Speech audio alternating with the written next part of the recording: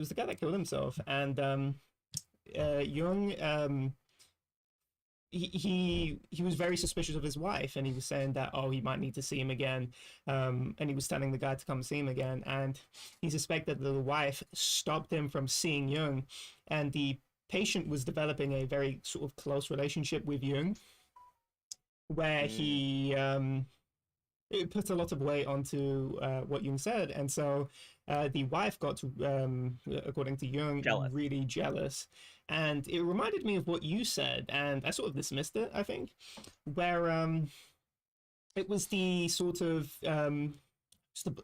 it was what do women like in men, and it was all these different sort of hobbies, and it was like blacksmithing was it was really high, and Mhm. I think you said something associated with that where a woman would feel intimidated. You said this because I can't remember exactly how you phrased it. So, I'm sort of recalling a general Right, 'cause gist of that. blacksmithing was like not liked, I think, right? Or something No, like it was that. It super was like, liked, super well oh, liked. right. It was liked because it was like wealthy, and it was like it had all these things attached to it of like signs, but it was also something that was like domestic, that was like at the house, that like the woman could see him doing I and don't, know that he's doing I, that. I don't think it was. I just remember the blacksmithing being on there. I don't think you said it associated with blacksmithing. Okay. I think it was more of that's just something I remember being on the thing. And it's funny because you said I was sort of questioning, do women even really like men? Because a lot of the sort of really nerdy hobbies that men really enjoy, and I sort of Right. split the hobbies into two, where there are aspects of the same thing that come out to differently, and based on what you associate that. So let's say like writing. Oh yeah, Right. writing is something that exists, but oh, do you write sort of novels, or are you writing like nerdy, geeky sort of fan fictions of your well, borderline fan fictions, not fan fictions, but your Editing WookieTube, Wikipedia on your, what a on bad. your time. Yeah. uh, yeah, and which is also something that I noticed. But you were saying something along the lines of women would be, I don't know if it was intimidated, but feel some sort of jealousy towards a man. And to me, Oh, I, for the male hobbies where they're playing the video games?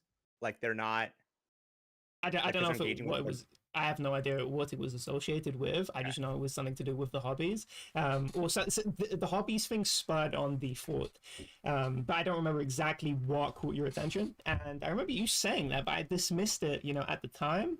And I still don't have enough experiences with, women. Women. Maybe Ender is a Yeah. case of that. I could probably feel that out in terms of oh, that could potentially be a sign of that, where somebody's getting really jealous of somebody else's hobbies. I've just never really seen that. Right. I'm not that involved in the most I've been involved in somebody else's relationships is with EXE, and I haven't talked to any of his girls. Yeah, it's Of just course. he's told me a lot about the relationship in terms of the dynamics that exist, the insecurities that he has about the relationship. That's probably the most I know. Everything else is just me feeling out how people feel about that, because I just really don't ask Mhm. questions about that those types of things with other people, and a lot of people just don't like to share it.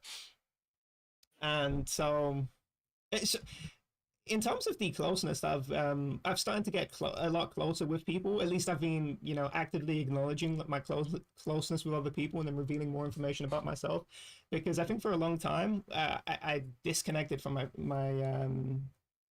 from a lot of my friends, and therefore and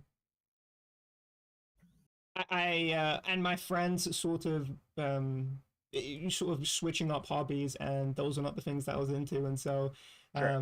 those are the close friends I hang out with, and so we got more separated, and so I didn't really have, and that was the age where people started dating and stuff, and so I never really got that involved in my friends' relationship, and I moved more online, where I sort of just disregarded the offline world for a bit, um, and obviously people are not really talking about that.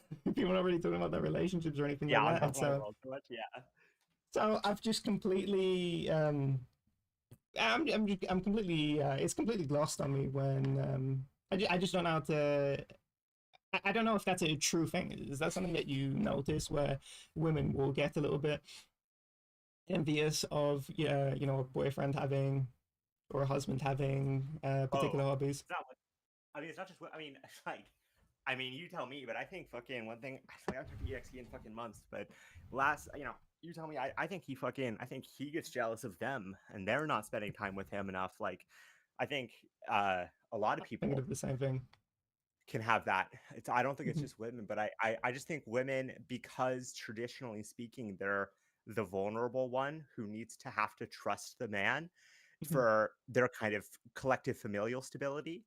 Their jealousy is both quicker and more well founded mhm. to be vigilant. Like, it's more well founded for them to be vigilant, and their jealousy is quicker to develop because it needs to be, because they need to be able to catch signs that the man is not acting in ways that is in the best interest of the family.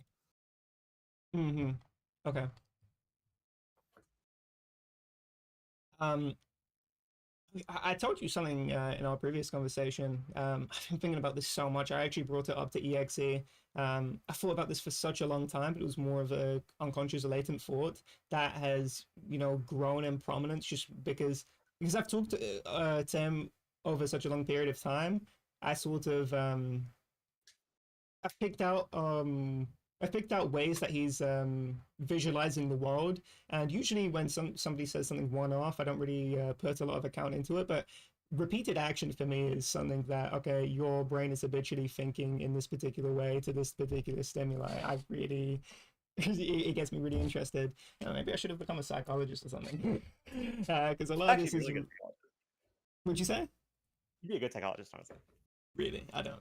I actually wouldn't have any idea. I just wanted to, sort of do that modesty of denying it outright. But regardless of that, um, like for me, there is a I call it the opening of the samsara eye.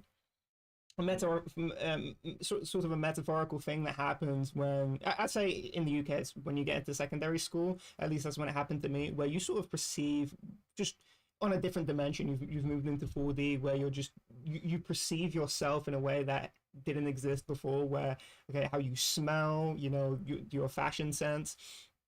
Your haircut, all these sort of physical attributes, but also how people view you outside of their conversations with you, let's say your reputation. As a kid, at least as a young kid, that's not a very conscious thought. That's way more of an unconscious thought where I'm not actively thinking about it, but I probably would care about, my reputation amongst other people. It's not a conscious thought. But when something is a conscious thought, you act on it in a degree that you weren't before, where you're actively now hyper selecting to maintain reputation like you weren't before.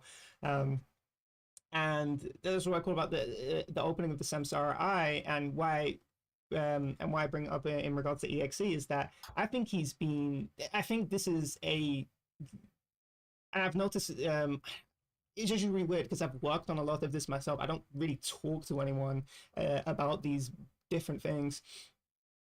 Sort of, and that's why I'm sort of telling you like my own like Jungian sort of Yeah, yeah, yeah. this is how I I'm can. really interested in social analysis and perception. Like, this is the main thing I'm studying right now is perception. So just to tell you, so like that's my main Okay, interest. So and so when I see EXE, when he's gone through this opening of the Samsara Eye, I think to everyone, just on a general level, I think to everyone, this is probably this, at least from my understanding, is this is a deeply traumatic time in people's lives yeah, middle school. where now being sort of perceived as sort of they're not living like they were before when they went to primary school, where Mhm. I'm not putting any thought into how the way my hair looks, the way I Right. smell, my fashion. But that's what you're doing in secondary school, and 100%. All you're reputation doing. too, right? And so I think to a lot of people, or at least in secondary school, you sort of take it very seriously. This is sort of a new world for you, and you take it very seriously. And any sort of negative, and a lot of it is negative reinforcement where um or you being afraid to test the waters where, oh, I don't want to show up with my my Pokemon bag because I'm going to be made fun out of, or I Literally don't for want me, to. I was told I shouldn't like when I was touring my secondary school at Hmm. we call it middle school for us, but Hmm. I know for you primary school is middle school also. It's like at the tail end of it. It's like year 6, year 7, year 8, or year Hmm. 6, year 7, and then primary school, and then the secondary school is 8 or whatever plus. But Hmm. for me, 6th grade, that's middle school, and I was there, and I remember touring it, and had my yo-yo, and I loved my yo-yo, and I was playing with Hmm. it, and I walked by some people that I knew from my old school, and they're like, "Dude, you still play yo-yo?" And I was like, "Fuck." It's like, "Fuck," you know? Hmm. But the example that I think is so good for what you're saying is that like kids at that age, like their parents will come by, they'll be like, "God, mom, like don't fucking embarrass me in front of my fucking friend," 100%. and like and like it's so funny because it's like oftentimes, at least in my experience, right? Oftentimes the the parents were so cool and like they were beloved by the other classmates. Like the other classmates liked the parents and thought they were like cool and like dope Yeah. for coming by or like helping them do shit. But the Hmm. kids were like, "God, mom, like you're fucking embarrassing." So Yeah, it's like that's 100%. the like Yeah. that's the like traumatic samsara side being open where you're like you're trying to prevent even the possibility of embarrassment before it happens You just, yeah, from guys. people that no one else views you that. No one else views your Uh-huh. parents that way. All of them like your parents, except yeah, and you love your parents too in this context. But it's just that in that moment, you're scared they're gonna do something maybe that embarrasses you. You know, tell some Hmm. story maybe that embarrasses you, right? So Yeah, the possibility is a major key factor in what I'm talking about. Where yeah, you're so hyper focused on this that you're imagining you're sort of doing training mode where you're battling ghosts of what they aren't even potentially there. could Yeah, happen. Yeah, exactly, and they exactly. don't exist. For other But people at all. Whatsoever.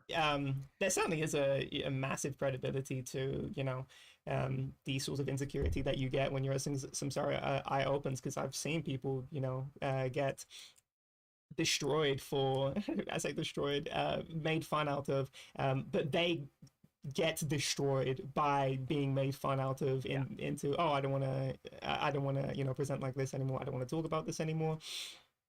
And I've gone through all of these things too, and so I really relate to EXE when I'm sort of gaining an understanding of he's also done this sort of retreat to the online world, but it was very different from mine, where it was he didn't really have anyone in the real world that really anchored him to the real world, whereas for me it was just I found the online world way more interesting than the offline world. And also my friends sort of moving away from of my course. interests, my closest friends anyway. It was multifactorial, but it was very different for him, where the real world for him is a cause of psychic trauma, and so he's been saying Yeah, this for years now, whereas I right. hate my area is really bad, and I sort of slightly push back on it in terms of I doubt your area is really that bad. But the last conversation I had with him, I really went hard in terms of he was saying he wanted to move to America, and I'm going, yeah, you should do that, but he's not acting on it. And so I just went, that's never going to do anything, that's likely not going to do anything for you. And he was saying, what, my he didn't understand what I was saying. I was sort of being really cryptic about it. And I said, so he to give some background context, is that I think he's massively psychically, psychologically damaged by his experience with his samsara eye opening, and he's really Right. integrated those into the way he presents himself in the real world, so he's telling me the reason why he won't paint his nails, like, oh, I won't paint my nails in this area because people are really homophobic. And I sort of go, and he's sort of giving me a scenario, and I'm just going, but when is the last time you've perceived the way somebody's nails look when you're walking down the street? And you're just not really looking at that part of their body, um, Yeah. especially when they're rather concealed, and also, fuck, I don't even, I'm not even wearing half the time. I'm not even wearing contacts, so maybe that's a me thing, but I No, but really, I mean, I don't either. yeah, exactly. And so I made this joke. I do the exaggerators where I go, oh yeah, people just walking around with ACOG sites, just looking at your notes. What kind of area do you live in? Sort of just to say, it's an insane way of thinking, where you're thinking of potential of somebody seeing your nails when this is really unlikely, and then someone coming up to you and going, oh yeah, you're a fucking faggot. Just really.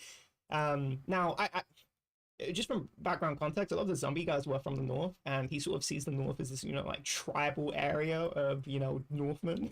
They're not even, northern UK is they're, Northmen, So where they're funny. savages, and to some extent, they are lot more working class, and so they're gonna have a lot of this, weird sense of Rugged. masculinity. Yeah. Uh, Regardless of that, uh, EXC is distinctly not like the other people I met. Now, Tony UK was super homophobic. I remember the vile shit that he was telling you. It was like, oh, he was telling some gay guy, oh, yeah, my father would completely, fucking destroy me if he found out I was gay. He was just going for tirades. This would be things that he would say multiple times to you, and he would go on tirades about it. And I'm just going, Yeah. this is really, really strange.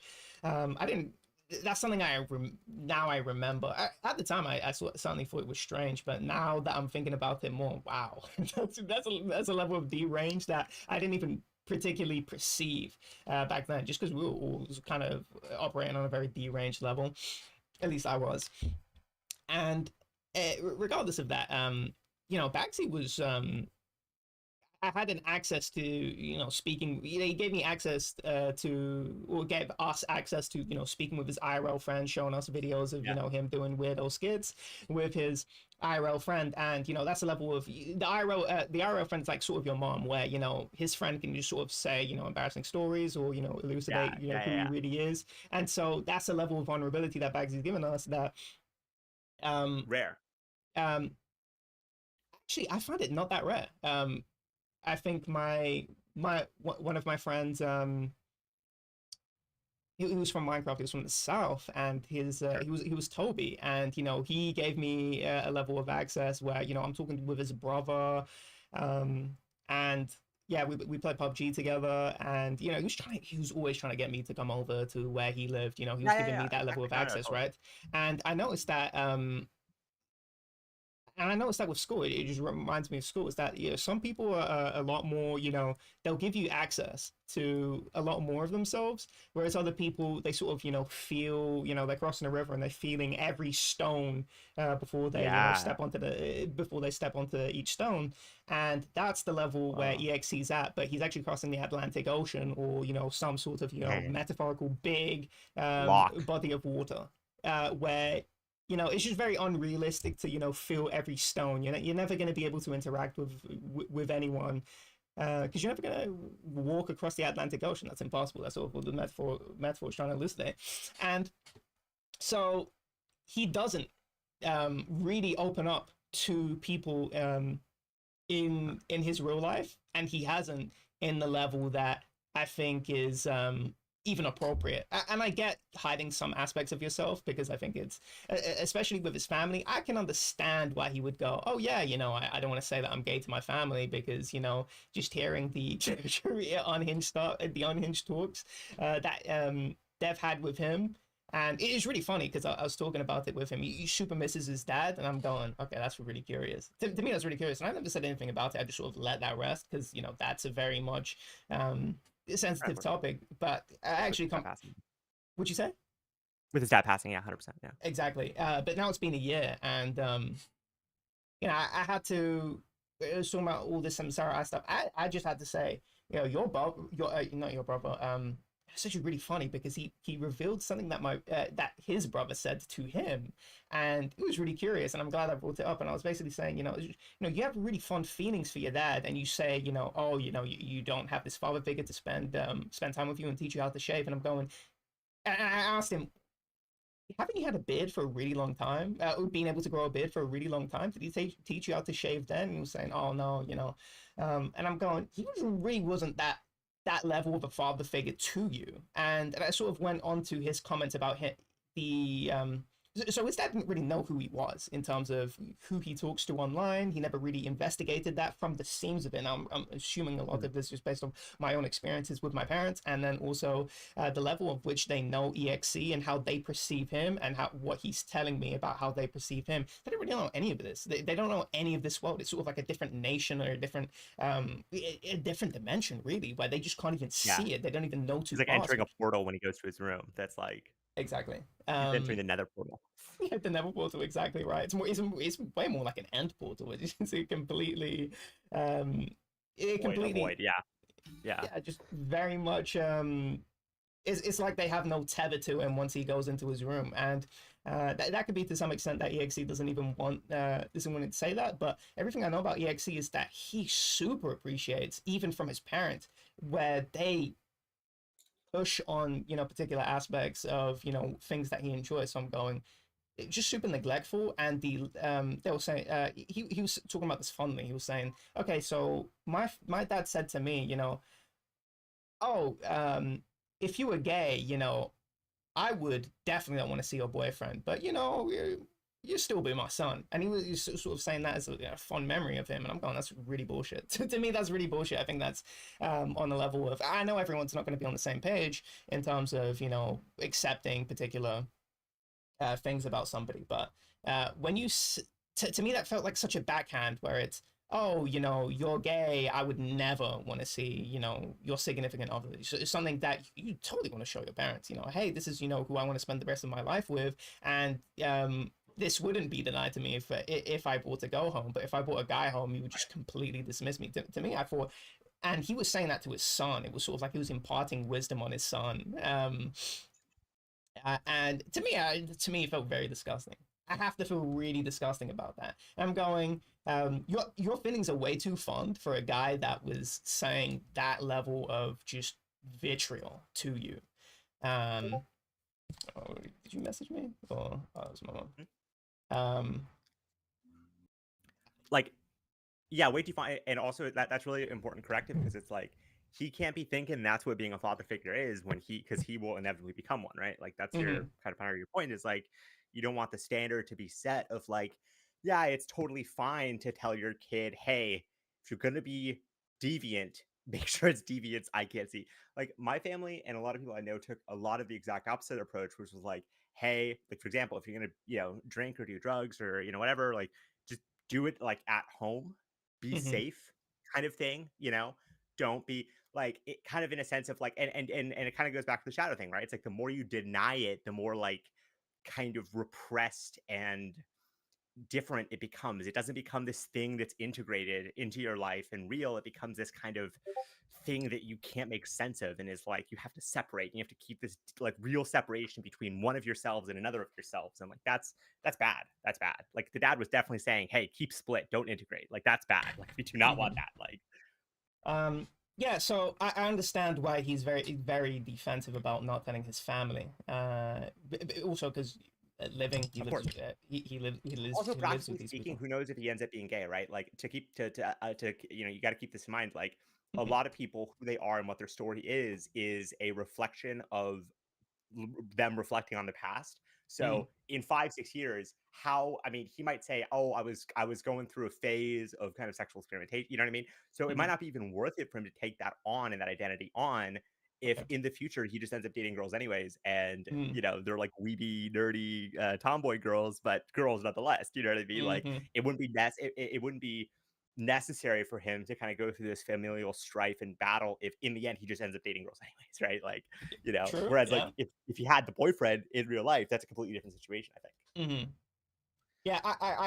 So for him not telling his parents, I totally understand. But he's on a level, and this is not even on a gay level. This is on a where your friends don't even know you're he's super into anime, and so your friends don't know about anime in terms of, and just for context, I'm showing, my best friend was showing me hentai, and I'll show my IRL friend. I say my IRL friend as if my best friend wasn't my IRL friend, but it was on a Skype call because we didn't go to the same school, so a lot of the time we'll just be on Skype. And I was showing my friend from my secondary school, my close friend, and it was just like, "Whoa, look at this! It's super weird. You need to see this stuff." For me, it's just, Yeah, yeah. oh yeah, I have to show you this, and it's funny because we ended up um, I think we both watched Attack on Titan. I think maybe individually, but I think he watched it. And he had thoughts on anime. And it's sort of like an outsider. And it was really interesting to hear. And I was very much open with my interests with my friends. And to me, and for him, I was talking about Diary of the Wimpy Kid with you, where he has this sort of hierarchy. Greg Heffley has this hierarchy of popularity, and when EXE talks about his high school experience, he talks about popularity hierarchy in a way that Yeah. my secondary school experience just does not reflect.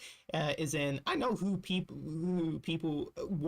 is more roughly popular than other people, but I don't categorize it like that, because there are the people that are popular. There are multiple groups, and they're quite far apart in terms of, some people are bad man in terms of they know things, but they're not necessarily in, the other popular people think, these guys are kind of bums, for, they're going to be, they're, so they're what do you call it, academic underachievers, they're idiots, they're going to be the ones doing druggies, and so they're made fun of, and then there was like the Drake squad that would be the ones that are primarily making fun of them, and then people make fun of the Drake squads. Like, people had all sorts of opinions, and so I sort of saw them as, individual groups rather than necessarily a hierarchy of popularity. But the way he describes his school is in, oh, these were the popular people and Mm. these were not the popular people, and I just never had that such a Right. stark level of ranking people like Greg Effie did, and that's why I sort of very much negatively react to the way that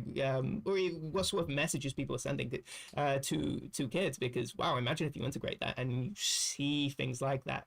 Yeah. Well, the conclusion that EXE came to was that he would hang out with the popular people, but the thing is, he never had any of their interests, and Right. so he never felt very comfortable with coming out about his interests to them. And Right. so Right. talking to EXE, sort of, getting to know him. Now, I've known him for years, but actually getting to know him and finding out that, oh yeah, he hang out with people that just didn't even really consider him. He was sort of a background afterthought, and to me, it makes me feel really sad, because couldn't you have chosen better friends? And I wonder if it was that, because he's saying these are the popular people, and he was sort of disparaging the people that, there was one guy, we had a joke about him, because there's a guy that plays KOF called Cameron KOF, and he knew this guy called Cameron who he sort of disparages as, sort of unpopular, unfashionable.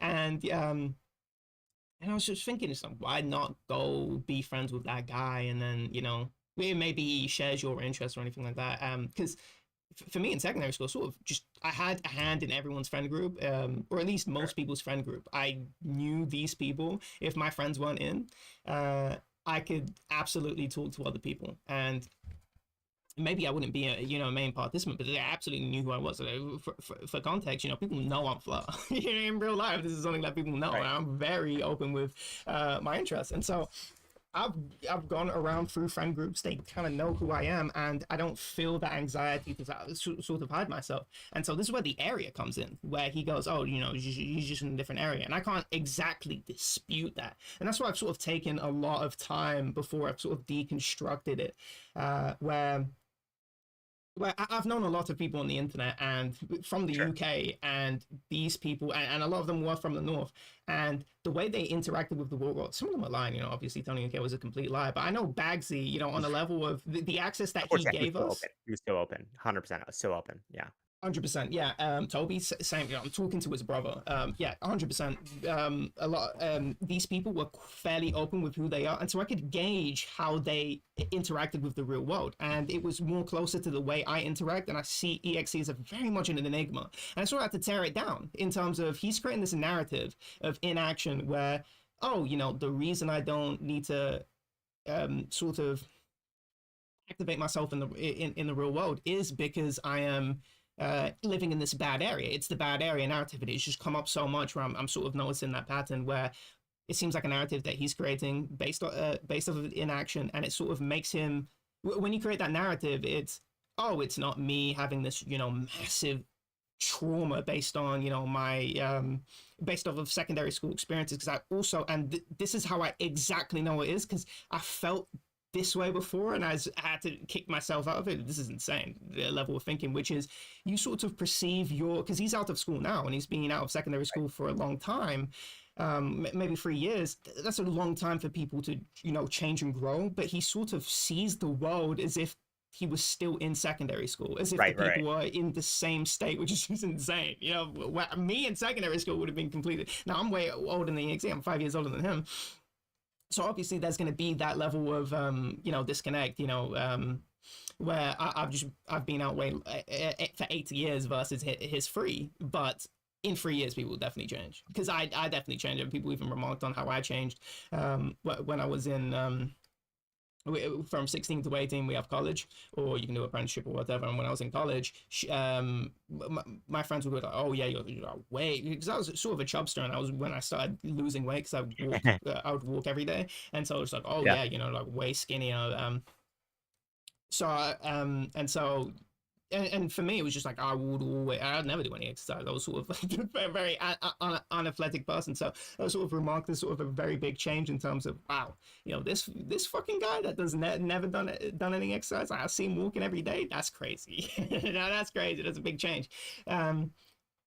But also in terms of like values and values, and this is not something that other people remarked, because I would have to get into conversation with them on a deeper Sure. level. But my values were massively changed by the end of those 2 years. And so him sort of having this he's Continuity. emulating a person in his head that's going to potentially make fun out of him, and it's an Yeah. emulation of who people are in who people were in secondary school.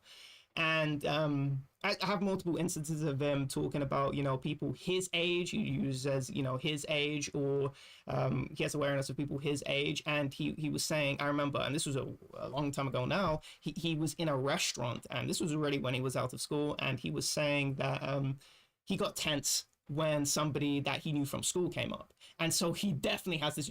For me, it was just, I've talking to him so much, and I've taken a lot of mental notes down, and it's just all connecting in my head. Whereas I know specifically that he has and I was bringing it up to him, and he was saying that maybe, I guess, because I didn't fully connect the dots of, him being because he was saying, oh, I don't like people my age because, they're the ones that, usually steal. And I go, yeah, sure. Usually people that age do.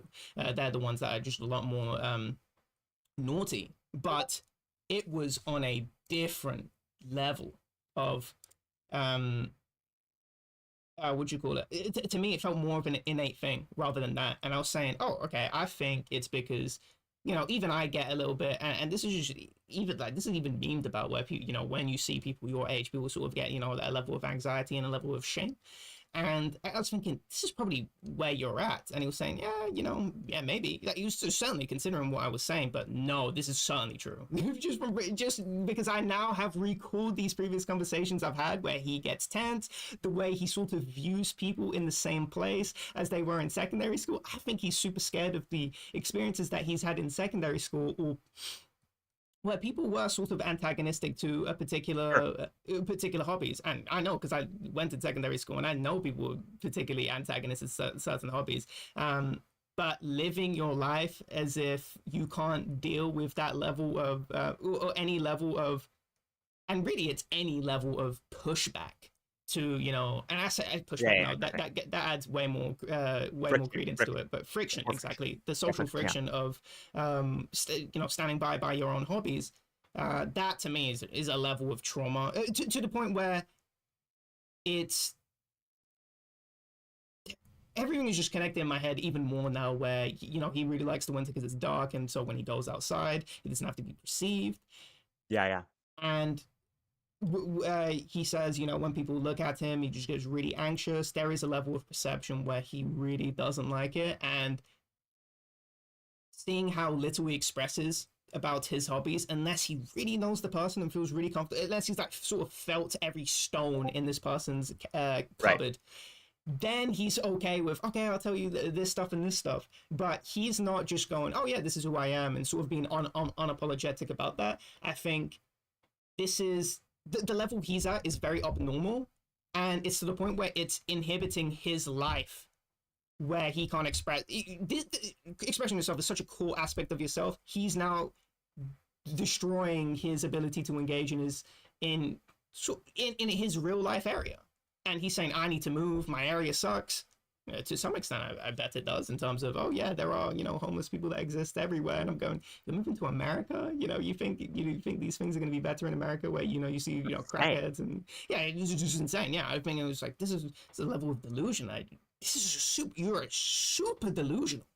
I emphasized it, underscored it, triple lines, red text. I said, you are delusional. This is delusional level of thinking where you live in a bad area and that this is something that's just so particular to your area that you get made fun out of for, sharing particular interests, and that people are particularly more homophobic in your area. I remember people getting relentless.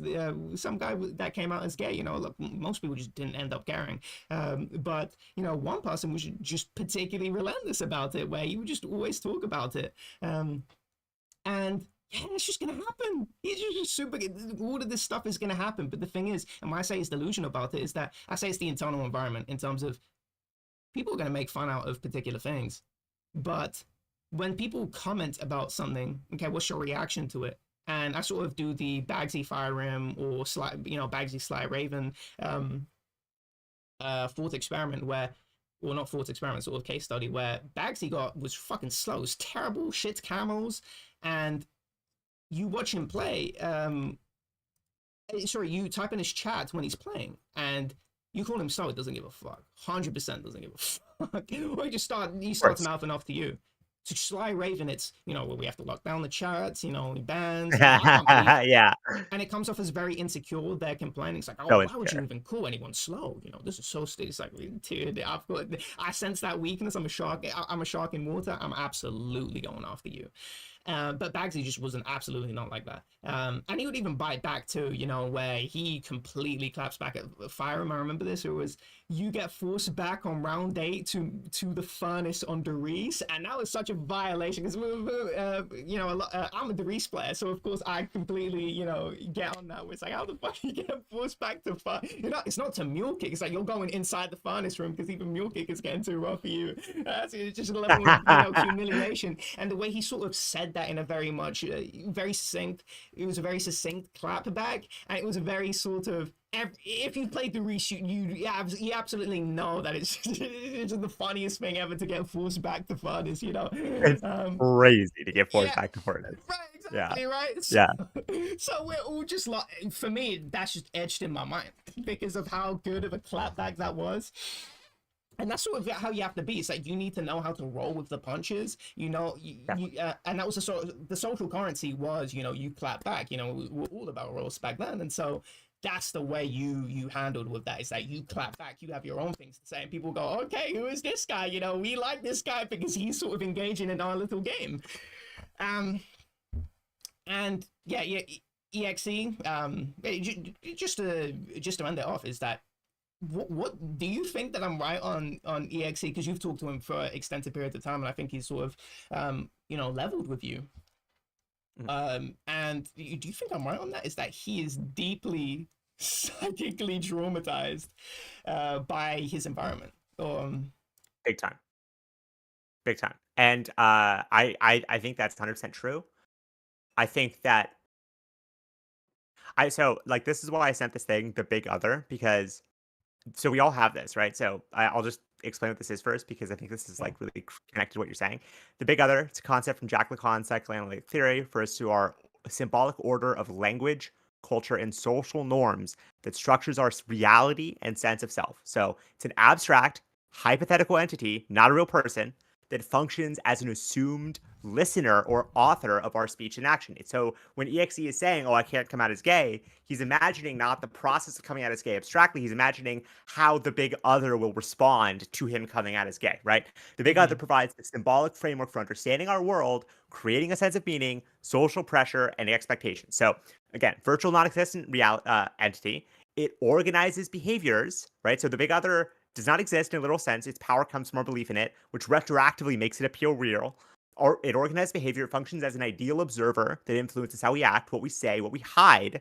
We perform for this hypothetical other, shaping our behavior to meet its perceived expectations, right? So not even its real expectations, but just what we think the big other wants to see from us. And the they in everyday life. The concept can be understood as the background authority represented by they in every language. We say, like my area is bad. They wouldn't like that I'm gay. They wouldn't like, So he's had a big other created in his head that is, homophobic, that is like regulatory of behavior. You got to remember, this is like everybody has this. Like everyone has a they and a big other and a like this isn't like a deficiency or a failure of him to have this big other. This is what Oh, everyone I has. have this too. It's That's that why. the That's why I latch right. onto it. Of course. That exactly. But the point is that the like big other for him manifests in ways that you're describing, which is deeply, traumatizing to him because he can't integrate himself. The big other, he's integrated a homophobic big other, like a big other that will police his homophobia before it appears, which means that parts of him that he would like to explore can't be explored. So it leads to this fracturing and lack of integration. And yeah, it comes from trauma 100%. It comes from this probably experience of and I remember the first time I talked to him, he like recently, like in the last year or something, when I was hanging out with Wondermore, he was like nervous to talk to me because um he hadn't talked to me since he was younger.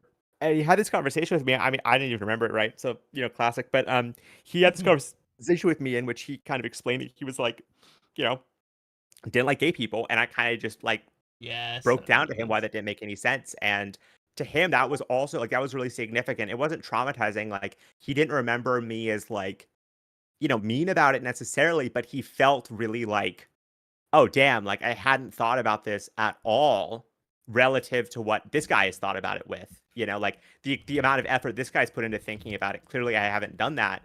And he just felt, but so he was really excited to share with me the fact that he was himself now bi and himself now engaging in these things. And he like from that conversation, not just that conversation, obviously, but like that was one of the pieces he remembered of like him starting to consider these things in different ways. And so, I would also say, yeah, like the big other, you're constantly in a process of overcoming it and recognizing it.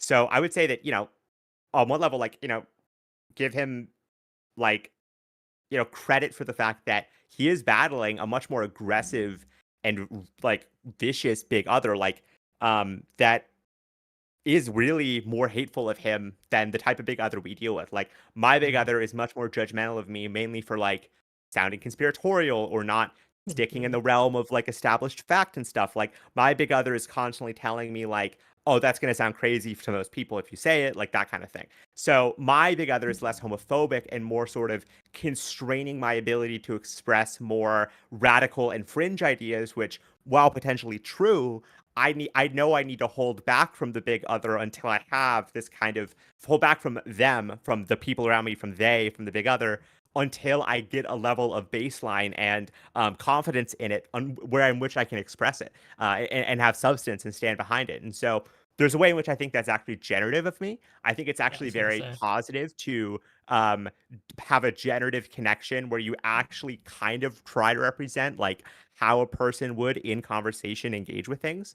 But again, the big other is also telling is like, like for me, it's like this isn't the big other, but this is a different thing. But like I also got that like, body dysmorphia, anorexia, like eating disorder stuff still deep in there, right? So for me, I am doing it's not even that other people are perceiving me. It's more that I myself am looking at myself and having all these judgments and opinions. It's not that there's someone else around me that's imposing upon me all these things. My parents have never done that. My sister has never done that. They explicitly went out of their way to prevent, for example, my sister from being brought into any modeling or entertainment or acting industry and stuff because, me as well, because they would always say, you have such beautiful kids and stuff like that, that they should get into acting and stuff. And my parents were always against that. They were like, we're never going to value them based on their looks kind of thing. So it doesn't come from an other. It comes very much from a sort of insecurity that I've cultivated within myself. But at the same time, doesn't mean it's not real and affecting my behavior. It doesn't mean that it doesn't make me isolate and, et cetera and stuff. So, there are all these dialogues we have in our heads. And I think that we're always in the process of overcoming it. And so, again, like if you're looking at EXC in 24, whenever he's talking to me when he's 14, he's the they. He is at that point the they that would judge his current self for being homophobic. Do you know what I Yeah. mean? So Hmm. the person that existed, who was him, would hate the person that exists now as him. And so he Hmm. has to deal with that fact. You can't. That's a tough thing to fucking deal with. The fact that it's not just that it's his brother. It's not just that it's his. It's that there is a part of him that also doesn't like the type of thing that he's doing, or sort of has ready-made critiques of these things that feeds in and allows this big other in, even if you make all these really good points. There's a part of him that's at the door kind of informing the big other of all these things he's doing wrong. Do you know what I mean? There's like this part of him that's not aligned with or at least historically, the pursuit of this type of relationship with men. And again, like it's in reaction to a bunch of things, partly himself and his past self and how that would view him now, but also his big other, his social big other, which is homophobic and is very much judgmental of all the things. Again, the key about the big brother is it's like you're like pitching at ideas. You're like, what would people think if I did this? Right. And then that big other kind of response. You're not literally asking the question, but you're saying, oh, I should do this. Right. It's like your samsara eyes open. You're thinking, I should do this. And the big other's like, no, here are all the things that would go wrong if you do that. People will hate you. People will not like you. People will think these things. And that means that you don't do that thing. But what that means is you've really never even attempted that thing. You've just assumed it wouldn't work and therefore you failed. And that's what you were saying earlier about the fact that he, it's like, he's like has a mindset which prevents him from even going out in the world and like engaging with people because it's like a predetermined prophecy where he's telling himself, well, this won't happen, or the big brother is telling him, the big other is telling him, this won't go well if you try it, and so he never does, and so he assumes that it's almost futile. There's like a futility to it. So yeah, I completely agree with you, but I really think you should look at the concept of the big other because it's this version of a they and the area that I think he's trying to escape from and move to America. And I think that if he thought about it rather as like, okay, well, there's a they in America. Let me tell you right now, the big other in America is not super positive. And I would say it's like so ironic to me. It's like, I don't know, maybe he's going to move to San Francisco or something, but all of the places in Virginia. California, I'm like, dude, don't fucking move to San Francisco. Don't move. Oh, Virginia, you said? Yeah. It Why was Virginia? because that's where Ender lives, and he was gonna move in with him because Ender said, "Oh yeah, no, I'll even pay for your flight. Come stay with me." And so that opportunity, at least to him, exists, and that's why he says, He "Oh yeah, should. Virginia." I think I was telling him, Visit. yeah. I was I Oh, was always moving. saying to him, not in terms of moving, just fill the waters. No, Uh, yeah, I'm saying like visit, but I'm saying in terms of moving, because that's what he told me too. He was like, "Do you know how to apply?" I'm like, "Dude, you can go for 90 days on a British passport. Like, are you seriously saying your first time in America, you're gonna stay for more than 90 days? You know? mhm, No way. There's no shot he's staying for more than 93 months. mhm. Like, It's a come really on. long Like, time, yeah. I thought, I think but I think that goes to another point you're making about his, like, you're like, you're never going to do it, right? Like, if you're saying, no, no, no, before I come and even visit and take a vacation I need to have like a fucking visa, green card, like, it's never going to happen. Hmm. It's never gonna happen. Like that is never gonna happen. You need to visit first before anything else happens. Like you would need to visit. So Yeah, yeah, I keep saying to him, yeah, this is a long time where, yeah, go and visit. You definitely should do that. Yeah, go and organize, how long of a holiday you can take, and then what you call it? And make sure this thing with Ender is absolutely set up. Just because I don't particularly trust Ender in terms of I don't know who he is, and so I don't want to co-sign EXE to a fate where he goes to America and Ender isn't as reliable as EXE. I mean, I don't know if EXE particularly thinks he's reliable, but he doesn't have the same sort of suspicions as I do about Ender, and not he very much warmed very quickly to Ender, and so I definitely I wouldn't want him to get super fucked up, but also him getting partially scathed in terms of, oh yeah, this person wasn't reliable. It's a learning experience. You're young. yeah, It's not. and It's also not. him escaping his area and having distance from it. I think that's key for escaping the big other. I think you need to become aware of the fact that where you are does and like just seeing the potential of other people. That's key. Mhm, Yeah, I mean definitely, and like uh, I think there's a lot of benefits to him doing that for sure. But mhm, I think that is what's going on with the XC. I think he's, as you said, I think he's traumatized. I think he's developed a big other in his head that is uh, fundamentally homophobic and fundamentally not aligned um, with his ability to integrate himself fully. Uh, I think that you know, I think that that's a big problem for him, and I think for all of us too. But I oh, for think him that's especially really, too.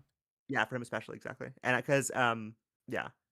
But I mean, I'd also say another thing is like I I don't want to also say that anyone's perception of the social conditions they live in is wrong. I think it's probably true that the area he's in is like less accepting and far more homophobic of uh the type of people he,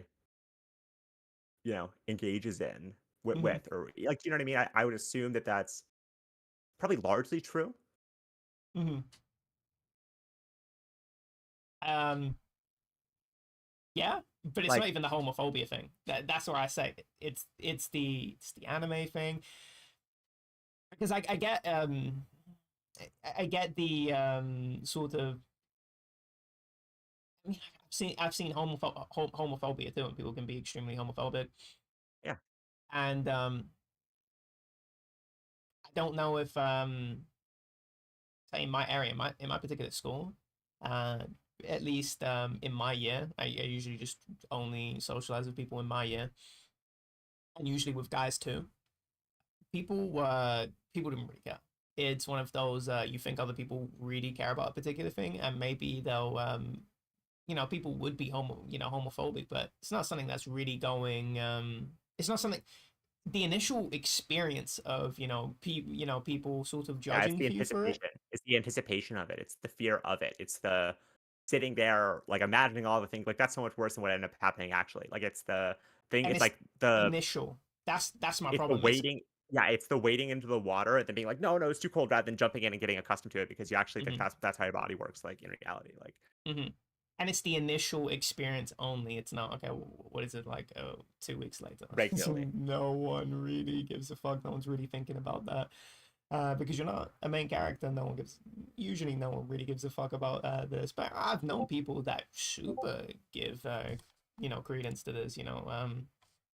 One of my big regrets is not standing in. When this guy was super nice, it was Omar, and he was gay, and this Toby guy would completely destroy him for being Yeah. gay. And Wow. I say destroy him in terms of you're a fucking faggot. It's more of he would the body language of clearly trying to make fun and weird exclusionary stuff, and I just thought it was really fucking disgusting. It was really disgusting. I hate the fact that I never even stood in and did anything because I also didn't Huh. like this guy, and I felt awkward around this guy too. And I felt particularly made fun of this guy, and that's why I didn't particularly do anything. That's what I'm saying And too. Is like it's not always that it's like, oh, it's like, yeah, like, and everybody fucking stood and laughed at me is like what the guy's gonna be remembering. But it's really people were like, this guy's kind of awkward. I don't know. It's not worth me fucking stepping up to help this guy. I don't care that he's gay. Like, it's like people mhm, might even take the wrong lesson from it just because of the lack of understanding of what you were actually thinking. Do you know what I mean? So it's like mhm, that kind of problem too, of like people might like have these kind of traumatic experiences, but in reality it was the product of one really homophobic guy and then a bunch of people who didn't really care enough to say anything else, right? And then that's taken as representative that everyone was homophobic in that moment, right? Do you know what I mean? So mhm, it's complicated always until you kind of think about it. But also one of my problems is that like my shadow self, my hypercritical self, like mhm. my like the type of things the type of things I'm thinking are the type of things that like I'm actually thinking, and like if other people were to know them, they Mhm. would not like them. Like, Yeah. like I was in Rick 60 like something something's chat, who I haven't seen since like, I've been like following him since like 2020 or something, and came back for the first time to Derice and he was playing it, and I was talking to Orbic, and me and Orbic were just fucking ripping this guy. I mean, this guy, the way he was playing, I've never seen a person play Derice worse. Like, it was really bad. I mean, he was 115 to 50. Like, I'm like, dude, how is this even happening? Even if you haven't played in a That's long straight. time, like, what's going on here? And he's like, he's fucking throwing the monkeys against the wall to the point where they're splitting the horde inside the room and outside the room. And I'm Oh. like, dude, this guy's fucking retarded. Like, what's going on right now? And then me and Ulrich like comment in his chat, and the way he responds is like, yo, it's so good to see you guys. I haven't seen you guys in a while. Like, I haven't played in a while. I'm kind of overwhelmed. Like, I'm kind of like high and stuff. So I'm probably not playing super good, but I'm just kind of trying to. And I'm like, dude, if I was in his position and I like looked at the chat, I'd be like, oh, it's cool to see these guys. I wouldn't realize that they were just like in another call ripping me to shreds for every Uh-huh. fucking. That's really Do you know funny. what I mean? And so that can sometimes feed, if you're doing that a lot, like if you kind of do that with your shadow self a lot, it feeds into the sense that other people are doing it because you're doing it so much. So Hmm. sometimes people are saying like, oh, everyone's really critical and judgmental. It's like, that's because they are. And they're projecting that onto other people. And so it often says more about themselves and how they're viewing other people than um, Interesting. Yeah. Yeah, EXE is actually super judgmental in just hearing him talk about his sister. And I totally understand because he has personal. I don't have the personal relation with the sister, but there is a sort of, I don't know if it's, I feel like it's mimetic where he sort of has a out of his whole family closest relationship with his mom, and his mom is really upset that about the actions that his sister is taking in terms of getting engaged with this hooligan, and Yeah, fuck that. That guy sucks. I hate that that guy. guy's fuck yeah, fuck that guy too, and the family is just it's to the level of I don't want to go to the wedding, and I totally understand not enabling behavior where this guy is just such a cunt, and you want that to be known that oh I don't Cosign. yeah I don't co-sign you marrying this person, but a lot of it feels very much when he tells me about the sort of relationship that his family has is that it's very antagonistic towards her. And now I don't know how what she says back. I don't know how she engages with it back. I would assume she should be incredibly defensive of her partner. Totally. Actually, she was incredibly defensive of her partner because she left the house because she took Yeah, of course. his side. She married him. Like, how? What else would she? Well, Like, I yeah, maybe that's a me thing, but and I was saying it with EXE because EXE sort of you know was mimicking my thoughts was this guy seemed really obviously in the wrong with the way he presented it, and I'm going, yeah, I don't know if I would have taken his side. I really would if I'm in a relationship with somebody and someone's just being really embarrassing. I say embarrassing, but just being causing conflict over really strange things. I'm going, okay, this is, you need to calm down. You need to, need to take a step back. Now, I hate because I hate presenting. Oh, I'd be super rational in this situation. I would choose everything correctly because that's obviously not how things go. But I feel like I would be more like that. I think that is just more of my personality. I think I would be like that. I think it. I think I do look. I think I am like EXE, where I look down on her a little bit for I don't even know how much of the because he's saying it from his perspective, so I don't know how true his recollection of the events are, but his particular his particular idiosyncrasies are just a little bit just a little bit much. But everything else I know about the guy, where he's just when you're doing hooligans being a hooligan, I it matches up with the things that he was doing now. So, uh, her taking his side, I do kind of look down on that. Where you're living in somebody else's space, and your your boyfriend's being a cunt. Come on now, it's time to not take his side and not enable bad behavior. Because you don't want to enable bad behavior in your partner. There is a yeah, level exactly. of you don't want to humiliate your partner, but you also no bad behavior. We can't enable this. Um, and okay, I forgot exactly what I was talking about. Why did I bring her up? Oh, it's the treatment of her and the severe judgment of her, where he's never been in a position like that. Or maybe he has that. Maybe I could relate it Yeah, I to see your point.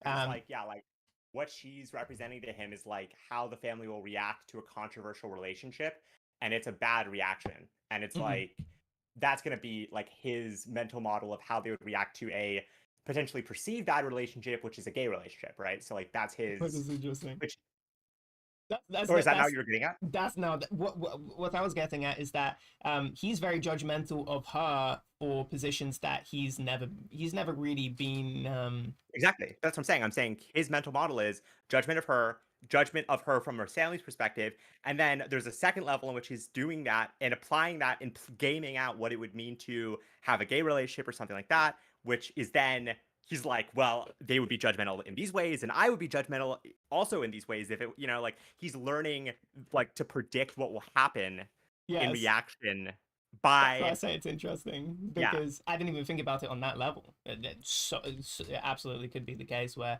um, these two apply to each other. Well, what I was really trying to say was that in terms of it was when you were saying about the whole self-judgment thing, where a Yeah. particular person that's very judgmental could also be very judgmental themselves, and EXE is particularly judgmental, where he is very quick to latch on to disliking his sister, and I'm going, whoa. Now I have no idea. So I'm sort of running ideas through my head. Okay, how could a person be? I actually really love to talk to a sister just because she seems somebody that's in a particular position of. She has a history with these sorts of men, from what EXE has told me, where they're really bad and very violent physically.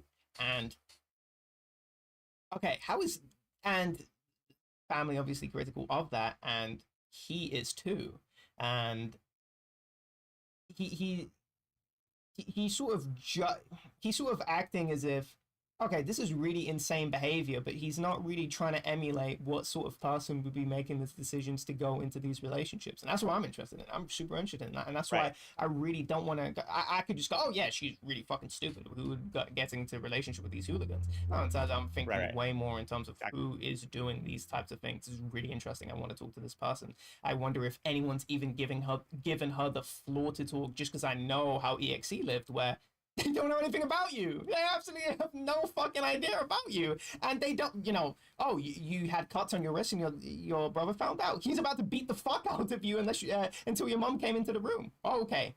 Clearly. What?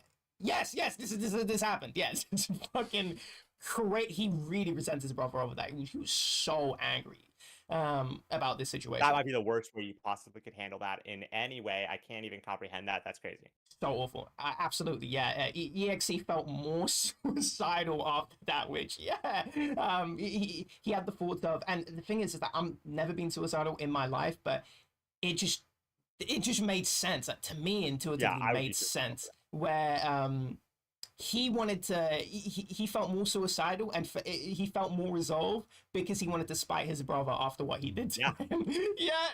That's literally what I would think too. That's exactly 1-to-1 what I would think too. I'm like, okay, well, why don't you fucking have fun finding me? Yeah, this just, absolutely just made intuitive sense to me, where I like the sort of just being in trouble with my parents, when they punish me in ways that I don't particularly like, I want to do that resentment thing. Oh, I'm not getting food. Okay, see what happens when I die. See what happens when I stop it. Fuck you, bitch. And so the level, the lack of sort of the high level, the high level of judgment, and the lack of the emulating somebody's mind. To me, I see him do that a lot too, where he's talking about the crackheads. It's like, I see these crackheads coming in, and to me, what I find interesting about Wonder is that he's super intrigued by these, like downtrodden people. It's like he never talks about crackheads like that. No, he doesn't. He doesn't. They're very human. They're very human. Exactly. And his imagination, yeah.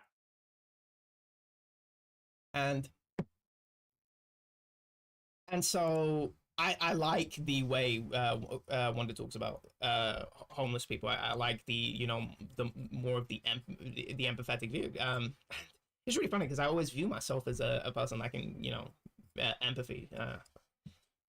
Maybe in some ways, at least in my past, I absolutely have, where I'm not really emulating people's states of mind properly, or if even at all when I'm making actions. I think that's something I've become a lot more conscious of. Maybe I'm actually a little bit more empathetic than I or otherwise, because seeing sort of EXE fall into these traps of, okay, he's sort of emulating what society says about drugs, all these druggies. He's not really going, hey, I've sort of been in a situation where I'm super depressed, and I'm also using drugs, and I could totally see how people could just be doing that. It's just constant barrage of, oh yeah, I was at work, and yeah, fucking druggies, man, I can't stand these people. It's just, whoa, okay, really major antagonism towards these people. And so yeah, he's super judgmental. So I could see, to me, I'm connecting those two dots together, where somebody that's super judgmental in their head would also be particularly would view other people as being very judgmental of other people,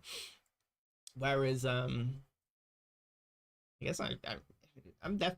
Yeah, when you said that Reese thing, that's how I act. I remember. I think maybe Calvin at one point was But no, super this. but the whole point here, I just want to be very clear about this. The Yeah. whole point here is, well, then what does that say about why I play fast, Uh-huh. right? I am looking at other people that way because I look at myself that way, Hmm. and because I look at other people that way, and I'm like, how will people view what I'm doing? You know, I'm telling Sam I'm getting the 107 when I'm first trying to play Doris, and I'm like, play on a mouse keyboard. He's like, bro, you got a 107. He's like, that's fucking sick for like one of your first tries. I'm like, oh, really? Like, that's cool. And then, but like at the same time, also being like, yeah, it can't be lower than it can't be higher than that. Like a 107, like it can't be higher than that. I'm thinking like I'll never let a game play out where it's above that at that point because That's that's my ridiculous. first time playing. Because so if I was to ever be in a situation where it's at that point, it means I've regressed further back than when I first started playing, almost as if all of the time I spent in between was not even worth it. Do you know what I mean? Hmm. So that motivates a kind of a more obsessive play style.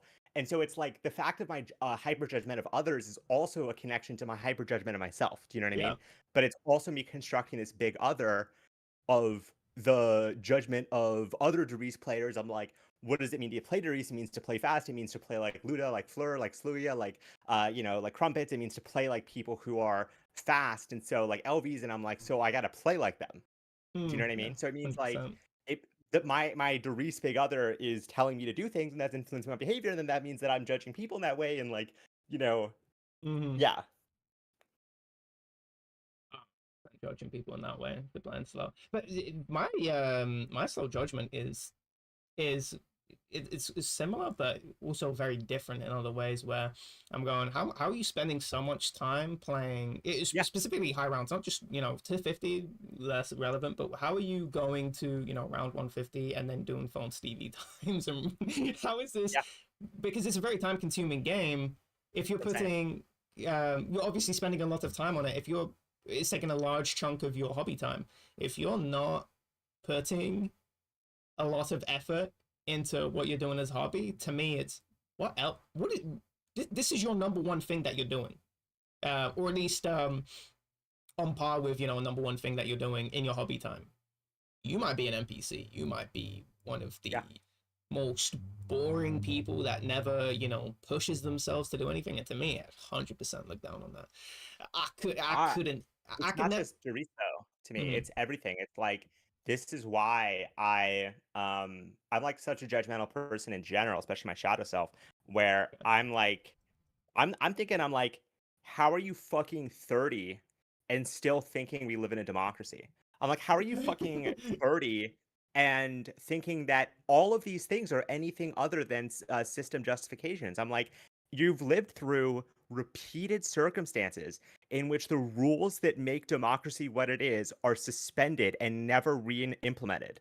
I'm like, so how do you think? I'm like, people are talking about Trump fascism in Mm-hmm. 2017 and acting as if we are in some way dodging it constantly, like as if like this is really dangerous for the future of democracy in America. I'm like, when does it stop being a democracy? I'm like, isn't it not a democracy in 2011 when money became speech and bribery became completely legalized? Isn't it not a democracy in the 2000s when the early Bush administration rigged the election for their own side by preventing votes from being counted? The Supreme Court prevented votes from being counted in Florida, leading to the election of a president that they further claimed was a decision never applicable to future decisions. I'm like, how are you not integrating that experience into your judgment of what the system and the world is? But the problem is that people have this very very on paper brain where they have to take this like for granted these assumptions of the system and these kind of statements that it makes about itself about it being a democracy. They are constantly subsumed in that, so they can't escape it and they can't grow out of it. But for me, I have judgment in a way of like, I'm like, how are you still thinking these things after you've told me these other things? Like, and so like to me, this is in so many areas. It's like, how are you not growing out of?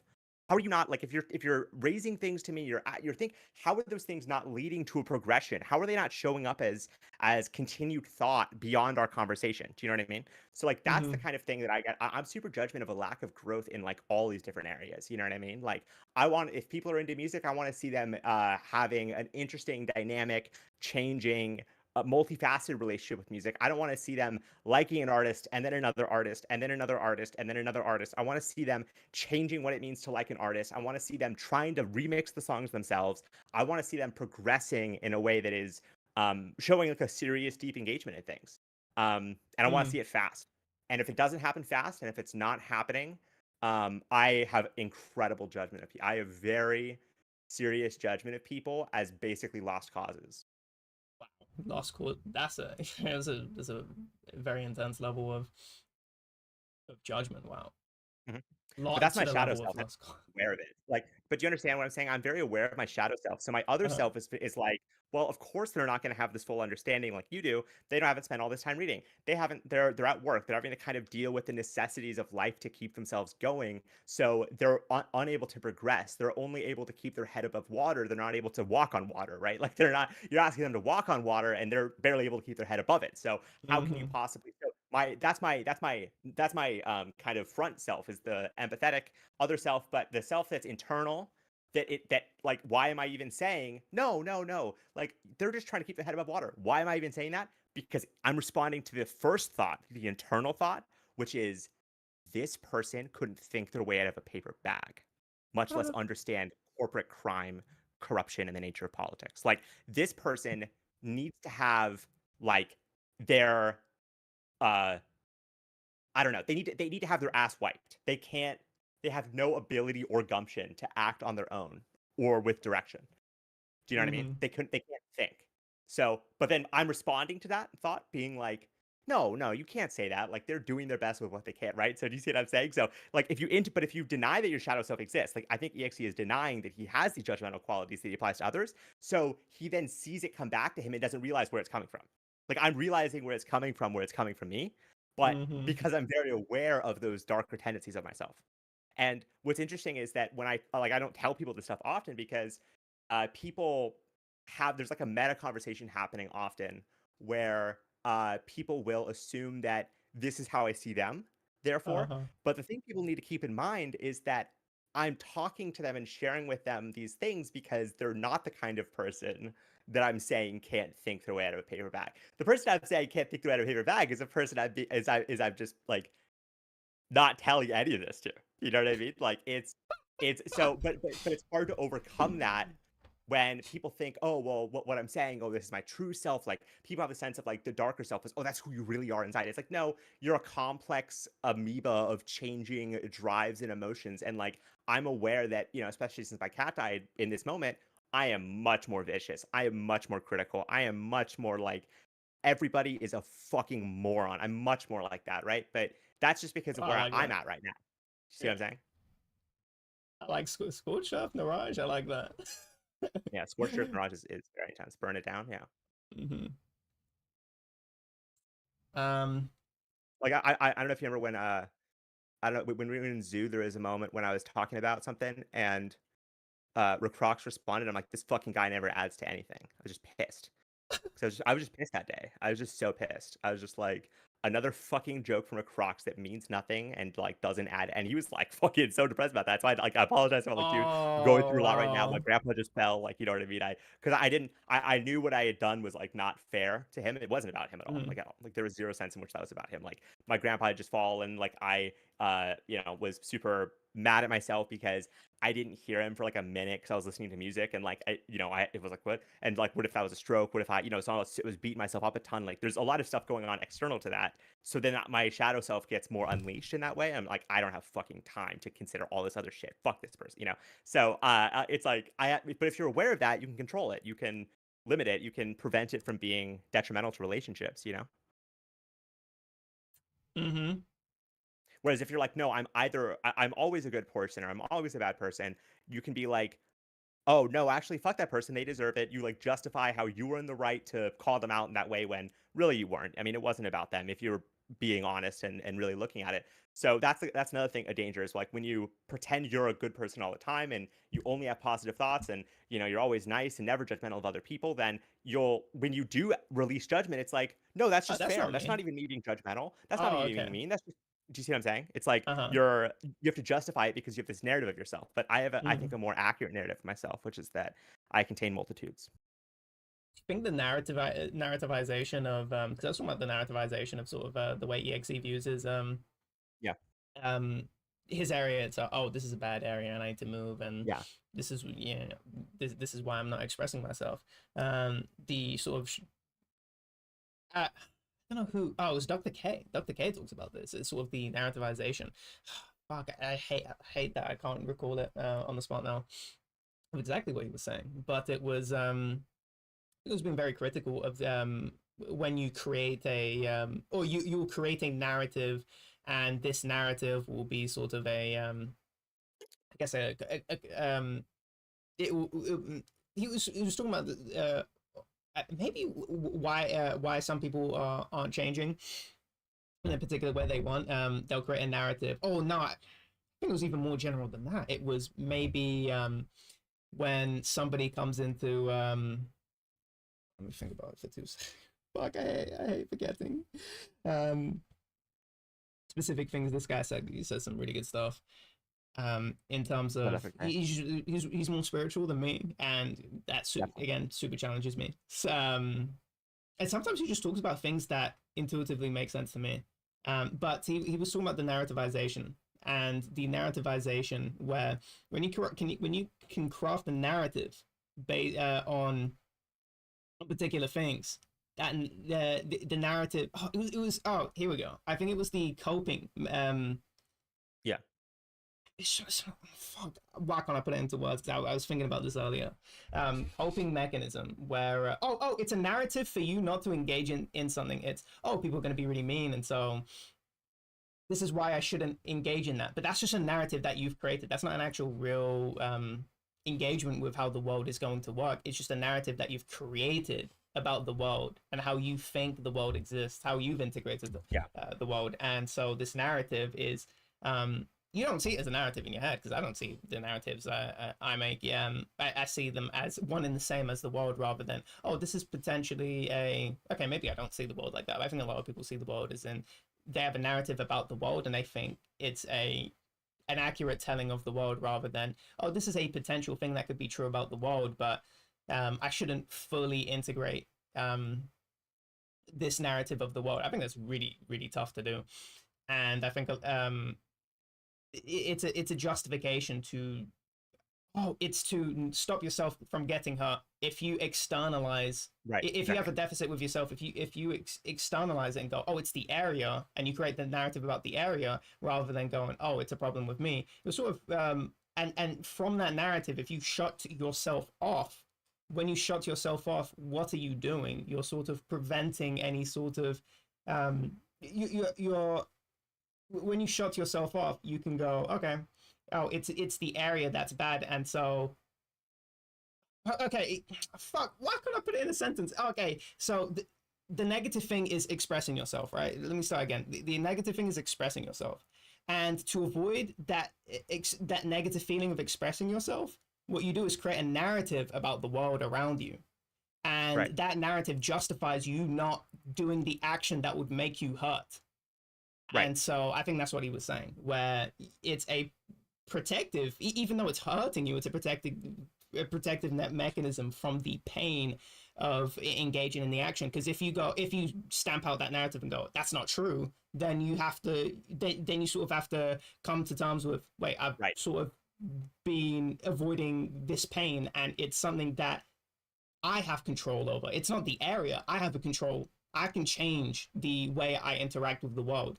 That's a very different yeah, you get it's a very different way of viewing things, and it doesn't have that protective mechanism, because it puts the Nope. onus on you rather than oh, it's the area and the the narrative you've constructed around that. There we go. I think that's what you're saying. Took a while to 100%. get out. And again, it's like that's because people don't want to talk, like think about themselves in ways of that are anything other than positive. Like I again, my problem is the opposite. Like my problem is very much that like I think I'm like the worst person that has ever existed. I Nice. think like I have all of the negative aspects of myself like forefront. So it's not so much that I'm like worried other people because my experience has been, people want to keep talking with me. People want to engage with me at like, at dinners and stuff, and like people are very social and kind to me. And so my thing is more that I have to like hold myself back by constantly reminding myself of things that are wrong with me so that I can make like in my head I have to like keep myself in check in a sense to prevent the negative aspects of myself that I'm constantly seeing from emerging. So it's less so of like, oh, like I'm so judgmental, it's more like I just have to constantly keep myself in check. And yeah, that comes from these narratives we construct of the world of how other people are and like who we think we should be to them. And a lot of times they're distorted and a lot of times they're false. So I also have to realize that, right? Like I'm trying my best to construct these narratives to operate in the world successfully, but I also have to recognize that most of the time they're kind of false and they're coping. But then, yeah, like that's the thing people don't do is they don't recognize that. So they kind of see these things as like inevitable. They're like, oh, well, of course, I act this way. Of course they act this way to me because they are this way and this is how they always are. And it's like, no, it kind of depends. It kind of depends on the moment and what they're feeling and like how their day was and how much food they've even had in their stomach. And, or like if they're, like I've talked to girls before and they're just like, oh, I'm sorry I was like that. I was just like hangry. I was just like super fucking, I hadn't eaten all day. Like I'm diabetic. I was like feeling my insulin crash. I just was like weird because of that. Like, I'm like, yeah, I would have had no idea about that, right? I would have had literally no idea about that if you didn't tell me.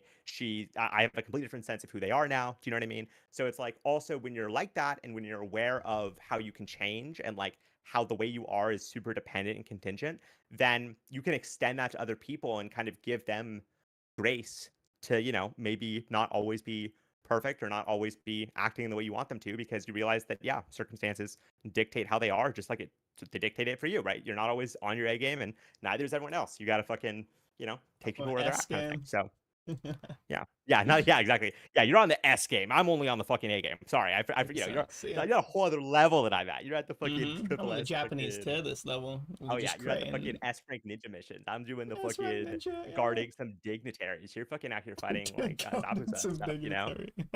Yeah, you're fucking fighting Zabuza from and we're totally Hmm. different level. Actually, I'm on his side. I'm taking the money. Dude, Zabuza was like in the right in a lot of ways. Like, I mean, not even different at all from what the other ninjas were doing. Like, he just was 100%. Yeah. like instead of working for the fire daimyo, he was working for fucking like some like corrupt mob boss who, he fucking sucked. But yeah, like he was also operating with power interests and goals and stuff. And yeah, it is what it is. I That's why I think that Naruto is such a shitty story because it's like none of the villains ever have any point to what they're doing. They always have to be converted to Naruto's side to redeem themselves, Mhm. which I think is retarded. I think that it would be so much better if Naruto was at it kind of coming to see the points of the other villains more. Oh, Does that a that'd be little way bit with better. Nagato? Does that a little with Nagato, but Hmm. not really. I mean, and like, like in the sense that he just is like cool. It's not like he comes to terms with what Nagato did, where Nagato is like the product of these, basically these terrorist attacks on his fucking contested, proxy war ridden like village in the rain. And then he's like, oh yeah, like, I can see why that's like gonna shape you to do things and why you act the way you did. So I'm cool with Conan, but also all of the other things you're doing are going to stop. The Akatsuki's got to stop. Like, I'm going to stop your vision of the future and your mission and your goal and how you thought that goal would be accomplished. The only thing I'm going to give you is that I'm not going to kill the person that you view as a sister. Like, that's what Naruto gave him in return for this guy saving all of the people in his entire village that he just destroyed and Awesome. resurrecting all like his master. He was like, I'll just not kill this like paper woman that you view as like a sister, and I'll let your body be buried by this paper woman and such. And like that, it's like, I don't know. I think so many stories are so shit and so simplistic for that reason. It's just they're so boring and they're so like not real and like they're just so boring. Like Yeah, I definitely. I mean, I guess that's a super general critique. We're just talking, yeah, talk no jutsu. He talks everyone out of he talks everyone to his side, but also I don't know if you've ever I don't know if I ever talked to you about this, but also everyone is sort of a Naruto where there's maybe a tragic backstory. Yeah, yeah, yeah, exactly. That's what I where meant. everyone Yeah, yeah, just exists as in the same place. Dry as Naruto in terms of he right. existed. Obito's Naruto, Obito like literally. 100% is Naruto. Yeah, 100%. Yeah. Yeah, literally in the same in like all the same ways, like being jealous of his cooler teammate, the girl who Yeah. doesn't even like give him a second thought, like but he Yeah. having this kind of dedication to his friends and his family and stuff. Hmm. Um And seeing that Like archetype all over the show is it certainly decreases the variety in terms of, oh, where there are probably so many different archetypes they could have done in terms of characters, and them falling onto Naruto, yeah, that kind of sucks. Naruto was also who's shit. Naruto? Oh no, No, sorry, no. The guy who Pain was orange, Naruto, the orange, the orange guy. yeah, the orange guy. I think he was. Yeah, I think he was in Yaga Naruto. Yeah, something, Ya something, yeah, some shit. Yeah, like that guy was Naruto, and then yeah. this guy, yeah, not yeah, yeah, exactly. So like that's exactly what I'm saying. Like it's and then Naruto's like, oh, I didn't even realize like this whole time you were actually just like me. You're another Naruto. So it I gives mean, them a dude, layer of it's so lame, dude. It's so lame. Like that's not how the world is in any way. That's not even like a metaphor for how the world is. That's not even everyone's a like Naruto. well, I mean the archetype of realizing that you are the other person coming from the same place with the same motivations and goals and fundamentally interested in peace. None of Mm, those things represent how most people are or think. yeah. Most people are not coming from the same place as us. Mm, Not us, as in me and you are coming from the same place. Do you see what I'm saying? But mm, there's not a I that is represented by everyone else, and there isn't a good faith, peace loving nature that is central to the nature of humans in this world. I would say it's the opposite. I'd say there's a hyper competitive, blustery, tear another one down to make ourselves feel better. I'd say that's far more the way people work. Like Naruto was all about like, oh, we gotta lift each other up. We gotta, I'm gonna fight for my friends, and it's like the same way as like One Piece. It's like my friends when we stand together, we're all, that's not always how most people are acting in a very like self-centered, very driven way, especially with the social structures we're in.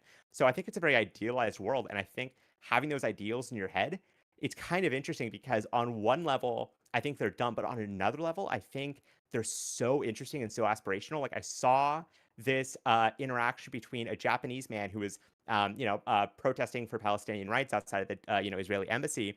And this Israeli mm. guy comes up and starts talking shit to him. And this Israeli guy is like towering over this Japanese guy. He's like towering over this Japanese guy. And I see this Japanese guy look down, clench his fist, and fucking walk right into this guy's chest and start chanting even louder.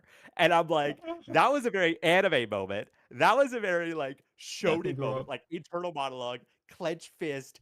No, I'm not gonna. And I'm like, fuck yeah, fuck yeah. Like that guy has like courage. He's gained that like sense of agency of like, yeah, I'm against the big bad like boss right now who's towering over me. Fuck this guy. What the fuck is he gonna do about it? I'm gonna fucking walk right up to him. I dare him to punch me. He's gonna get kicked out of this fucking country. The Japanese justice system's not gonna like him punching me. If he punches me, it's actually gonna be worse for him than if he doesn't. Do Mm, you know what I mean? And the Israeli guy also realized that immediately, so he starts trying to back away, like not trying to get, not trying to fuck with this Japanese guy. Because if you're in the public Tokyo Square fucking knocking out a Japanese guy for simply holding a sign as a foreigner, oh, that's a tough situation for you, right? So that kind of shit I think anime does, and these simplistic narratives and stories, I think they give people um a sense of like, like heroism in like the face of overwhelming odds. But on the mm, other hand, like as a person who likes to think about things a lot, and kind of that's the only thing I like doing, um, I I think I think that anime and a lot of the stories told in shonen are fundamentally shit, and I think the same is true for most Western media, as well. Like most Western movies and TV shows are so fucking dog shit. I think that most artistic production is so simplistic, boring, repetitive, trite, unenlightening, uninteresting, narcissistic, obfuscationary, like just boring, just straight up boring. I think so many of these things are so boring. So that's mm. another thing is that like I have that very deep sense of it, but I also recognize that like the way these stories interact with other people might actually be pretty fucking cool. Like just because they're not interacting with me in ways, because I read all of them when I was a kid. I've gained from them what I can. I'm moving, I'm growing, right? But what I'm seeing in others, and this is what I was saying earlier about my critiques of people about them not growing, is like I'm seeing in others just kind of stay at these stories that I had as a kid, right? And not Mhm. growing and not integrating. But if what they gain from those stories is like a need to rebel against power, fuck yeah. Like apparently right now, One Piece flags are being used. The pirate like straw hat flag is being used by like a ton of different oppressed groups as like a Am I symbol of using them like in the poll or standing something? together. Have you seen that? think so. I think that's That's I like thought no, that's what that's you like a were talking about. yeah. Literally, Yeah. that's what I'm talking about. I'm talking about them like using these flags to like stand up and like and you know, because again, like the whole narrative that I saw this guy talk about this, but this the whole narrative is like if what One Piece is about is protecting your friends. Well, that Mm-hmm. means not just protecting your friends, but that means standing with your friends. And that doesn't just mean standing with your friends, it means fighting against the forces that seek to do your friends harm, right? Mm-hmm. Like that's a very revolutionary message, right? So if that's people are getting out of it, fuck yeah. I'm not going to say that they can't do. I'm not going to say people can't get narratives of like they're like if that guy's imagining Naruto standing on top of Gamabunta like with the fucking sage mode eyes when he's showing up to pain when he's clenching his fist looking down standing up. That's awesome. I fucking love that. I think that's so sick. But to me, it's not enough to just engage with stories and things. You have to kind of make that you either have to grow and continue engaging in new and more interesting stories, or you have to integrate that into some sort of action that is meaningful and interesting. Otherwise, we're just bullshitting, you know? Interesting. I I never even thought it. I would just shit on stories. I never think about what are other people gaining from it because I'm always very critical, especially just because I was in zoo and they really liked they were going through their sort of anime phase. I think it died down, but I would be super critical of the anime that existed that they watched. Also, just also made my consciousness at the beginning of the show was definitely very different to at the end because I always treat them at the beginning as if they were my age. So I'm going, how the fuck, how the fuck are you watching this and taking it with the same seriousness? But to be fair, you know, let's say somebody like Yakuto, he's older than me, by maybe a few years. And so I'm thinking, how the fuck are you watching ReZero? I'm thinking this is like the most profound story ever. In the Yeah, sort of your exactly. That's what three I'm second saying. treasures is fucking insane. This story is awful. Oh yeah, Uh, I gotta show you this. Yeah, this I found it. I gotta show yeah, this to you. okay. Oh my god. Okay, so to me, this was a very anime moment, and I was like, dude, this guy is the fucking main fucking character. I fucking love this shit. Mhm.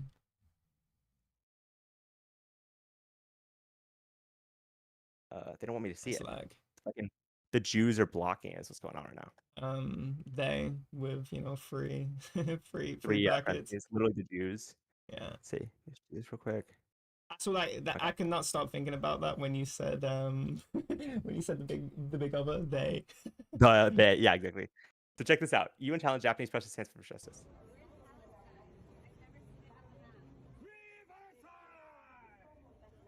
He says in the most Japanese way. Dude, this isn't the right video. No, in the other video, this is a different angle. I want this guy's camera because in this video, they show him walking, this Israeli guy walking up to this guy, right? And then he does. So right now, this is the moment where he's clenching his fist. This is like after he looked down and clenched his fist, right? Okay. Fuck, that's not the wrong one. But you see, and now he's like, you know what? I'm gonna fucking walk forward. Do you see how he's clenching his fist there, right there? Yeah. Yeah. So.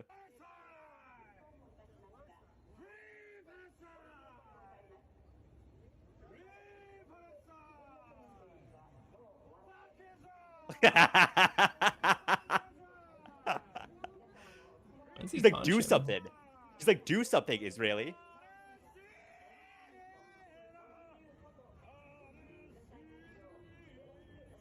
He's like, I see you. You know, dude, if this was an actual fight, this guy's getting knocked the fuck out every time, Uh-huh. right?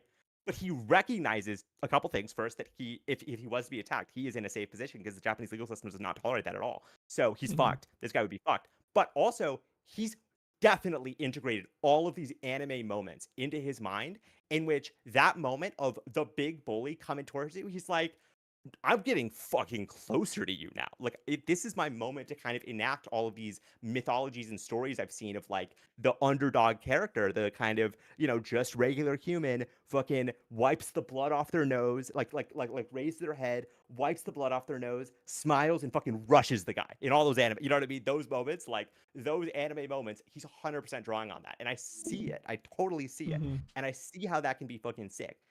Again, to me, the problem is when you're talking about a Yaka situation or a he has a situation where they're watching ReZero and being like, oh my God, that's so crazy. I can't believe, this is such a profound story about this guy who's, oh yeah, he's going back in time and, or he's fucking child and he's having sex with, the mind of an adult and, all these, like, talk about all, just these weird things that are like, wow, what are you even interested in stories? Like what part of stories draw you in even? And you know what I mean? Like what's even the interest to you have in exploring stories That and was mythologies and stuff? Mushoku Tensei, the one where he goes back in time and then fucks a bunch of children, and it's not even fucks; it's he sexually. They're so very Oh, that was a different one. uncomfortable with That wasn't what. ReZero. Nah, Is ReZero's ReZero when the simulation one? Is that the like the it's when a NEET goes into a different world. like oh, I thought, was that Sword Art Online? That's all the online that you're talking about. That they're in a video game simulation. Right. Okay. Okay. Yeah. I mean, all that shit merges together in my head. You know what I mean? I'm not fucking like that Uh, shit all merges together. It's like a fucking main character guy doing male fantasy fulfillment that like mm, is like both boring and unrealistic and also unenlightening. So mm. It was funny. The most interesting thing about Sword Art Online was the incest relationship. just because it was different. um, you never you.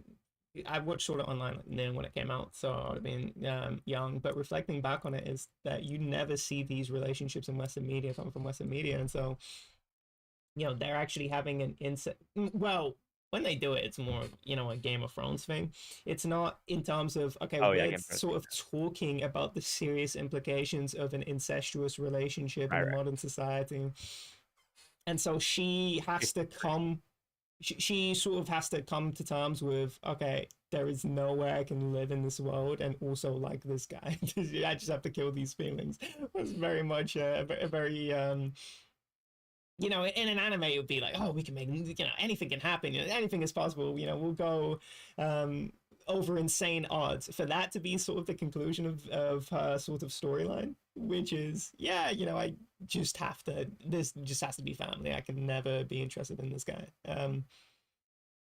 For the Or, sake of the family, for the lineage, for the royalty, for the fucking bullshit, whatever. Like, nah, nah, nah, not for that. And that's um for sort of ability to be accepted. You can't have these relationships and also be accepted by society, or even he's like how like well, what are the parents gonna think? What are your friends gonna think? Oh yeah, no, I'm dating my brother or cousin or whatever the fuck. It probably really critical of that. So um he has to kill her feelings. At least that's how I remember it happening. And I thought, wow, that's oddly that refreshing is more from interesting. That is different. Yeah. yeah. And Zoo watched Sword Art Online, and they watched it in a manner of they sped it up, and I'm not exactly against speeding up things. I'll at least put things on 1.25.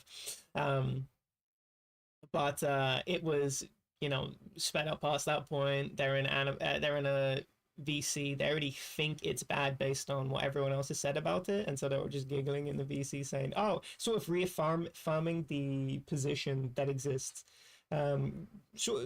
Being metic about the position that exists on the anime. Oh yeah, this is bad, and so we're justifying all the reasons why it's bad rather than seeking to challenge the is this really as bad as people say?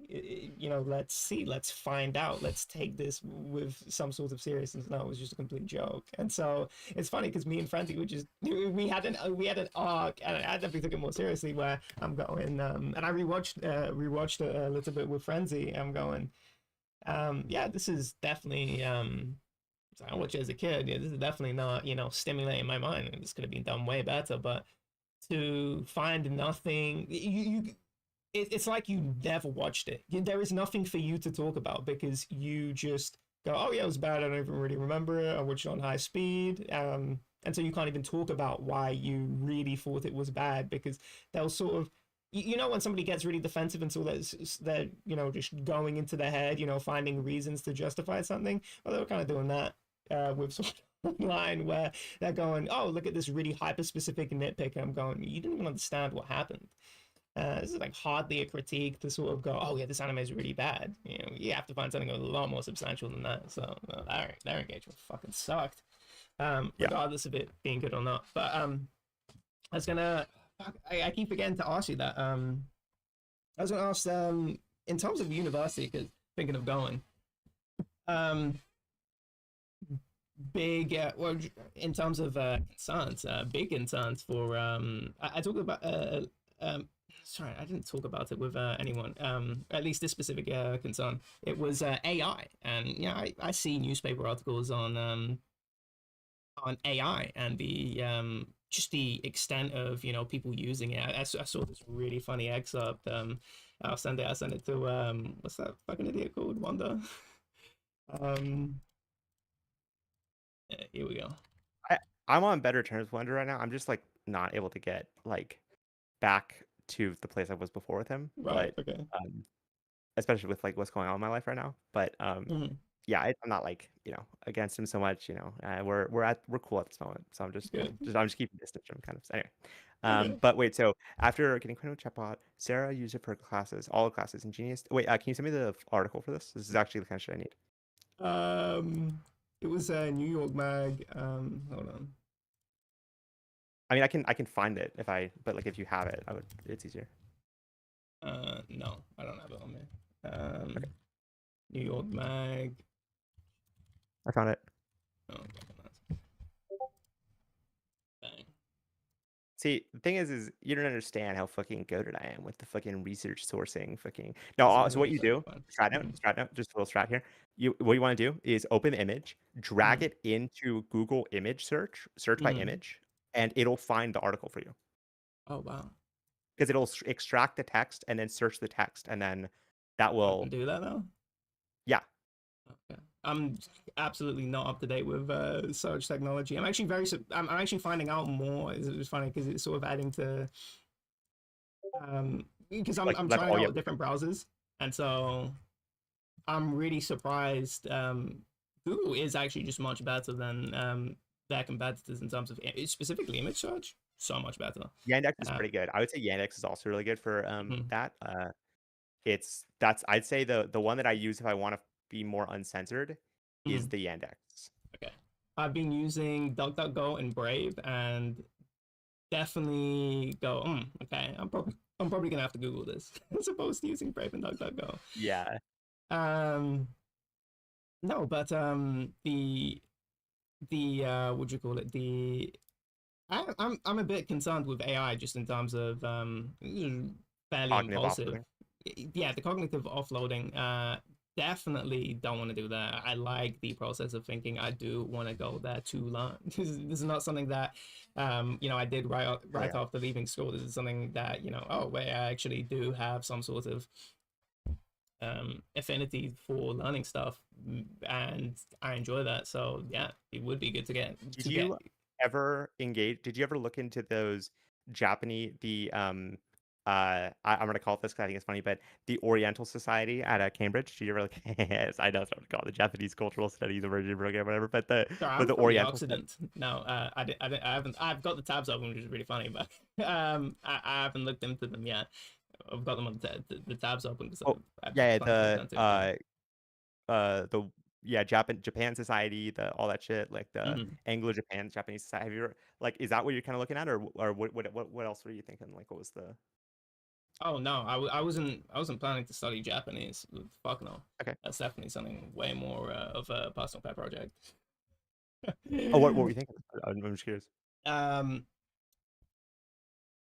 Probably there were two things that particularly piqued my interest, which was I do have some coding experience. So I was thinking, okay, software dev, definitely I can just see apply I could apply that into so many areas of things that I care about just because I am a gamer and applying and also I just work in a computer environment, just having that being able to make tools specifically using my computer. There are so many times where okay, that's been useful. And I've even had my stepdad make scripts for me where, oh fuck, okay, I want a particular thing to happen, and just being able to do that myself, but also create a program for myself because I am that person that I just want to have my own thing. I want to have my own proprietary software.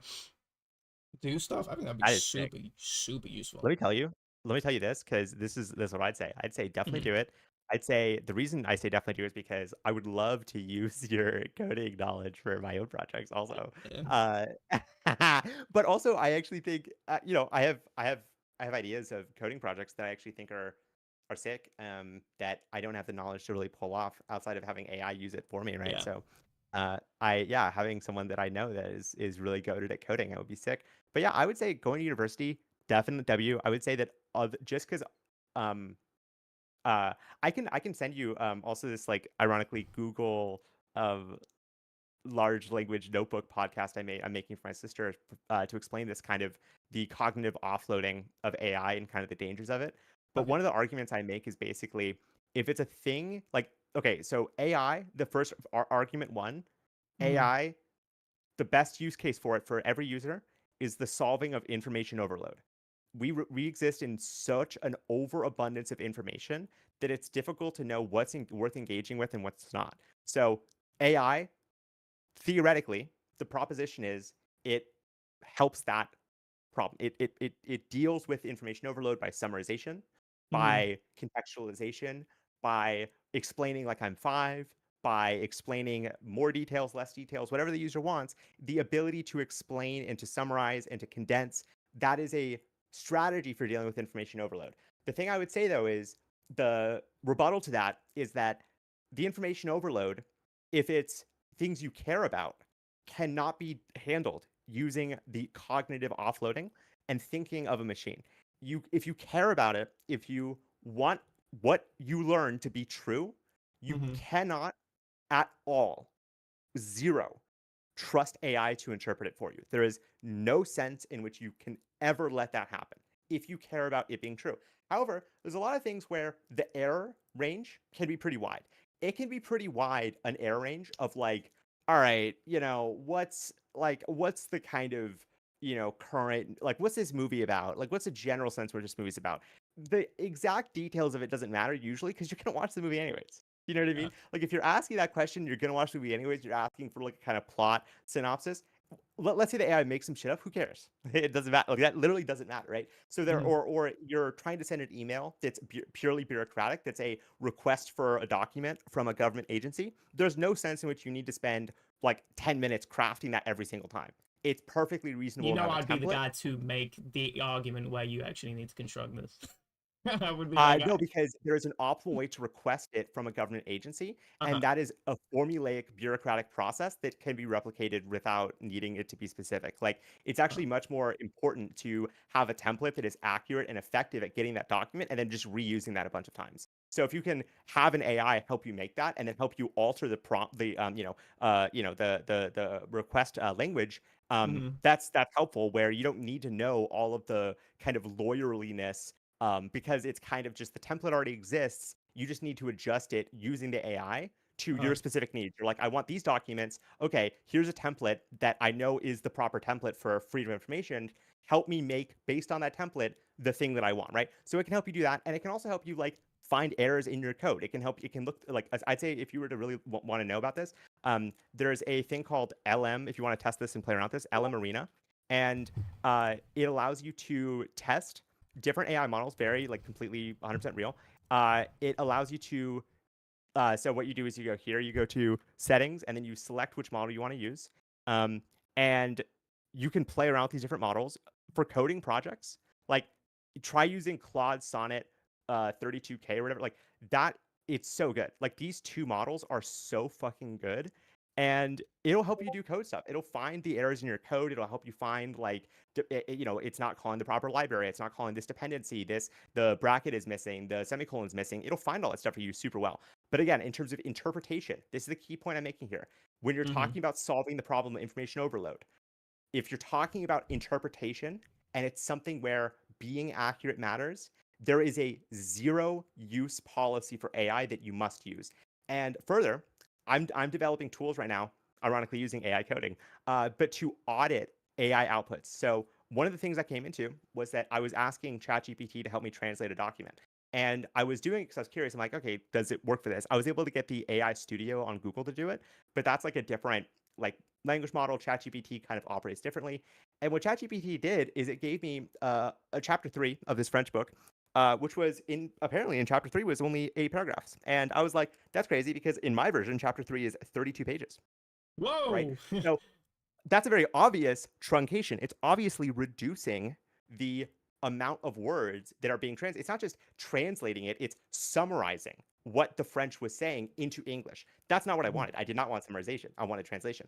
So what you need is you need a tool because, well, what if it wasn't so obvious? What if it just gave me the real number of paragraphs was 82 and it gave me 68? I wouldn't notice that. And I also wouldn't notice what it did or didn't leave out. I'm at its mercy because I don't know the French language. Okay, how do I deal with this? So Learn the I language. created some HTML programs in which what I'm doing is I'm basically asking the bot to produce the translation use in JSON format, and then it's creating like statistics of the different number of paragraphs, the word count per paragraph, the lexical complexity of the different words being used, and then comparing that to what the AI outputs as the English translation. So if there's any removal of paragraphs, if there's any reduction in complexity of lexicality, and there's an error Mhm. range. So like between, like for instance, in English, if you translate German to English, you go from about like 1.0 to about 0.8. Like you have to reduce just based on the way Really? that the languages work. Yeah, the number of like there's like a difference in the amount of letters that a word will represent. Like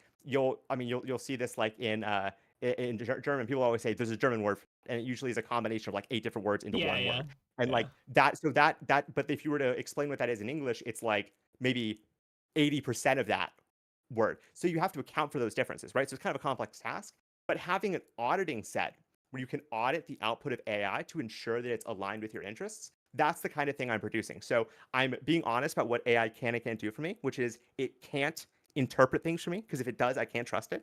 And also, when I wanted to do programming projects like translation, text transformation, things that are definitely in its wheelhouse that I can trust it to do, I need backup programs to ensure that it's doing it right. Because let me tell you, if I'm fucking quoting some French author incorrectly, that's opening me up to libel. Like straight up, if I'm ever publishing stuff in the future, that's Hmm. libel considerations. That's fucking like defamation considerations, literally, because I'm misquoting and missaying what they're saying and arguing things about what they're saying that aren't true, therefore slandering them in the English language, which maybe they don't, because again, the whole point of me translating this is doesn't exist in English, right? So they're not known in the English language, so they can accurately say, hey, this guy is ruining my reputation before I even get involved in the English audience. Right? By Hmm.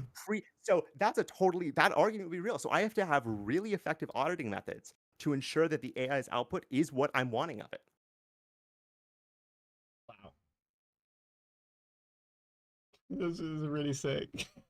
The workarounds of AI's deficit to make sure it's actually outputting what you need. Mm-hmm. Also, super. It's really funny because you're encountering issues that I would expect not to exist just because it Yep. seems very at Basic. least to me, yeah, really basic to Dude, translate something. Yeah, go on. not only will AI not do it's crazy. When I was looking at ChatGPT, dude, not only did it not, it told I was like, can you explain to me why there's this number of paragraphs? It says it made up a reason saying that the French language it's overly verbose in way, and I'm like, you're telling me it's overly verbose in a way where you condensed it. I'm like, and then it tried to tell me, oh no, well, what translate often means to users is like summarize. They're not just usually asking so based on other user behavior. And I'm like, okay, so the real answer for why this is actually happening is there's a thing called token optimization, where a token is a representation of text that in number form that the model creates. The model then Mhm. manipulates these tokens and estimates probabilities of these tokens to then generate the actual text output you see. And what the AI model is optimized for is to conserve tokens. So what it wants is a kind of small number of tokens it can then operate upon because that's less computer power and that's less cost per query for AI, OpenAI. They want their Oh, okay, cost per so query per user to financials. be as low as possible. So that means that they're going to try to reduce my task, the complexity of my task that I'm asking, in a way that aligns with them. But they don't just have that, they have a reflexive denial model where they will tell you, no, actually, what happened wasn't that we acted against what you're saying. What we did is we interpreted what you're saying in way, and I'm like, well, that you couldn't interpret what I'm saying in that way. I actually said no truncation, no reduction, literal translation. That's what I said in the instructions. And it was claiming that I was asking for summarization because I asked for translation, right? That doesn't make any sense. I'm saying translate no truncation, no reduction in word meaning or complexity, complete fidelity is the exact words that I used. And yet it quote, interpreted that as meaning summarize. So what that shows you is it has external rules to me that are not actually guiding it in my interest. There is a pre-existing set of rules it's actually following that it then adjusts what I'm asking to fit that criteria, which is I need you to save computer power. I need you to make what this answer is as cheap as possible for us, right? And so you need to, based on that understanding that AI is doing that it's constantly trying to lower its context window. So when it says 32K, what does that mean? It means it can take about 32,000 tokens in at a time in its context window for when it's translating and engaging with you. That's why I use AI Studio, because Google's models that are testing background there has a token context of about 1 million tokens, a maximum token context of about 1 million tokens. And so it can handle really long, complex translation tasks. Especially because the token output will max out about 65,000.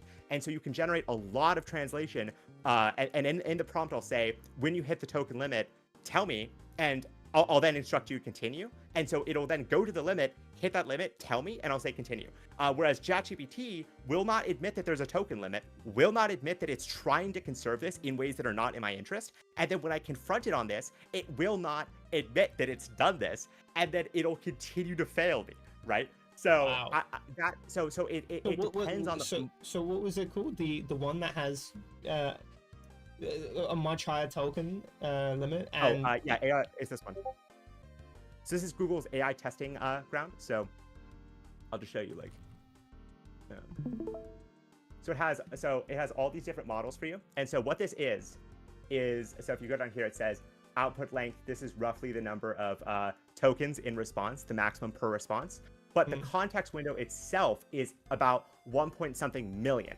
And so what this is so you go to here, and what this tells you is the cost for using this as an enterprise. So if you're a business and you're wanting to know what is my cost per token, and what's the input token, what's the output token, right? How much will I? And then it says knowledge cutoff. So this is when it stops, like the world knowledge base is like when it stops. So this allows you to test the different models that exist and see how well it fits your company's needs, and then allows you to then decide if you want to pursue this on an industrial level. Neeraj, on the other hand, has been using this to translate documents for a very long time. Has been using this to just translate as many documents as I possibly can. And it's very effective at it. What I do to make sure there's no errors is I have a program called Mistral AI, which will, I've had full 100% success with this. But it is a OCR AI engine, which can take a PDF and create a markdown format of it. The markdown format is far less file intensive and therefore less tokens on the AI model. So then I ask it to translate this, reduced version that is itself still the complete version. And then I take the section it outputs, copy it back into the document, and then once again, let it run till the end, and then copy the remaining section, put it in the document. Usually it's about 2 cycles to get the full document translated. Even for like a 500-page book, it's about 2 cycles. It takes about 10 minutes to get the full document translated. But at this point, seeing ChatGPT do this, I'm like, okay, I need to build an engine, a mechanism for validating that it is in fact doing what I'm saying that it's doing. So this is where I'm at with it right now, where I don't have the full, I don't have the full... name. That's really funny. Back at it, Neeraj. Yeah. Yeah. The font is different too. Yes, this is Claude. This is the only good good like coding just to say. So the first is the translation prompt. It says, I want you to do these things. It'll be in this format, and I want you to translate it in this format. Here are the requirements. Preserve all structure. Maintain exact markdown formatting, okay? Keep 1-to-1 paragraph mapping. Each source paragraph equals 1 translated paragraph. Preserve line breaks and spacing. Preserve all citations, right? Because think about it this way. Imagine, because AI, like here, it'll say this thing called top P, which is probability sample for top P sampling. And that basically means like, okay, at what like level of literalism do you want the kind of engagement with what you're asking it to be? Because, or like this is temperature, this is the creativity allowed in the response. So how exact do you want it?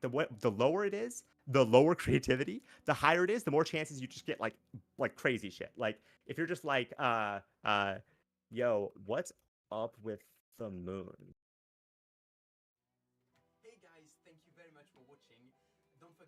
Right? So that's basic. But if I was to ask it to translate something using this level of creativity, it's taken a whole other approach to translation. It's deciding that what I meant by translation was to like expand it beyond what I... So again, if I'm citing something, and what the person I'm citing said is incorrect, or the citation I think they used was incorrect. I'm like, they didn't base this on anything.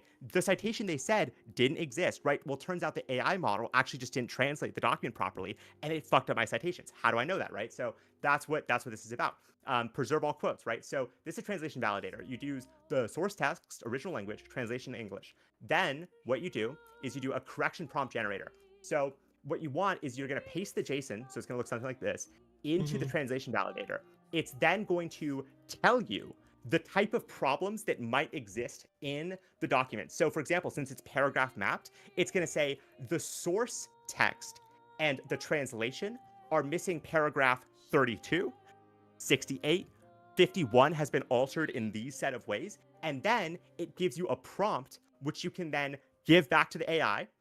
And then it'll output something called in the form of a patch, which I will then put so that it only fixes the problems. So like the correction prompt generator, right? It's going to say, hey, this paragraph is broken, this paragraph is broken, this paragraph is broken, fix them, only output those. Okay, but how do I get that back into the somewhat broken document to create a fully fixed document? The translation patch applier. And then I give a final reformatting prompt, which says, because I don't want it in JSON format. I don't read books in JSON format, right? That's just the most effective machine readable validation method. So the format that I'm going to have is going to be a markdown format that I can convert to a PDF that's all pretty and like all formatted properly. So then I need to make sure that whatever it gives me in return is also valid. So that's the fifth step, which is a hallucination check to make sure that the properly validated final version does not contain any issues. So it's a 5-step protocol to make sure that what it's outputting to me is fully accurate and fully correct, because I'm telling you, I've encountered so many times. I'm not going through this process of conceptualizing how to build this validation engine without extreme levels of frustration with AI just straight up disobeying what I'm asking it. Okay? So that's what I'm saying when I'm saying if it's something you care about, you cannot trust it to do it. You have to be on its ass. I compare like, and this is the kind of more interesting philosophical thing I'm saying. AI as a technology represents the embodiment of what rich people do all day. It's created by rich people. Think about it this way. It's the power of wealth to instruct other people to do things for you. AI is the experience of hiring a lawyer to defend you in a legal case, of hiring a journalist to research things in your interest. It is the technological embodiment of what wealthy people get to do all day, where they have all these assistants doing things for them. The problem is that wealthy people get enfeebled by this, right? By them delegating all these tasks, it means like their muscular skeletal system is like degenerating. They lose the muscular structure because they aren't working those muscles out. But it's like a mental thing. It's like they don't engage in the process of reading. They have other people find books for them so that they can so that's problematic, right? But not for them, because they have so much money. They have so much money and power that the fact that they're enfeebled, that they're outsourcing these things, it doesn't matter, because if this accountant tries to fuck with them, tries to screw them over, they can destroy this person. They can get a better accountant. If the lawyer is bad, they can hire a better lawyer, right? But we're getting these AI models where we're having to be fully vulnerable and trusting them to do all these things and tasks for us. And it's bad at those tasks. It is not good at those tasks for the most part. And so even if you're going to use these models, you have to have validation methods. Otherwise, you're just you're just fucked. You're completely fucked. Yeah, like I'm on a whole other level with this. Like I'm getting like chat exporters too. Like, so I spent about 4 months kind of deep diving into AI, using all the different models, fully experiencing what it means to engage with AI.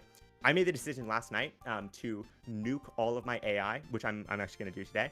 I'm going to nuke all of my AI accounts, completely remove them. I've exported all the data of all their to me, and I'm only going to maintain the Mistral API thing because it works perfectly.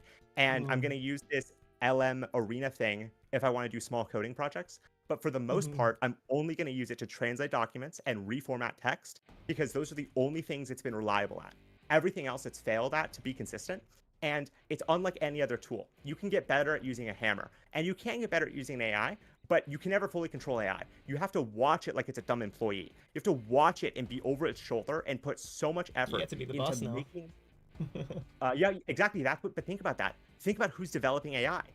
These rich bosses. So it makes total sense that what they're developing is, what if everyone had assistants? What if everyone had these like fucking slave servants that we have? Wouldn't that be so much more productive and so much better? Like that's what they're imagining. They're like liberating people in the way that they've been liberated. But no, the way they've been liberated only makes sense because they have fucking millions of dollars to fall back on if shit goes bad.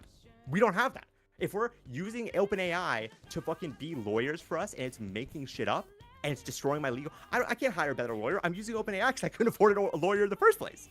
Do you know what I mean? So if it's stuff that you really care about, you cannot trust AI. I'm telling you, you cannot trust it. But if it's stuff you don't really care about and it doesn't matter so much, straight up AI is a very effective tool for handling like bullshit information overload. Very effective. It's really funny because you're just have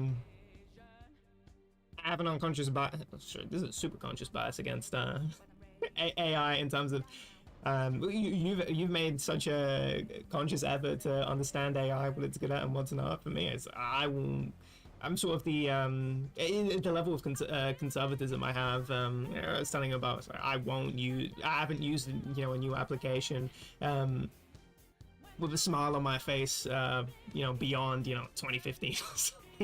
I don't download new applications, and so you've made such a conscious effort to understand, very robust effort in understanding what it's good at and what you can incorporate, how you can incorporate that into doing things that you really want. Because for me, absolutely I don't like offloading tasks to other things, especially for things that I care about. To me, because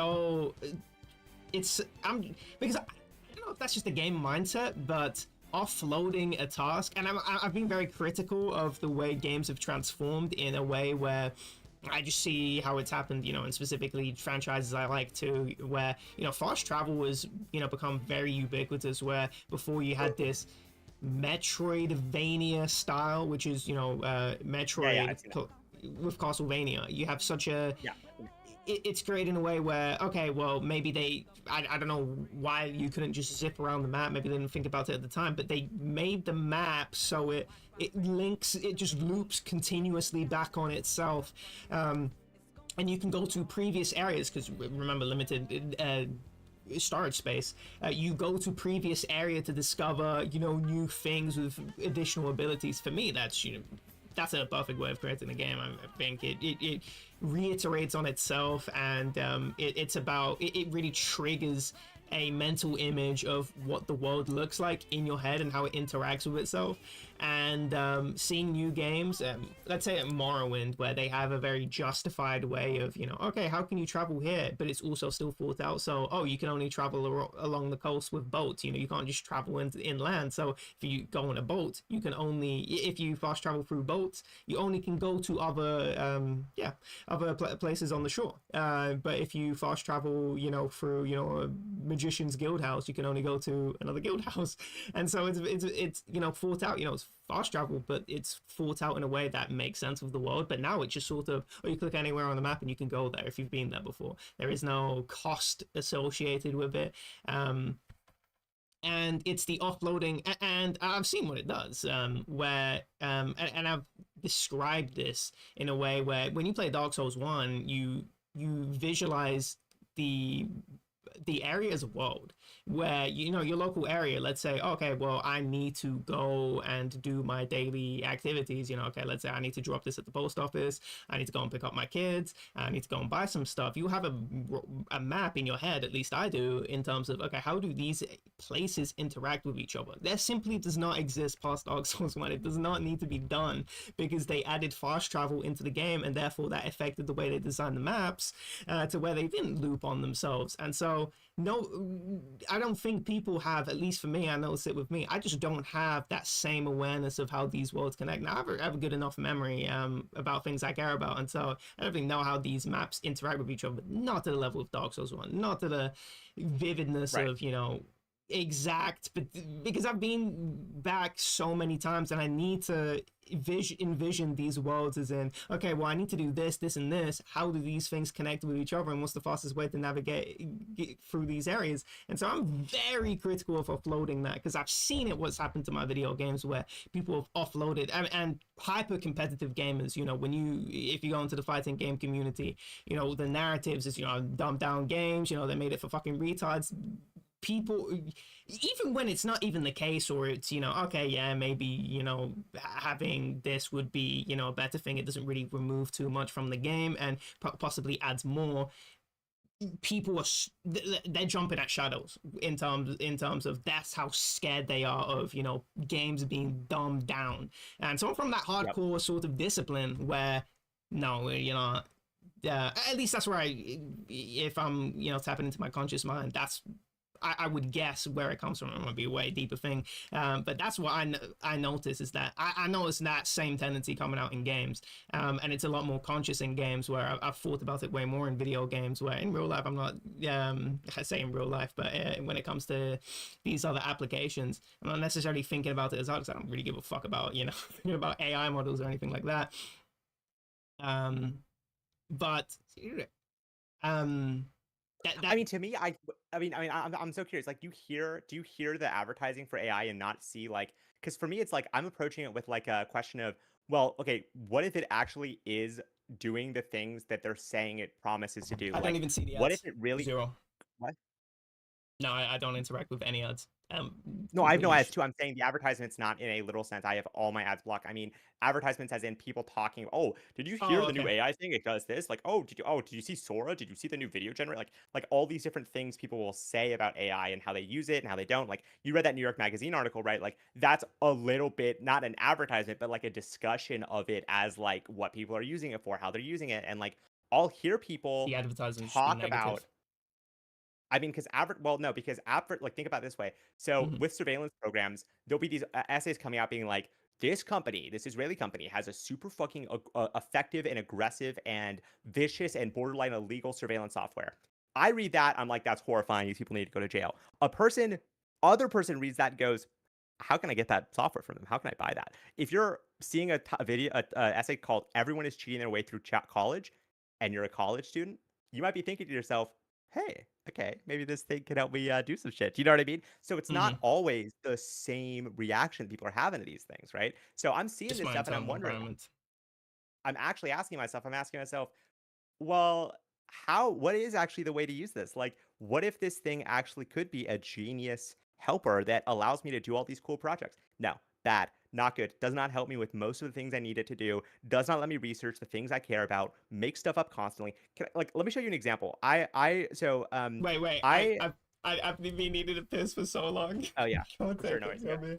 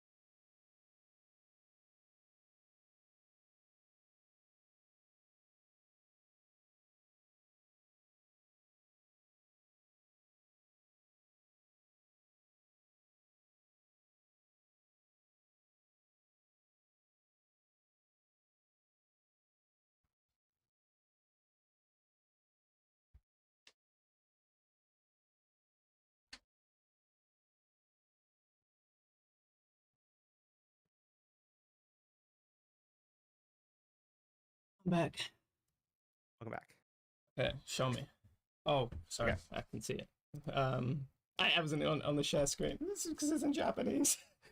Okay, there we go. Okay, so if you check, so I have a modifier here that makes it different. I don't know if you can see the thing that says keep ChatGPT by this. So this like Mm-hmm. alters a bunch of shit. Changes the so like I'll just show you what it looks like otherwise if I don't have this. Um, so much worse. Okay. So much worse. Anyway, so readability wise, that's why I have this going.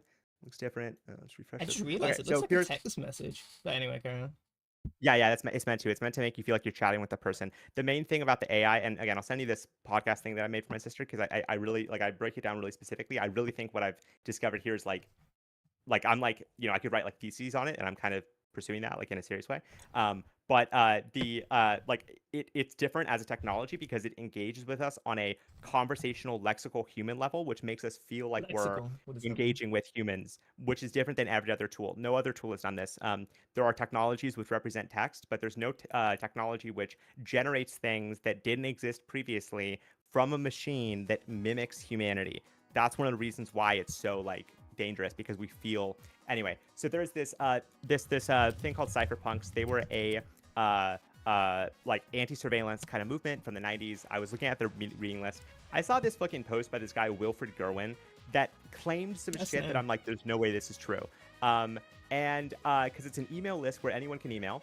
And to me, it looked like complete disinformation. He was claiming there was a torrent that he observed that was exabyte level data. So that's like 1,000 terabytes or like 1 million terabytes or something, like something insane like that. It's a level of data that could not be transferred without like a direct connection.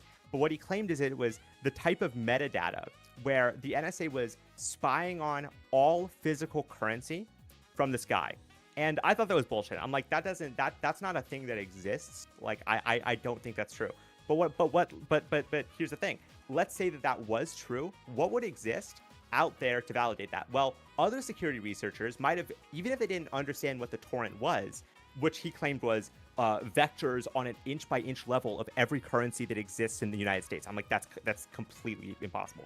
But if that was true, maybe they didn't see what the data said, but they would have noticed a torrent of that level existing. Like other security researchers would have observed that in the wild or observed sort of signs or fragments of it. So here's what I asked the AI. I said, below is a thread on the Cypherpunks mailing list. Investigate the internet for anything which remarks on this external to the newsletter in the range of June 2015 to May or July, right? So what I'm asking for is I'm like, hey, is there anything that remarks on just this incredibly exabyte-sized data set circulating in storage clouds this week? Other people would have noticed this, not just this random guy named Wilfred Gerwin, right? It wouldn't just be him. So I have the AI do the research, and it says, what would you want? I said, I'm asking for anything. I said, did I stutter? I want anything. Understood. I'll ask public internet sources. I was like, from all investigate public internet sources from May to July 2015 for any mentions, discussions, or reporting that refers to the alleged SIGINT metadata dump described in the Cypherpunks thread, especially anything external to the mailing list itself. I'll go back with relevant findings, citations, and source details. So this is the report it does. And, okay, it has 3 sources, 270 sources. It took 3 sources, 270 searches. It took 6 minutes. It spent a lot of time theoretically, right? So it says there aren't these, a user, Wilfred Gerwin, claimed exabyte set data sets were circulating on storage peer-to-peer networks. Reddit. So I guess someone on Reddit talked about this. That's interesting because it says the source right there, right? It says retrospective mentions. In the years 2015, the incident has occasionally been recalled in online discussions, typically to illustrate how cypherpunks community and others can be prone to wild goose chases. For example, a Reddit post on a conspiracy forum years later referred to the 2015 leak, noting how everyone initially thought it was nonsense coming from unreliable sources, reddit.com. So I was like, that's kind of crazy. So people, okay, it doesn't exist. This is clearly fake. I thought it was fake. But other people on forums are talking about that. That's kind of weird. Like, why would they bring up this fake thing years later? I'm surprised people are talking about cypherpunk threads. Let me see this Reddit source. Click on the Reddit source. It's a One Piece pirate folk. So not a conspiracy forum. It's a manga spoiler One Piece subreddit. Do you remember when we all thought this leak was nonsense back in 2015? So what ChatGPT does, if you look at this URL... I was wondering why I was looking at some fucking weird red guy with Luffy on the side. Right. So it says, the joke is that this actually happened in 2015 and came from a completely unreliable source. Everyone thought it was a lie. So if you look at this URL right at the top, it's linking to this exactly. So when it does sourcing, it doesn't just say what the source is, it links to the exact text it's pulling from for validation. It's telling me that this is a conversation about signals intelligence metadata, okay? Because what it saw was leak. It saw this leak. That's all it took, and that's all it looked for. And because here's the problem with AI, it has to answer your question. I was asking, find any evidence of this if it exists. I didn't just want bullshit. I wanted, well, if it doesn't exist, tell me. Tell me that there's no things that represent it. I tried finding stuff on my own. I couldn't find anything because I thought it was bullshit. But I wanted to see, hey, maybe an AI pulls up some security researcher dark forum thing that, you know, someone does also mention, like, yeah, there's this crazy large file floating around. No one knows what's in it, you know, and maybe, okay, well, maybe that's true then. Maybe there's a little more credibility. No, it found a one-piece thread. Here's what it says. It says, in the years since 2015, the incident has occurred has been recalled in community discussions, typically to illustrate how cypherpunk's community and others can be whirled into wild goose chases. They don't say the word cypherpunk here once. They don't say the word SIGINT here once. They don't say the word torrent here once. They don't say the word exabyte data once. They just found the word the leak and claimed that was a source of information regarding my source. So then it says sources. These are the sources, okay? Just this. It's just this source, right? Now, I'm like, you are a worthless research assistant. Not a single comment mentions cypherpunks, only a 2015 link. I sent this, right? And it says, oh, you know, but so I have this extension called Old Reddit because I hate the way Reddit looks. So I have it so it sets up to look like this usually. Right, yeah. But it says I can't open the Reddit link, so I send the real one. I'm like, hey, this is your, and it says I checked the Reddit post you pointed out. The thread remarks, so the Reddit thread discussion does not mention cypherpunks or credit mailing list. It treats leaks. And I said, what is the Reddit? And it says, the Reddit post is titled, do you remember when we all thought? And they're saying that, you know, it's a recent thing about how, well, maybe this 2015 leak from One Piece maybe actually was revealing the ending of it. It's like, so the Reddit link you provided is a fandom meme post reflecting decades-old One Piece rumor not related to cypherpunks or surveillance leaks. Again, it gave me the link. I didn't come up with this link, right? It's telling me I gave them an unrelated link when it was the only link it referenced as a source for all of the claims. I said, it's a fucking One Piece manga discussion thread. I said, correct. r/pirate talk has nothing to do with cypherpunk SIGINT thread or any intelligence-related topic. It is a One Piece manga fandom Reddit, and the 2015 link people are joking about is purely fictional. A rumor about the manga's Luffy plot, Devil Army delineage. So, it's anime manga, not SIGINT, meaning of leak. Your screenshot confirms this. I said, this was your source. And it says, yes, and you're absolutely right to call me out on this. And I said, okay, and I showed the fact that these were its other sources. So it's ended up deleting this now, which is, I think, also interesting. But this was previously, wait, what the fuck? Wait, it deleted parts of your dialogue? Of my test map, yes. It does. It can retrospectively delete your past dialogue. But this was its other citations, related citations. Look at this. So I showed you previously it only had 3 sources, but when I first saw it, it had this many sources. And it showed that it was just literally looking at leaks and rumors related to One Piece. The entire time, it was just looking at One Piece related leaks. It had nothing to do with signals intelligence, nothing to do with fucking any of the things I said. I said, what you're showing as a screenshot is exactly the error cascade from bad citation chain. So that's why I deleted it, right? Because I showed that its citation chain was like completely fraudulent. I said, every Reddit citation appeared under, do you remember when we all thought the leak was nonsense, was automatically clustered by the system because it saw the word leak. So instead of taking this long message, which involves a like the whole point of this is, I don't have time to research every single thing mentioned, frequency radiation, peer-to-peer clusters of 2 gig blocks. I don't have any way to do this. So what I wanted from it, and what you'd expect it to do, was to take this text block, find key points to research, and then research those points across the internet, see if it exists. If it doesn't, report back to me that it doesn't. And I said, okay. I said, yes, every Reddit appeared under this. All point to the One Piece fandom. Okay, so they were completely relevant to your intelligence leak research. The fix is to purge the Reddit cluster. You should ask this instead.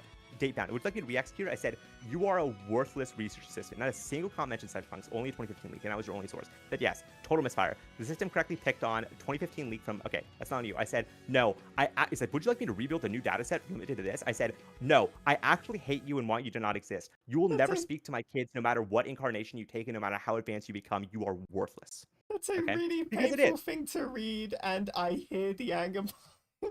Again, isn't it trying to humanize itself? You see how it's trying to humanize itself? Yeah, that's some fucking bullshit. Right, it's trying to fucking manipulate me psychologically by humanizing it, right? Oh, it's smooth over, try to argue back. It does, that's all it does.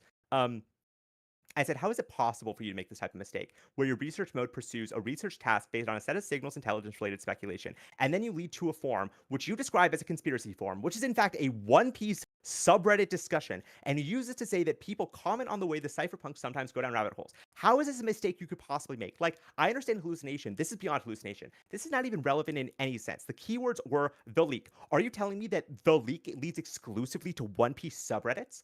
Like, that's like, think about what it's saying. It's saying that the word the leak was, yeah, the main thing the leak references is One Piece subreddits. That doesn't make any fucking sense. And the context was completely irrelevant. It said, fair question. So basically, what it shows is that, well, obviously, One Piece shows up more in its context database than signals intelligence, metadata, like the more kind of secret stuff I'm talking about. That obviously shows Mm. up less in its database than One Piece subreddit. So it was having to answer my question with a lot of text, and so it needed some source which existed. And it found the leak being talked about in One Piece subreddits a lot and was just like, this clearly is a relevant source. So it has nothing. So this is the key point. It had nothing to do with anything. It just latched onto the token 2015 leak, okay, and ignored SIGINT, metadata, NSA, low occurrence in Reddit corpus. So because these words don't show up in the Reddit corpus so much, it can't return me results relevant to that.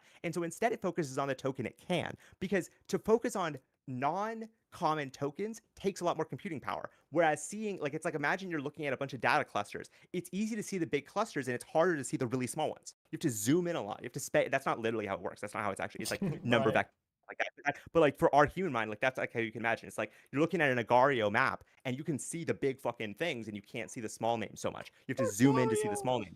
And that takes more compute power of your mind, and that also takes more compute power in the computer. So what it does to save tokens is to be like, well, let's just focus on the leak. And so what it gave you was One Piece ending discussion threads. When I was asking for signals intelligence metadata. Okay. So this is a worthless tool. This is fun. If I'm asking it to research something for me, I can't trust it. I literally do you see what I'm saying? I literally cannot trust it to do that. There's no sense in which I can trust it to do that. Hmm. Okay, that's good. But do Next you see time. how it also returned me something that was acceptable? I went in there assuming it was fake. So and I said, I was like, I kind of implied that. And so it returned me something saying, yes, this actually was fake. They went down rabbit holes that weren't the case.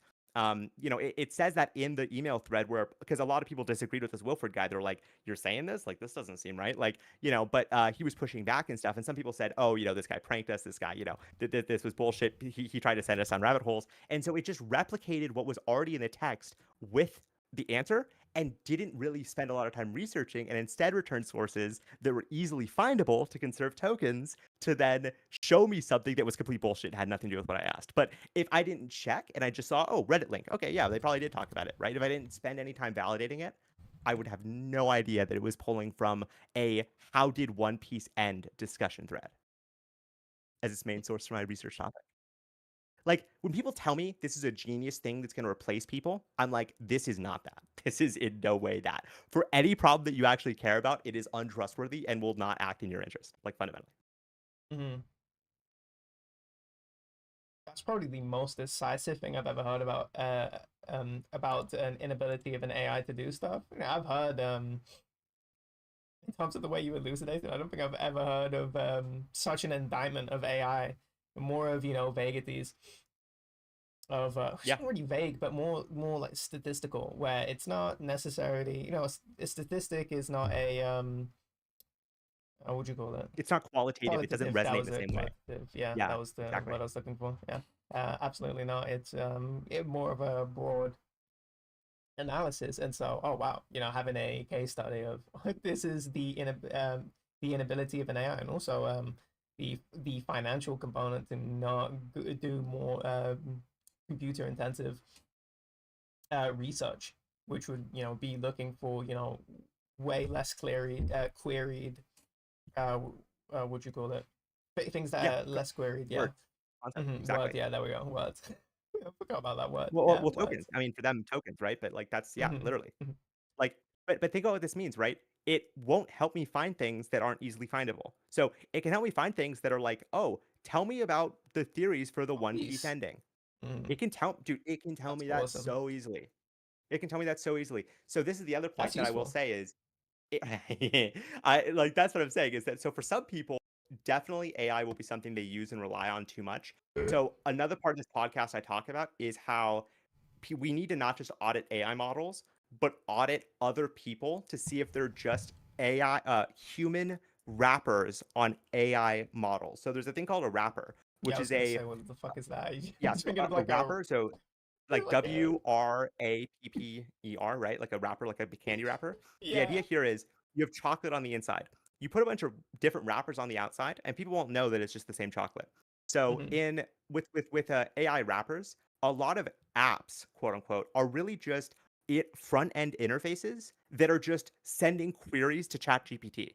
So it says, Ew. "Oh, chat with a personalized thing," but really what it is it's taking what you're putting in and just sending it to ChatGPT and bringing it back and pretending that it's this like different chat Yeah, you model. made an But it's example. just a wrapper. Yeah. So I'll just yeah AI.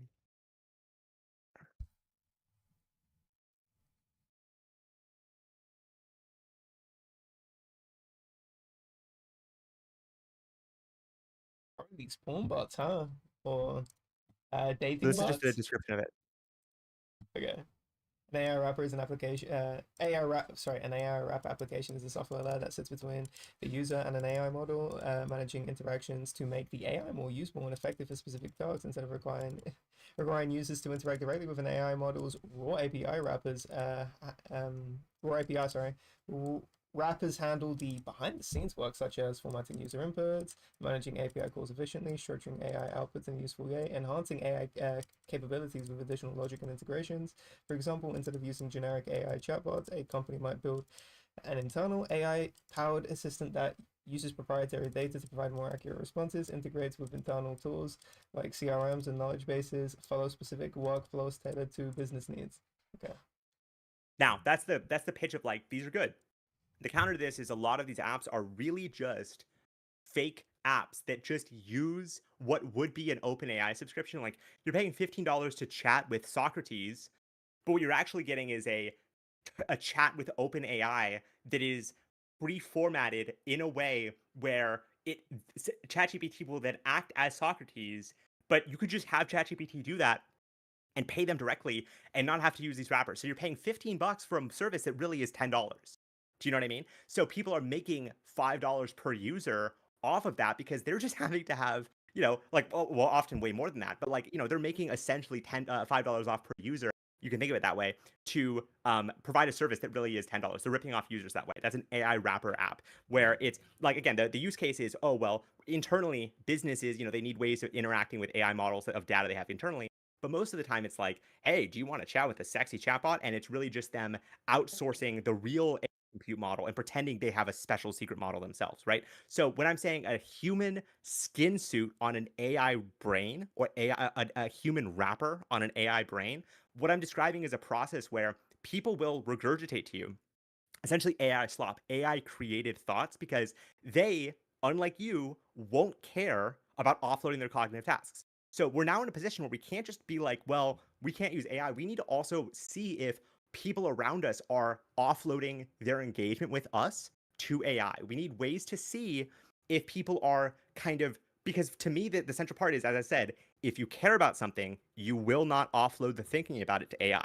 So taking that further, if we care about what we think, then if people offload their thinking of what we think to AI, we need people to detect this. We need people to say, like, are we talking to someone right now, or are we talking to essentially a human that is outsourcing their thinking to an AI bot in the same way that rappers outsource the processing of the query to AI and pretend it's original in them? Do you know what I mean? In the same way, these rapper apps pretend to be an original, different AI model, but are really just outsourcing their thinking. The humans will be doing the same thing, and we need ways of auditing humans. And so that's another way in which these free AI models, things I gave you like LM Battle and AI Studio, are really effective.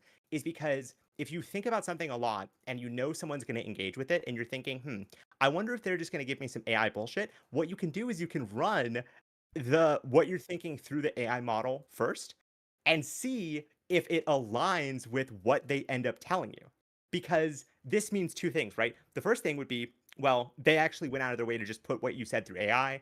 they created a response. And because, again, the way lexical similarity works is the model will repeatedly produce roughly the same response. It'll pick up on the same things from your text, roughly. It'll identify the same key points because the way it's approaching what you're saying will be the same both times, roughly. So you'll see a lot of similarities. You'll also see a really polished response, very like kind of hedging. Like, on one hand, I appreciated this part, but on the other hand, I didn't appreciate this part. And I think you can improve like a very formulaic, generic, no spelling errors, weird formatting. Like, you'll start to see signs. You're like, okay, this is a little weird. Is this person just putting my shit through AI? So that's like the way you need to engage with it. But the second level is, well, what if they're just regurgitating to you AI slop they heard secondhand? It honestly doesn't matter. It's basically the same thing. It means that they are also not thinking about what the other person who's giving them AI slop is saying. So it's essentially the same outcome. So just as you need models, auditing abilities to audit models, you need auditing abilities to audit the humans to make sure that they're not outsourcing their cognitive tasks to AI. Because if they are, they're becoming enfeebled. They do not care about what you have to say, and they are fundamentally untrustworthy as knowledge actors to collaborate with. Mhm.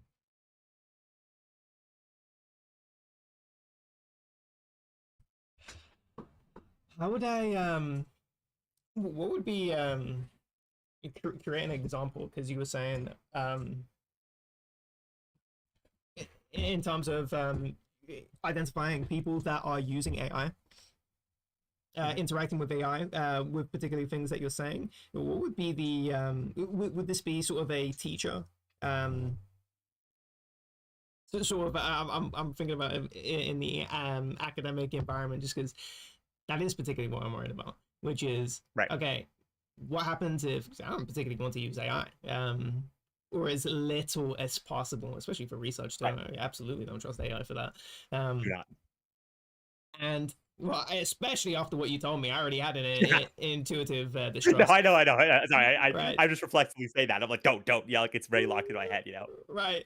Um, yeah, yeah. Would that be a Yeah. So for good an for a example, I'll teacher? say like, yeah. So so Hmm. so to take a step back, that your point about the teacher is Hmm. crucial because that is actually exactly the kind of thing I've been trying to say to people. I'm like, part of the problem is it's not just that students are using AI, it's that for a couple decades, teachers at college level have not been engaging with what their students say. They outsource the reading of papers to teachers' assistants. They do not read the essays with a kind of engaged eye. They're more looking like, does this satisfy the rubric? Is this a research report that includes the proper bibliographic citations? Is this a research report that references the thing in a topical sentence and uses the following paragraphs to justify? Like, they're thinking about it in that way. They're not like engaging with being made. And so students don't usually generate from a lot from the actual engagement of teachers. They usually generate a lot more from the engagement of their peers who do read and have to respond to their articles. But so, for example, in a lot of college campuses, there's a service called Canvas. And on Canvas, at least in America, what will happen is people will upload like, some sort of like, there's an assignment that they have to write like 5 paragraphs on a topic of this type. And then not only do you have to write this, but you have to respond to like 3 other people who have written this, right? So they have to give feedback. I would say that after you write the, I would say that after you write your your 5 paragraphs, go to LM Hmm. arena.ai, feed those 5 paragraphs in and say, respond to this essay in a way that satisfies these rubrics. Okay. And if people are doing that and it's kind of matching what you're seeing, if what is outputted kind of matches the type of responses you're getting from other people, Hmm. this is not actual feedback you're getting. You are not getting actual feedback and actual thinking. You are getting the simulation of thinking. You're getting a human wrapper on an AI brain. Okay. Awesome. Nice. Now I have a use case. That's awesome. Oh, Fuck these people for trying to outsource their like, I'm not just like, I'm with you. I'm like, I'm immediately adverse to it, but I'm also not just like, okay, so then I'm like, fuck the people who are trying to do that shit to me then. Like, not only mhm, does it bother me the idea of doing that, I'm like, that means they don't give a fuck about me. mhm, You know? That means they don't give a fuck about me. And like, okay, that's good. And like, also another point to say is that I kind of look at a lot of controversial stuff. So mhm, one of the things I know that's going to happen, and I've seen happen, is that AI basically acts as a lawyer for the system and the interpretations of the system. And so what happens is you kind of argue things about things. You're saying, this happens, this is bad. This happens, this is corrupt. This means this. And ultimately, this will be the outcome. And then I will go, well, definitely this part of what you're saying is valid, and this part of what you're saying is valid. I think you go a little too far in this part, and this part, and this part. And then you go, okay, well, that's actually what you just said is made up. What you said, you're citing things that aren't, like, I've had this happen, like like related like 9/11 stuff. It made shit up. It told me things that weren't true, that I know not to be true. I had to send it things. I'm like, but what about this? And then eventually it concedes that I was right. So what was happening was it was trying to kind of diminish the radicality of what I was saying, acknowledge some safe elements, not acknowledge other elements of it. And so what that allows me to do though is, let's say I send some people some stuff on 9/11, and they come back to me with the same type of acknowledgement of the same points and the same type of criticisms of the same points. I can know how they're getting to that place. I can know what's actually going on behind the scenes, and I can call them the fuck out on it. And when I do that, that's a sort of a magic trick, because what I've realized as a kid is I had this magic trick happen to me, and I'm really, this is how you kind of deal with the AI problem. You want to do a lot of magic tricks. You want to show people the way AI works in a way that kind of reveals, in the way that a magic trick reveals things, of like, oh my god, wait, what? Like, so for example, if you know something, that someone believes something that's kind of fringe, have them ask the AI bot about it. And the AI bot will tell them things they know aren't true. They're like, wait, actually, I know that part is not true. I know the union got broken up by that boss. Like, I know Amazon actually did do this thing. Like, I was at Amazon. I know Amazon did that thing. And yet this bot is saying Amazon didn't do that thing. That's kind of weird, right? So that's one magic trick. But the other magic trick is calling people out for using AI when you're pretty sure they are, because that, you're exposing them. You're exposing them in the moment. They're going to feel seen, and they're not going to like it. And so it's going to cause a sort of internal crisis where, like, when I was a kid and people called me out for not fact checking the sources of, like, I've told you this before, but when I was in 7th grade, I read an article about how these German scientists found the afterlife, and I was like, oh wow, maybe God's real and stuff. That was complete bullshit. That was completely fraudulent. But people made fun of me a lot going forward. They said, oh, Niraj, is what you're saying now another German scientist's heaven thing, right? So that stuck with me. I got to fact check my shit. I got to be locked in on making sure what I'm saying is accurate. And so what I'm trying to do is recreate that semi-trauma in other people. I'm trying to shock them with the experience of realizing, I see that you're using AI, and I know what that says. It means you don't fucking care to read what I said. You're trying to generate a fake response to what I said. And so that moment of embarrassment, I think that can really change people and change their interaction with things. Or they can make the choice to be like, yeah, I use AI. What about it? And then I know not to talk about it to them anymore. You know, I know not to talk about that anymore. So it, like, again, that's why I'm kind of creating these counter tools, because I agree with you so significantly about the dangers of offloading cognitive tasks, and and I'm the same the only gamer way. Like, I'm only agreeing with what the which the collection of studies that you sent me, which basically where I got that from. But it is, I guess, it is something that I had before, which is, I have always been suspicious. It's just that language specifically comes from the offloading of the cognitive tasks. Fuck that. I've always been super, fuck yeah. very much do not like any of that, because it's been ruined my game. It's just truly that's Yeah. where it, at least where it starts at. It definitely doesn't stop there. Where now I'm actually applying it to other parts of my life where. But what I'm suspicious about too is that I don't like the contention I have with my mom specifically, is that Yes. she'll go, "Oh, I'm only, it's like, oh, I have other things to think about." But I really don't trust that, in terms of, okay, so you're offloading. Truly, you do have to offload sometimes. You can't do Yeah. everything yourself.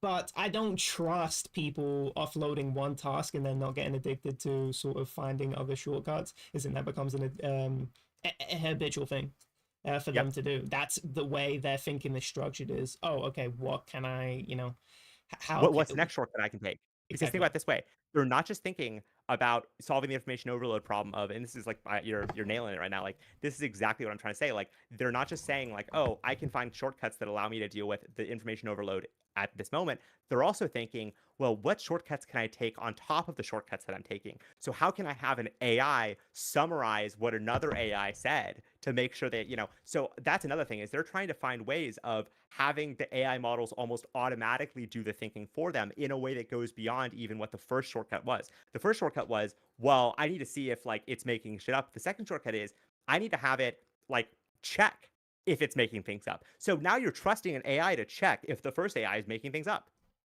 You know, like Hmm. that. You're so people. This is how people are doing it, and so that's why I when I showed you the programs, those are local HTML based programs I run. They do not depend on any AI models, and they compare formatted machine readable formatted documents in a way that is consistent and repeatable, and generate solutions to the problems that are detected dynamically depending on the way it detects the problem. So again, I'm not trusting another AI to validate. That's all. I'm doing the validating. I'm the one doing the validating. The problem that I have is I'm making the fucking AI do the code for the validation process, which I don't trust, and I'm worried about that. And I don't know. I want to make sure it's accurate. And so, as I said, that's why it'd be helpful to have someone who knows how to code.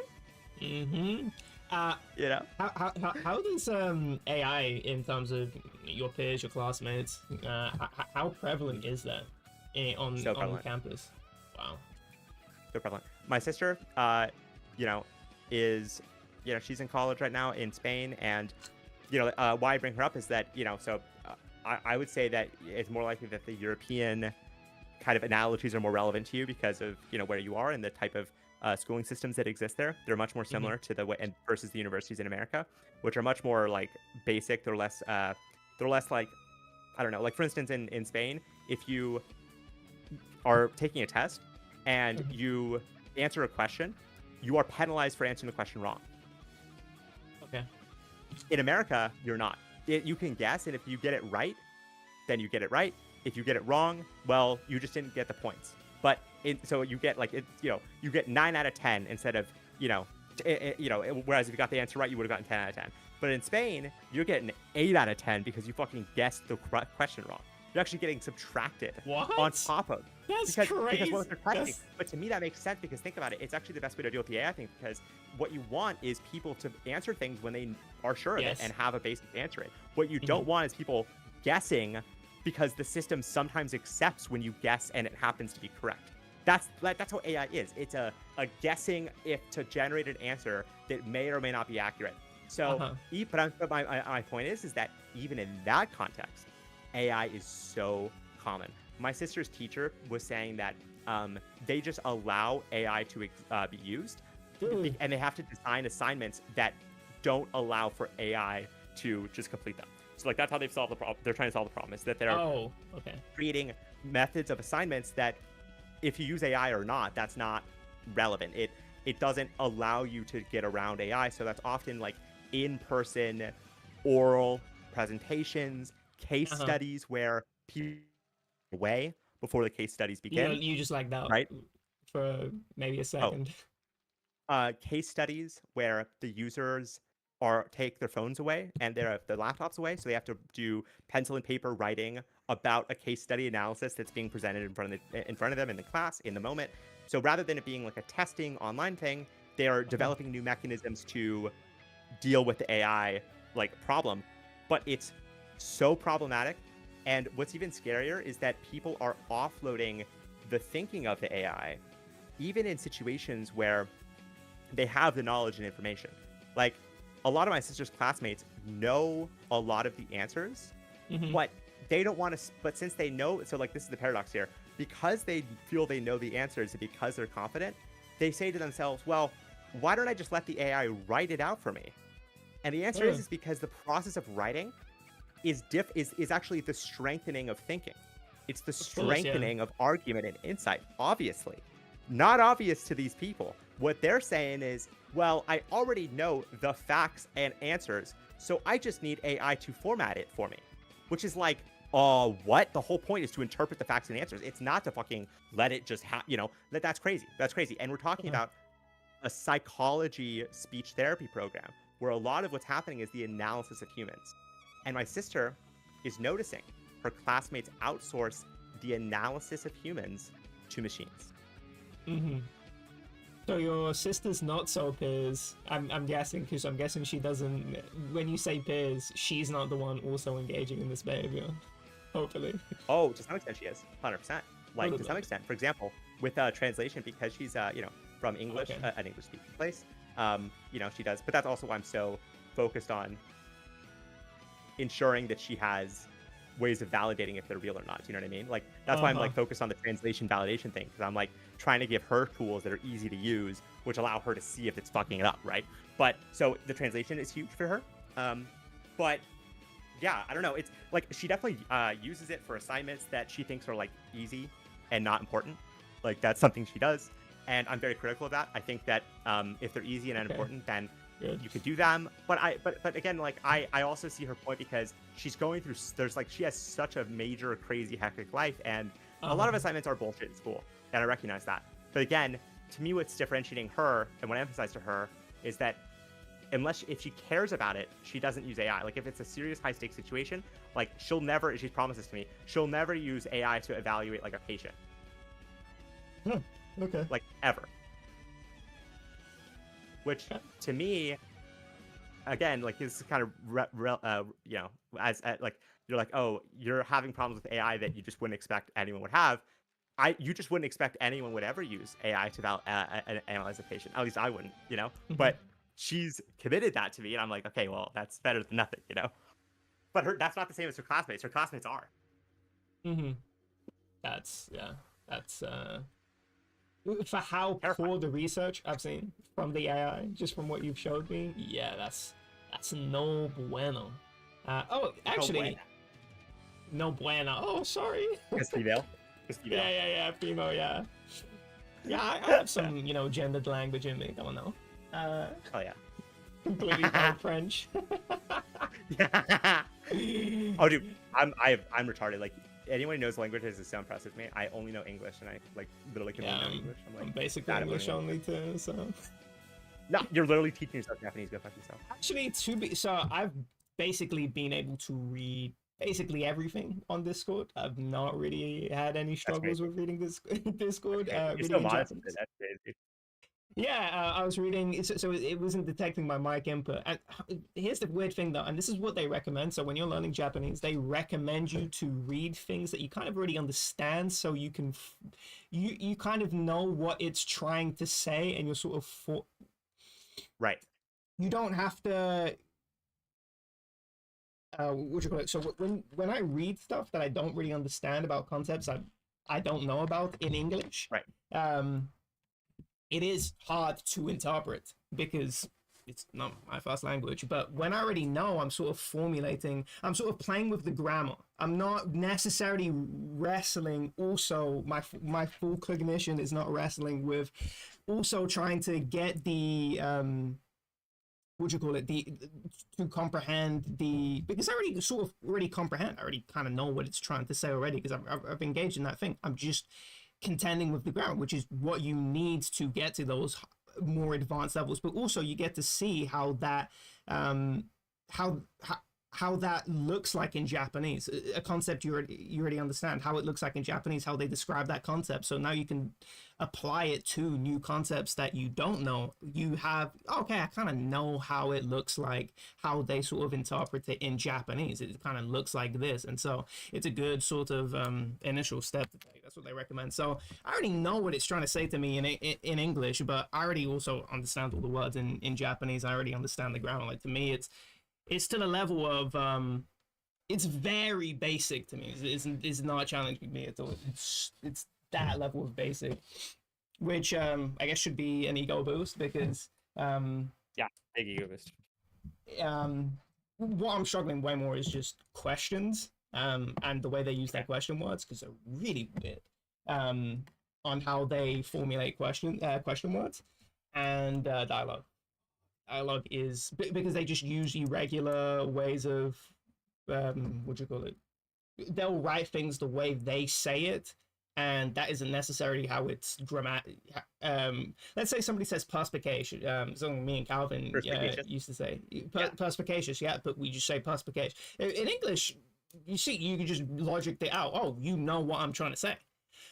You know the conjugation. But for somebody that is being a little bit more literal with the language, which a language learner would be, you've been way more literal with the language. Absolutely would never catch that. And it's really hard for me to catch these things. So I'm getting destroyed trying to read dialogue. But yeah, I guess I'm, like a 1.5, 1.75 because I used to be a fluent Slovak speaker. I just somehow forgot. Yeah. So somewhere in the brain. Yeah, still somewhere in the brain I can say, but yeah, basically unable to really do any, good, the level of communication I want to. Definitely not Of in course. Slovak. With Well, Japanese, that's aspirational though. oh yeah, the fact that I'm pushing myself. So when I'm in Slovak, by the way, I'm having extensive conversations on how to formulate sentences to make sure I really understand. This is basically what I'm talking about. Especially my mom hate because my mom I told you that she said to me, it's like, why are you asking all these questions?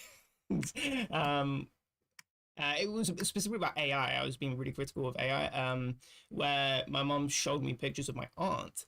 It was, oh, this is what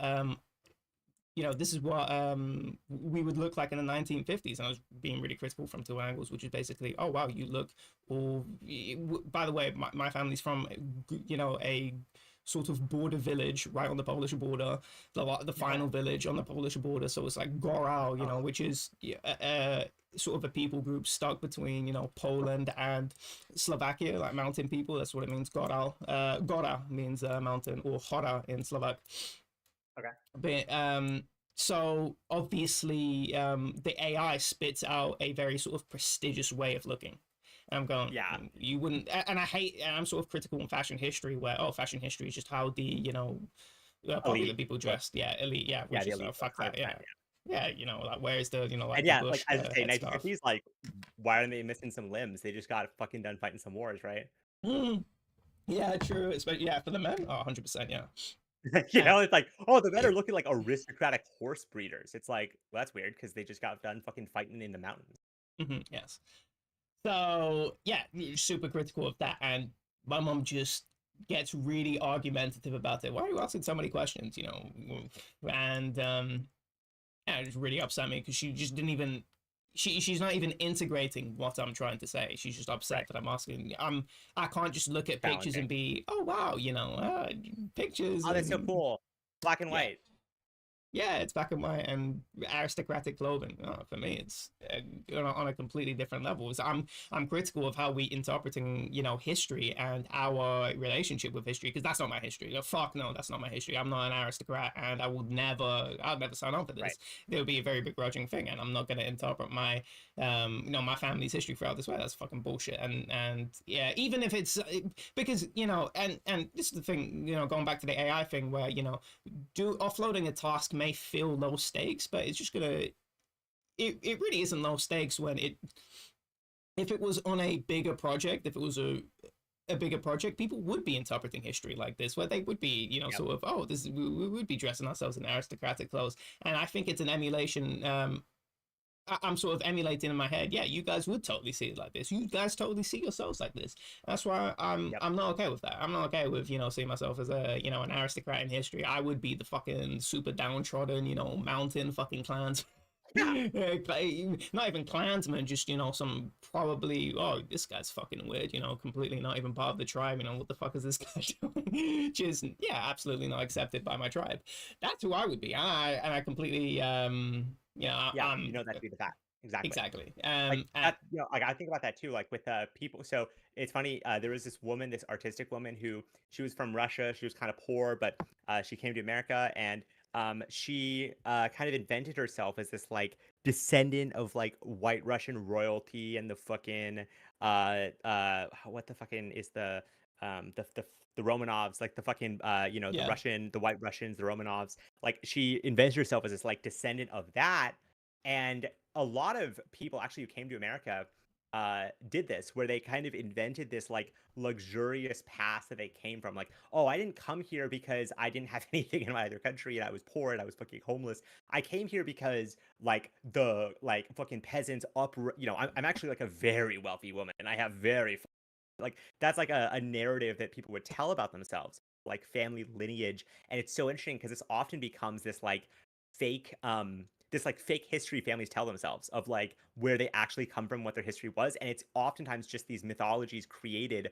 by immigrants to justify their presence as like, no, no, no, I'm not like the other poor Irish people coming here. I'm actually a former royal who was ousted from the, you know what I mean? Like it's this like, or so it's this kind of like dignified past that people want to create for themselves. And man, AI can do the fuck out of that, can't it? It can like, even if that's not true, it can make you feel that way. That's what it would And look like also, for our ancestors. yeah, and also, whereas the AI sort of getting, what 1950s would look like. Are we talking about American fashion? I don't really buy that, Slovakian fashion is being super represented in the AI.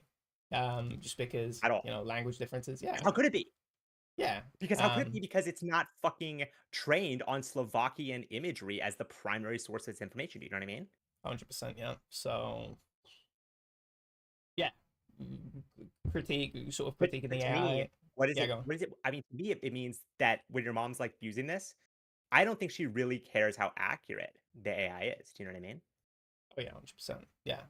Well, she's not using it. It was my aunt, but she's not necessarily concerned with. Oh yeah, this is an inaccurate image or whatever. She's more concerned with. Oh yeah, that's my well, my auntie, but her sister sending her a cool image of a cool project she's doing. Just and that's the Right. thing. And like, I would rather have someone like me, where right, I want the person that they really thought about what I was doing and really thought about the right. sort of implications of how I was doing it to go there and critique. And I have no idea because I don't talk to my auntie, so I haven't.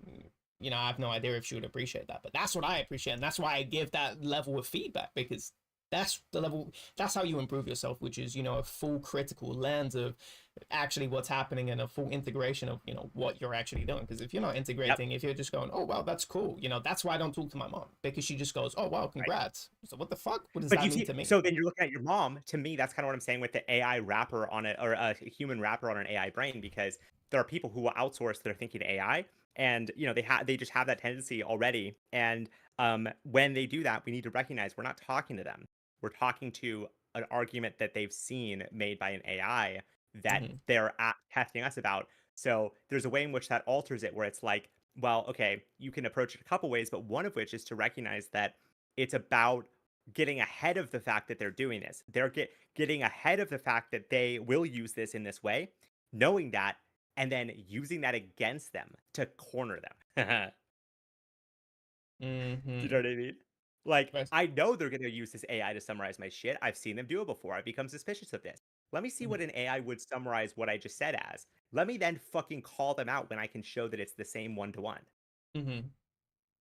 I just hope teachers are doing that where they're on that level of already, but I don't know if there's that incentive to do that. But I like how you were saying or not really what you were saying, but the fact that they are trying to AI proof the education system, Yep. which is like, oh wow, I really hope that it goes in a direction of oh yeah, trying to AI proof instead of oh yeah, this is just a thing that exists now. Oh fuck no, Yeah.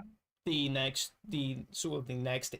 era of people, no, cooked, 100% cooked in terms of not you're not they're not flourishing in the ways that Non-thought. they could, and therefore Non-thought. yeah, they're not thinking, and so they're not going to be flourishing. They're not going to be they're going to be inventing inventing particular things. At least the way I envision it is that yeah, you probably need thought to be instigated for cool inventions to happen, and all the things that I guess are important in terms of For purpose of new. education or something, you know?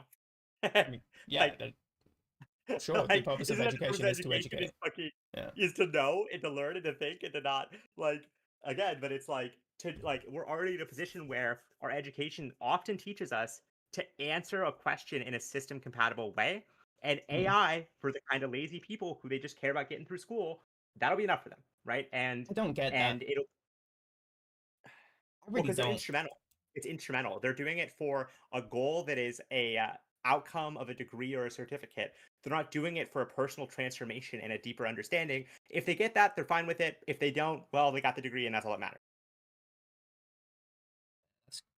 To me, that's crazy. I Oh, maybe I there are agree. I'm not liking that. I'm not liking Mm, that. I don't like a suit. I don't like putting myself on a level of, oh yeah, I'm not the NPC, but everyone else is. 'Cause it's just such a pretentious way of thinking. But that there is a big question where I'm going. This is maybe it's because I didn't go to school to university right after I left school. Sure. Maybe it's that I because I absolutely didn't value education to the point where I was like I completely disconnected from the real world. I don't even care about anything to do with school, not doing any homework assignments, anything. Fuck that. Because I'm fully invested in playing Nazi zombies. Because that's a that's a Nazi particular zombies. pathway. Yeah. Um, Hoorah! Hoorah. Well, Hoorah! Doris, Homework.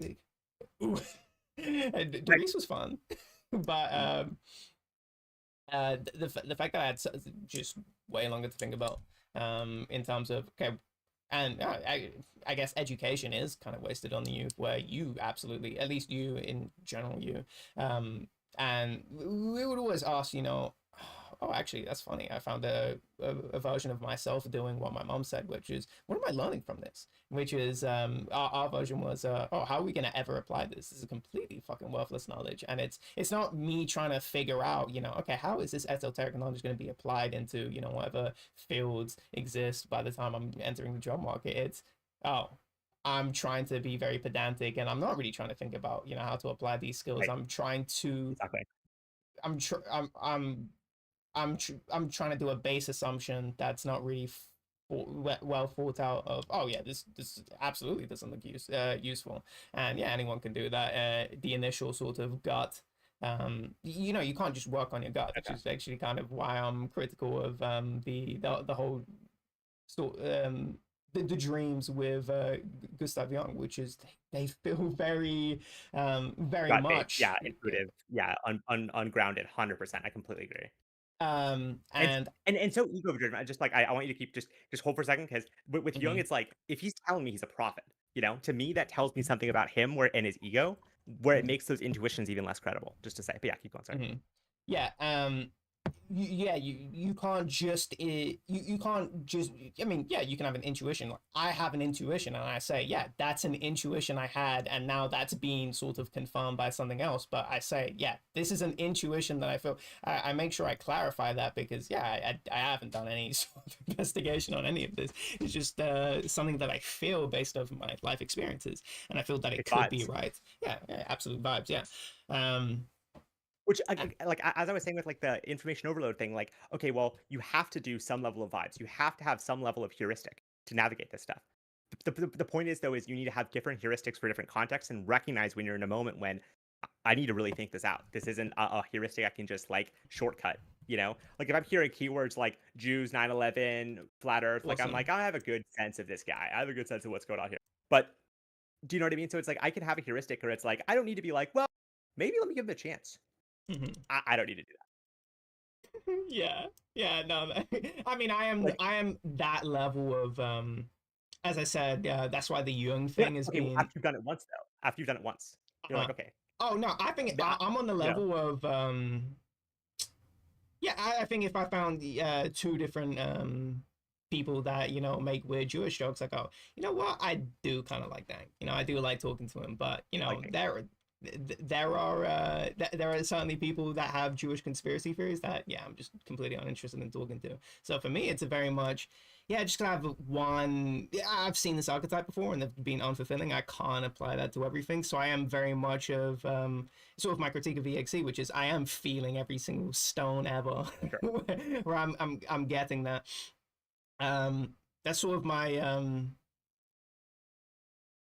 I guess my liberal mind or whatever, where it's like, oh yeah, I'm very accepting of all things. I need to, have in terms of I couldn't generalize, a whole group of yeah, people in terms tolerate, of, um, yeah, and so I have to, feel that out. As sort of that's that's probably where that principle comes from, which is yeah, I sure, do like to feel people out, and also it is oh, fuck, I hate calling myself empathetic because I just don't see myself that way. It's not where my identity goes, but I guess it is a level of empathy where I see EXE sort of talking talking shit on the downtrodden, and partly I think it's a coping mechanism because he's exhibited these behaviors before, just in a different way in his own home right. rather than He needs to differentiate public himself. disturbing. Yeah, he needs to Right. separate himself from the druggies and the crackheads and the right. He needs to Mhm.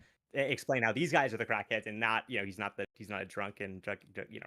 Yeah, he's like totally not engaged in that behavior before. The public stuff is, on a different level, but still, it's still very close to where you're at, and the fact that you're not. And I think it's just to further bolster the narrative of, oh, my area is shit. It's not to reflect on, oh yeah, these people, they could have gone through the things that I've gone through, so maybe I shouldn't talk about them like that. And that's why I, much prefer the way that Damien talks about the downtrodden, which is a way more curious I love look, it. and um, And yeah, accurate. It's way more accurate. for sure, yeah. And I like that he can apply that empathy, probably because he's been through the same situations to some extent and seen those situations in his household. Because he told me quite a bit about we had like, a long 3 hour talk on Yeah. on his past, Background, and yeah, yeah. and that I do I like feeling each individual stone, and sometimes Carl Jung was sort of when you see a sign, you see a sign, and I did, yeah, I was telling you, I did sort of, yeah, maybe I do need to just follow my gut a little bit more instead of maybe I don't need to feel each individual stone. I'm never, just because I see the critique doesn't mean I'm going to fucking go, oh yeah, I think there was like one level where it just saw a dream and then just, start slapping the shit out of one woman. Maybe those are like, it was really crazy. He sort of, I think he saw this one woman's archetype, and when it wasn't a dream, it was, oh yeah, maybe she hasn't, maybe she needs like a masculine challenge, and so he just hits her. No, she hits him, and I think he hits her back, and then that was exactly what she needed. And I'm going, probably wouldn't hit one of my patients. I would probably never do Yeah, even if they, hit me, right? I'm not on the level of, oh, you threw hands at me, equal rights, equal fights, and just start smacking the shit out of them. Probably never do that in equal terms of, rights, equal fights is so funny. yeah, That's my favorite. I love that. yeah. Um, yeah, I probably wouldn't do that. I probably would seek, clarification for, Right. for the action in terms of, okay, let's decompress and see, I why mean, this you happened. also probably would you probably make. I think that the correct thing to do is to have a boundary where if the patient does that, you immediately go into the session and you Uh-huh. immediately create a boundary in which that never happens again, kind of thing, right? But you A also strong don't. boundary, You would yeah. never reciprocate that because if you do that, you're explaining how We, there was actually a use for violence. yes. And you don't want to, yeah, you absolutely don't want to reinforce the yeah use case for violence, yeah, no. So I thought that's fucking She crazy. just needs to be hit by a professional. What'd you say? She just needs to be hit by a professional. Oh yeah, absolutely. Yeah, not her husband. Yeah, a No, complete but just professional. a targeted strike on the side of her head. It's Targeted Carl Jung. strike, yeah. He's feeling the pressure on the side of his head of where she should be hit ahead of time, and he knows. Feeling the pressure ahead of time. Yes, I love that. Yes, Yes. no. He's like, oh, I know she should be hit here because I feel it on the left side of my head. Mhm. Yes, I need to. I definitely need to, because I was looking at I was looking at the memoirs, and sort of I really wanted to understand this personality A and personality B, because he sort of just um he sort of he talks about it a lot from the beginning of the book, and he sort of just disappears. He just really talk about this these two personality types that he has. Um and so I looked it up, and there were a bunch of it was funny because I sort of like landed on it was sort of it mentioned critiques of different critics of Young that were critiquing I think it was specifically something about the personality types. That wasn't really what the document was about, though. More so explaining what they were and Okay. possibly how they formed. And I'm very interested in terms of what are the critiques of you, and what have I missed, because obviously I'm not at all in this medical field. This is very Of course, new yeah. to me. So I'm not gonna have the foresight to know, oh yeah, I totally know all this stuff. To me, a lot of this stuff gets lost on me. I just having to get a refresher on what is id, and the ego, the super ego, and how do they map onto the consciousness, the unconscious, where do they lie? Because I see all sorts of what you call it, diagrams that sort of try and elucidate that in a picture format. Um, and okay, I have to do a refresher on that. It's actually when I got reminded of this stuff was Dr. K playing through Disco Elysium, where Uh, the guy says about this Kuno kid who's basically this just like working class kid that has no parents and so is very rambunctious. The narrator goes, you know, this kid is full of unadulterated id. And well, wow, super love the description there because that is an apt description of who Kuno is, where he is very thoughtless actions and sort of just does things. And for the fuck of it, yeah. uh, you, if I'm gonna ever recommend anything to you, that's something that you need to dabble in. Disco Elysium. 100%. Disco Elysium, 100%. Yeah. Play it Okay. again. Yeah, 100% play. I think it would stimulate different, definitely many different parts of things that you're already interested in terms of. Okay. I mean, Okay. in terms of the. Actually, you know what? I'll just let you. I mean, I've said other stuff. I was talking about the androgynous haircut, where the way your character sort of progression. Yes. It's an old combat game. And so Okay. the progression Have is. you explained to me Disco Elysium before? I feel like you may have even. I don't know why I think this. I don't know if I think I'm for me it's very hard to summarize what Disco Elysium is, but it's basically a union. So you're sort of part of you go to a very like working class part of the family that's not being policed very well, and there is a union strike, and they're having a dispute with the Wild Plants Company, which is some sort of corporation. And so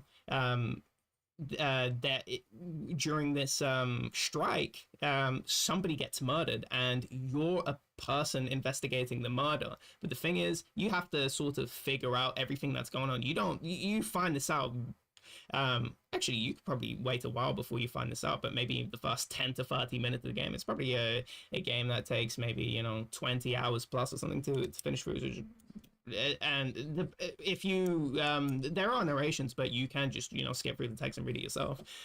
And the game is that sort of the setting of the game, which is super working class community. They've gone through a bunch of different political systems, and you sort of see the the you sort of see how life exists after all the after all this sort of turmoil that's existed. And there's a whole bunch of lore in the game that you can discover or not. But the central character is just a super, the guy's an amnesiac. He's very typical for games where he's completely lost his memory, and you sort of have to reinvent this guy. And I feel as though the game is not even really about the background stuff. I think the background stuff is really interesting. It's like, oh, there's a strike going on there, and you sort of dispute this, and that's something that you can definitely put your phone down on one side.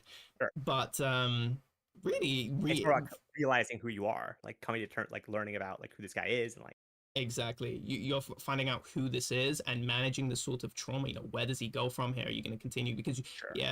after the first day, you've been on a bunch of speed, and that means you've gotten a bunch of statistical benefits from being on drugs. And so now you have withdrawals, and are you going to take more drugs? How are you going to reinvent this character? Is he Right. gonna continue to be a drug user? Is he gonna get off that? And that's the part of the game that I really was drawn towards, because it's even a character, and I don't necessarily take I take characters as unreliable narrators, but there is a character that sort of comments on your character's particular engagement with particular things. And I don't even want to say too much about that, but my interpreter. Would you say? You want to spoil that? I don't want to, because it's way deeper in the game than just. Okay, sure. Yeah. Oh, yeah. You don't want to summarize that in a way that misrepresents it. I like that better. Yeah, Exactly. gotcha. Yeah. And you can come to your I own was just sort of making a spoiler conclusions if joke she's because right. we've talked about that, right? Like we've talked about the. Absolutely. Yeah, absolutely. Yeah, absolutely. For some people, it's like, oh yeah, you've said way too much about the game. For me, it's giving you some sort of summary on what sort of area the game takes place in. To me, that's this is sort of baby steps in the game that really won't ruin your experience at all, I don't think. I think you found the setting really interesting. I'm super interested to see. I think I Just would. because I think you would have way more opinions than I would. I mean, I already have opinions. I'm way more going to be on the side of a union. But in Of terms course, of yeah. you're gonna have just way more information The history of about that stuff in reality. the Yeah. history about that stuff. So I'm super curious. Also, I think if you do decide to play a game, find out what happened to the dev team. I think it'd be Oh, super. what? Oh yeah, you'd be super Wait, interested in tell what me about happened it. to the No, dev. tell me about the dev No, no, team. I'm not What gonna. happened? Oh, I okay, think okay. you need I'll to. make sure to I look think it you up. need to Okay, okay. play the game first, Yeah. and then find out what happens. I think. Yeah. I think that would be a weird bit of humor to Okay. what happened. There were really dark humor. Oh Uh, no, they got fucking union busted. There's no way. just just play the game I haven't looked it first. up. I'm just guessing. I'm just guessing. I'm not gonna say anything. Yeah, yeah. It's way worse than anything that you set up for. So. Oh, it's fucked. Yeah. Classic Treyarch. Fucking Activision sexual assault shit, or No, no. no, What? I'll find no. out. I'll find out. I'll find Yeah, you'll find out. Yeah, don't keep guessing. Yeah, if you, yeah, definitely. If I was gonna recommend you anything, yeah, 100% need to play that game. Okay. Good pros too. I'm very curious on what you'll think about the pros. I don't know how because I'm not a particularly literary genius because that was 100% my what you call it, French and English, my weakest subjects in Yeah. school. So Got that's you. something. What'd you say? No, got you. I said got you, sir. Oh, got you. I thought you said something else. So that's something I had to. It's funny because he's like, oh yeah, now I'm into language learning. You know, I think my French teacher would completely just not believe anything that I said. He's like, you're learning Japanese, No and you shot. know, yeah, you had no competency at this language at all whatsoever. You just repeated. Oh, the way I learned was, I would just memorize what to Yeah. say and then just say it. That's it. Yeah, exactly. It's exactly how people do most fucking classes. And yeah, that's absolutely not a way to learn. I'm not learning conjugations or anything like that and immerse myself into the language, which, yeah, that's unfortunate. And then with English is that it just didn't. I had it in the part of my mind that just doesn't absorb any information, and now I have. The thing is, I had a latent understanding of English that was more advanced than my active understanding of English. And the way I found out was just getting into arguments of over typing. And then, wow, it's really weird how I'm able to just accurately and grammatically use everything that I need to. I know the right there and all the commas and full stops, and I know how to broadly formulate a sentence, and I know that everyone else is making all these mistakes, and it's just so Dude, obvious to Yes, me. you're looking at Yes, you're like, dude, I'm so good at English. You're looking at how he types with a no fucking punctuation. You're like, dude, I'm fucking goated, actually. I didn't even realize this. I'm actually, Hmm. and it's funny, I was thinking about this earlier with EXE. I'm like, dude, EXE might get a fucking mega confidence boost by going to the US, mainly because there's this immediate assumption when people hear the English accent, Oh yeah, this guy's fucking smart. This guy really, that's knows really his funny. fucking 100%. Yeah, 100%. And like this, like he would just have like way more people just like hanging off his word, being like, whoa. Like if he just says like any word that's like a slightly complex vocabulary. Hmm. Yeah, he does do that. Yeah, he's definitely absorbed some of the words that I've used around him, which is really funny, and just That semicolons really in is. general. Yeah, so I could You could definitely just see. crush in America with women. They're like, oh my God, you're so interesting. And Mm. he's like, yeah, he's like JoJo, JoJo is it's kind of a meditation, on It's funny because you make him sound so generic. When you No, put it no. like that, yeah, that's really That's funny. so mean. We were having such we were having a word off in word Well, off whatever sorry vocabulary off where he was at work and we were just talking and so I was just using I don't know. He said something. He said that gentleman is indubitably residing in Great Britain, and so so I said the verisimilitude of Dow's statement appears to be mendacious. Because I saw him typing in a really pretentious way, and so he starts typing in a pretentious way too. And it's like, oh wow, this. I that's mean, he funny. could have just been looking these words up, but these are Of course, yeah. words that I've used before. So Oh no, he uh, definitely knows them then. yeah. So yeah. verisimilitude, that's probably the first time I Oh, ever that's used just that fun. though. Yeah. That was a I don't see. I've heard it before, but I literally don't even know what it means. Like I don't. I like what does it mean? it's used in when describing literary works if something comes close to resembling the real world, so you can sort of Yes. suspend your Right. disbelief. Okay. Sure. Um, so I heard it in I don't even remember the context, but when I heard it, I'm going, that is the craziest word I've ever heard in my life. Verisimilitude. That is a crazy word. And so I just kept saying it. I was like, verisimilitude, verisimilitude. I need, because it was in the middle of the cutscene. I didn't want to skip the cutscene. I was like, but I know I was going to forget the words if I didn't repeat it. So I was thinking, oh, what the fuck? It was just the craziest word I've ever seen in my life. I can't believe that's verisimilitude. No, that's a really word. That was another one I was telling you about actually. It was I was saying, oh, try and say this word because I couldn't say it, and Yeah. Yeah. you couldn't say it too. That was a I really. Yeah. prestidigitation or something. There's three Yeah. eyes. It was so fucking shit, dude. I hate That is the a word, dude. Literally can't even fucking say it. Like there. that's that's an insane. This yes, I do. I literally I remember it like it was like prestigization or something. It was like some shitty, and then like we looked it up. It was like not at all. Like that's not all words. Like we looked it up. It was like completely different. I need to look up on Google again just to see how you say. And then I get an AI overview that needs to be turned off on Yes, Google. dude. I have so many different like again for the magic reasons. Mhm. I'm collecting so many different instances of Prestidigitation. AI just being like absolute dog shit. One of my Mhm. favorite ones is look up is the Titanic pool full? Right? So the Titanic pool, right, on the bottom of the ocean, it's full. Mhm. It's full of water, 100%. Like what It's else would it be full of, right? Look up is the Titanic pool full? Watch what AI says. What full the of AI water. says. Okay, no, the Titanic swimming pool is not full of water. Oh, semicolon. It is likely empty or a collapsed void because of immense pressure at its depth. What? What are you talking about? The ocean? It's in the ocean and it's not full of water. Wait, what is it saying? It is likely empty or collapsed. The Void. pool is. So here's how it's understanding what you're asking. It's asking the is the structural integrity of the pool sound? No, because the pool the Titanic is sunk. What I'm asking is it full? As in, does the pool contain water? Right? Like, does it? That's what you're asking. Obviously, you're asking. It's like no, Mm, it's actually empty. It literally is breaking its logic because it can't be empty because it's full of water or dirt or debris. It's not empty. It's not. There's no void. There's no void mm, that is existing from the pressure of that doesn't make any fucking sense. So there's so many things like this where it's like if you ask a logical question, it ends up being like, wait, what the fuck? And let me show you and how I got that meme from this video. Let me find it real quick. So good. It's this AI meme that I found. Yeah, here it is.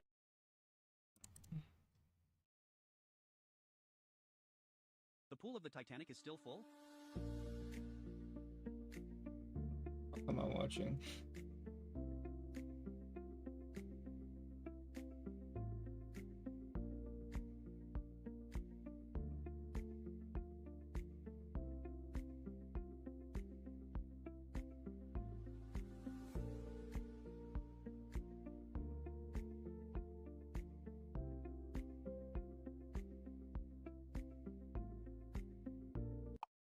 No, the swimming pool on the Titanic is not full of water.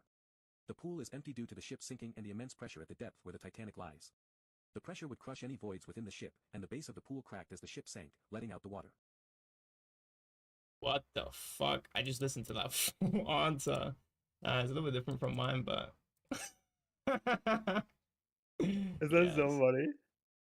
And I love the way that it's portrayed in that meme where it's like you're asking the question, it goes through the computing process, the AI starts calculating, Yeah. and then it's like, no, the pool is empty. It's at the bottom of the ocean and it's empty. What? What are you Mm. talking about? How could it be empty if it's in the ocean? How could the SpongeBob. pool not contain water? Yeah. Yeah, whatever. But you know, SpongeBob logic, yeah. There's water yeah, underwater. literally SpongeBob logic. It's literally SpongeBob. Dude, well the thing is you're asking a question and it's not understanding what you're saying because it could either mean two things, and so it's just guessing what you mean, and it's guessing wrong, and it's answering it in a way that's shit. That's just basically how it's working. Good.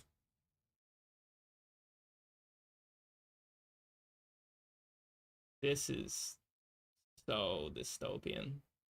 I don't know why. Maybe this is critiqued, but just on Twitch right now, and the hashtag ad thing is I don't know if you've seen it, but early sort of made me think about early reviews where they'll get sent early reviews, and to me, even if you're not getting paid for it, I just don't see any integrity in getting a review copy or an early review, because there is an incentive to maintain the expectations, whether that's conscious or subconscious. So immediately it's very conscious. um It's very conscious because they don't send you a review copy without an understanding of your content and your like previous commentary on the game. mhm, Because the whole point is to drive pre-orders. obviously, So. yeah. So Right. I really don't trust that, but also I guess I'm just so anti-hive mind, but I don't care about, how much could you know about BO1 when the game came out? I always use that case study when thinking about games, where a review, the later reviews about a game are, I still have problems with them, but they're just so much better in terms of elucidating how the game existed to this point, from obviously release date until now, and what really the game offers, because people have played this game for so long now, they sort of have an understanding of this it's sort of meta that they've got in terms of how are fighting games going to exist. People never knew they were going to exist in this way, but it's sort of been found out and sort of metagamed out that they're going to exist in this way currently. So Right, such a good point. So even if you get an accurate understanding of the game, you don't even understand. you So what's cut the off. point of having the? You Yeah. cut off 3 seconds. Oh, sorry. I said even if you want to get the game early and play it and can understand it, you don't understand how the game's going to evolve and dynamically kind of change and how it's going to be played as it goes on, and so you can't even review it. You can't even know what it is. Like the way that the game is changes. But is that what you're saying? Like, Oh yeah, exactly what I'm saying is that you're treating games as a movie, in a sense, where right. it's just, you So view it, and even movies are not like this, but it's more of a movie where you look at it, and then that's it, but that's not how games are. It's, I play it and I come back to it and I play it again, and especially when there is some sort of competitive aspect of the game where people speed running it or people playing online multiplayer. Oh yeah, people are constantly coming back to the game, and then that game fundamentally changes the way it looks. The way Street Fighter 3 looks from the release date, which is, this is a failure of a game. This is, completely pathetic. They've completely removed the previous cast, and the game fundamentally plays in a very different way. So there were 2 series coming out at the time when Street Fighter 3 came out, which they made a million editions of it, SF2, and when SF3 came out, they also released the Alpha series, which was more in line with the Street Fighter 2. It's sort of more of it sort of went into that gameplay direction, where SF3 changed so much, they removed the cast, and so this is a game that's seen as a failure, but now it's sort of seen as, this is the pinnacle of the Street Fighter series. We've never seen a game this good, and we're never going to get a game that good again, which is, a completely, contrary opinion. And this game is, older than me. This game is very old. The initial Street Fighter 3 is still, awful, but the second one that came up was very good. It's not really played now, just because the third one has, completely, they don't even call it Street, they call it Third Strike, which is the game EXE is obsessed with. EXE talked about. Yeah, I was gonna say. Yeah, this game, this game is older than EXE by quite a margin, and I think 7 years, and this game is still being played in some capacity.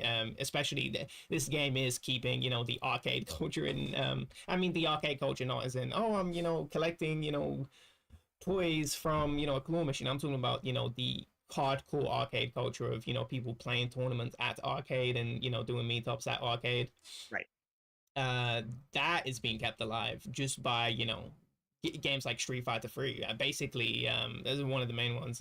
Same with Alpha 3, which was the games that were coming alongside Street Fighter 3. And so these games, you couldn't do a review of Street Fighter 3 and go, oh yeah, this is fucking awful, this is terrible, and then the game gets updated to Third Strike, and you still at the time it was the 3D craze, and so if you were up sort of making 2D games, you're kind of a bum in the eyes of reviewers, but that's completely Right. not aged well. Where the early 3D games look like shit, especially to modern audiences. I don't care what the people at the time were saying. Final Fantasy VII. You have to mod that game to make it even serviceable, especially because we're not playing on TRTs anymore, so we don't have that weird dilation that happens.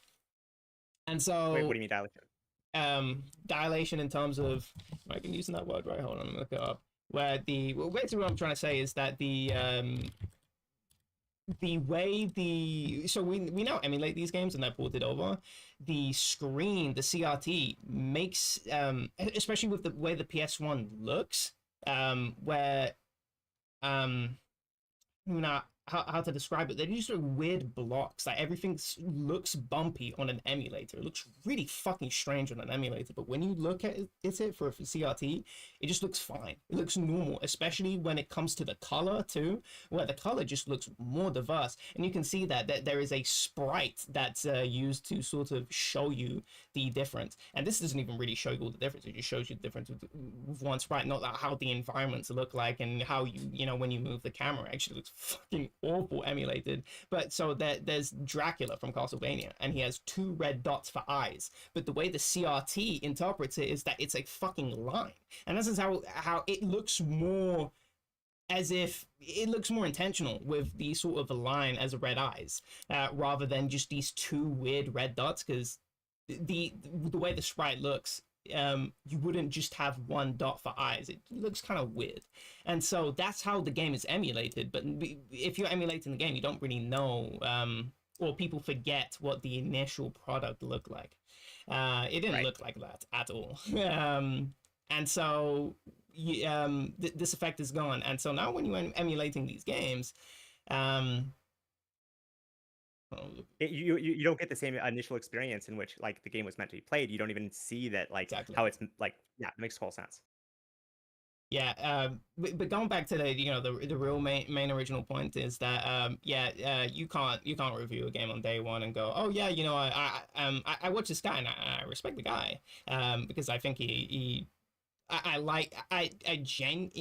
general I do like the approach of, oh, I'm trying to 100% the game, in order to, I'm basically just trying to do all the content in terms of and I say 100% in terms of, that's a very much leave up to your own interpretation. What the fuck does 100% mean? I'm guessing he means all trophies or whatever the fuck, or at least all the how the game tracks progress. And that's not how games can be played. When you do a level 1 run in Elden Ring, that's not something that can be tracked on a progress bar, but that is a very integral part of how you play the game in terms of on a very much on a community level. If you engage with the community, this is something that you are absolutely aware of, and it took me years before I engaged in that, but that's something I definitely ended up engaging with. And that's not 100%, but that's a way the game can be engaged in, and that's how, and the community is very aware of this fact, and so it's actively, it's something that you will actively see, your favorite, like all the big people in the space, that they all do these runs. And so it's very much encouraged by the community. But it's nothing to do, obviously the game allowing you to do this and the style of the game sort of pushes people to do this, but it's not anything required to do. And so if you existed in a vacuum, you may never have come to that conclusion. So what I'm saying, right, is that the initial reviewers, they don't have time to ruminate on the potential ways the game can be played. So you're never going to find Trade Strat in the first Exactly. day of the game. This is crazy. That's such a good point. That's exactly right. And what's crazy though, but it's like further, the initial experience usually doesn't last. It's not like fresh. It becomes stale. So it's like at the same time as they don't see ways the game could potentially grow and like change and develop, they also don't see the ways in which the game will likely stagnate. Mm-hmm. Yes. And so, yeah, completely and utterly fraudulent. And I don't know why people don't. Why am I'm not hearing anyone else talking about this. No, Maybe they critique the financial aspect of, oh, it might bias your thing, but fuck, I'm so past that conversation. I'm already on that. Bias. Exactly. I mean, kind of important, but we're way past that in terms of the way games exist now, as in the games that came out a long time ago are in a very different state to what they were when they came out. And you know, some people, you know, like them for the better. You know, the first year of Modern Warfare 2, wow, that was so nostalgic. But maybe Yeah. year 4 was, oh, okay, that was a very interesting, you know, we're doing, maybe it isn't, you know, completely invested by modders, but you know, this is, you know, Call of Duty Ghost is out now, and I don't actually know if it came out 4 years later. Can't be asked to do the maths, but what I'm saying Yeah. is that people were re-exploring these older Call of Duties when, you know, the latest Call of Duty just wasn't good, or, you know, people weren't wanting to buy, didn't want to buy the new console. And I was definitely one of those people. Again, yeah, this is where I still had that conservatism where I just went to PC. I absolutely refused, because I was a 360 gamer. So they were telling me to pay online. I said, sorry, you always had to pay online, but they were I was very much in the content cycle of the of Xbox coming out, and they were saying, oh yeah, you can't, if a friend pays for a game, they can't just lend you the disc. You would have to buy the game yourself, So which I is hated that so much, dude. That pissed me off so much when I learned about that. mhm. When they And tried to lock discs, dude. I fucking oh my yeah, god. this was insane. Lock you online too, and this was an era where this is when I just got access to the internet, because our flat didn't even have internet access. And so actually a good part of my life, because I was playing outside, you know. I was very much an indoor kid. So yeah, I was actually, I really wasn't. I was when I was living in the before the flats, I was living in the cottage. And it was a massive estate that we lived on and that I could utilize, and I biked. That was where I gained Oh, my that's nice. love for biking. And Oh, yeah. I lost my love of biking when my bike got stolen in the flats. And so Why? yeah, I didn't regain it all the way until 2020. So this was maybe 2012. This was 8 years. I just never interacted with this hobby until that point, which is, wow, that's crazy to think about. And the yeah, I didn't have any internet access, so of course I only just got internet access in the new house that we were living in. And so of course I felt, you know, particularly implicated by that, because obviously I'm thinking, I only just came out of that situation, and what happens if I get into that situation again? I have no idea. It seems really fucking stupid. Why would I ever invest in this console? This is stupid. Right. Which is really weird, because I was very much pliable to, you know, the negative media storm where this is there is no way that you should ever be engaged in this. This is insane. And for me as a kid, you know, I have this like naivety where and actually, to be fair, I wasn't completely naive, but I was thinking, oh, this is. I remember when video ads got added to YouTube. I don't remember Oh my them god, I hate it. being a It thing wasn't always when. there, yeah. It was just pre-video. Always like before that, yeah. And um I was thinking, oh, they're never going to change this because it's insane. This just shouldn't be a thing. And I when I you know, it was super naive. Why that they're not working on my, oh, trying to make it, you know, Interest. a usable Yeah. that's, you know, fun and engaging to use. They're trying to, you know, maximize profits. Or I guess not profit, but not completely lose all their money running Yeah, YouTube. yeah, yeah. Which because And YouTube's fucking expensive. Like to run it, exactly. Oh, expensive. 100%, yeah. And also I think it's just poorly managed too. They can make it. Definitely.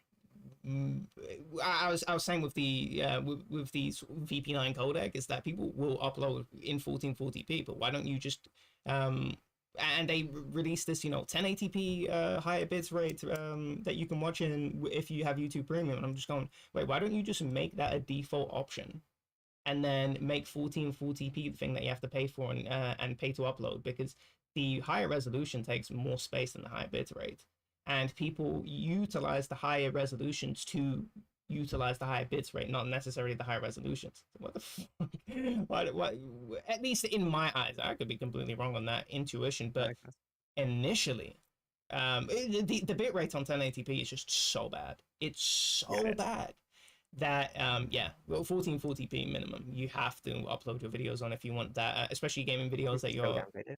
Crazy. yeah.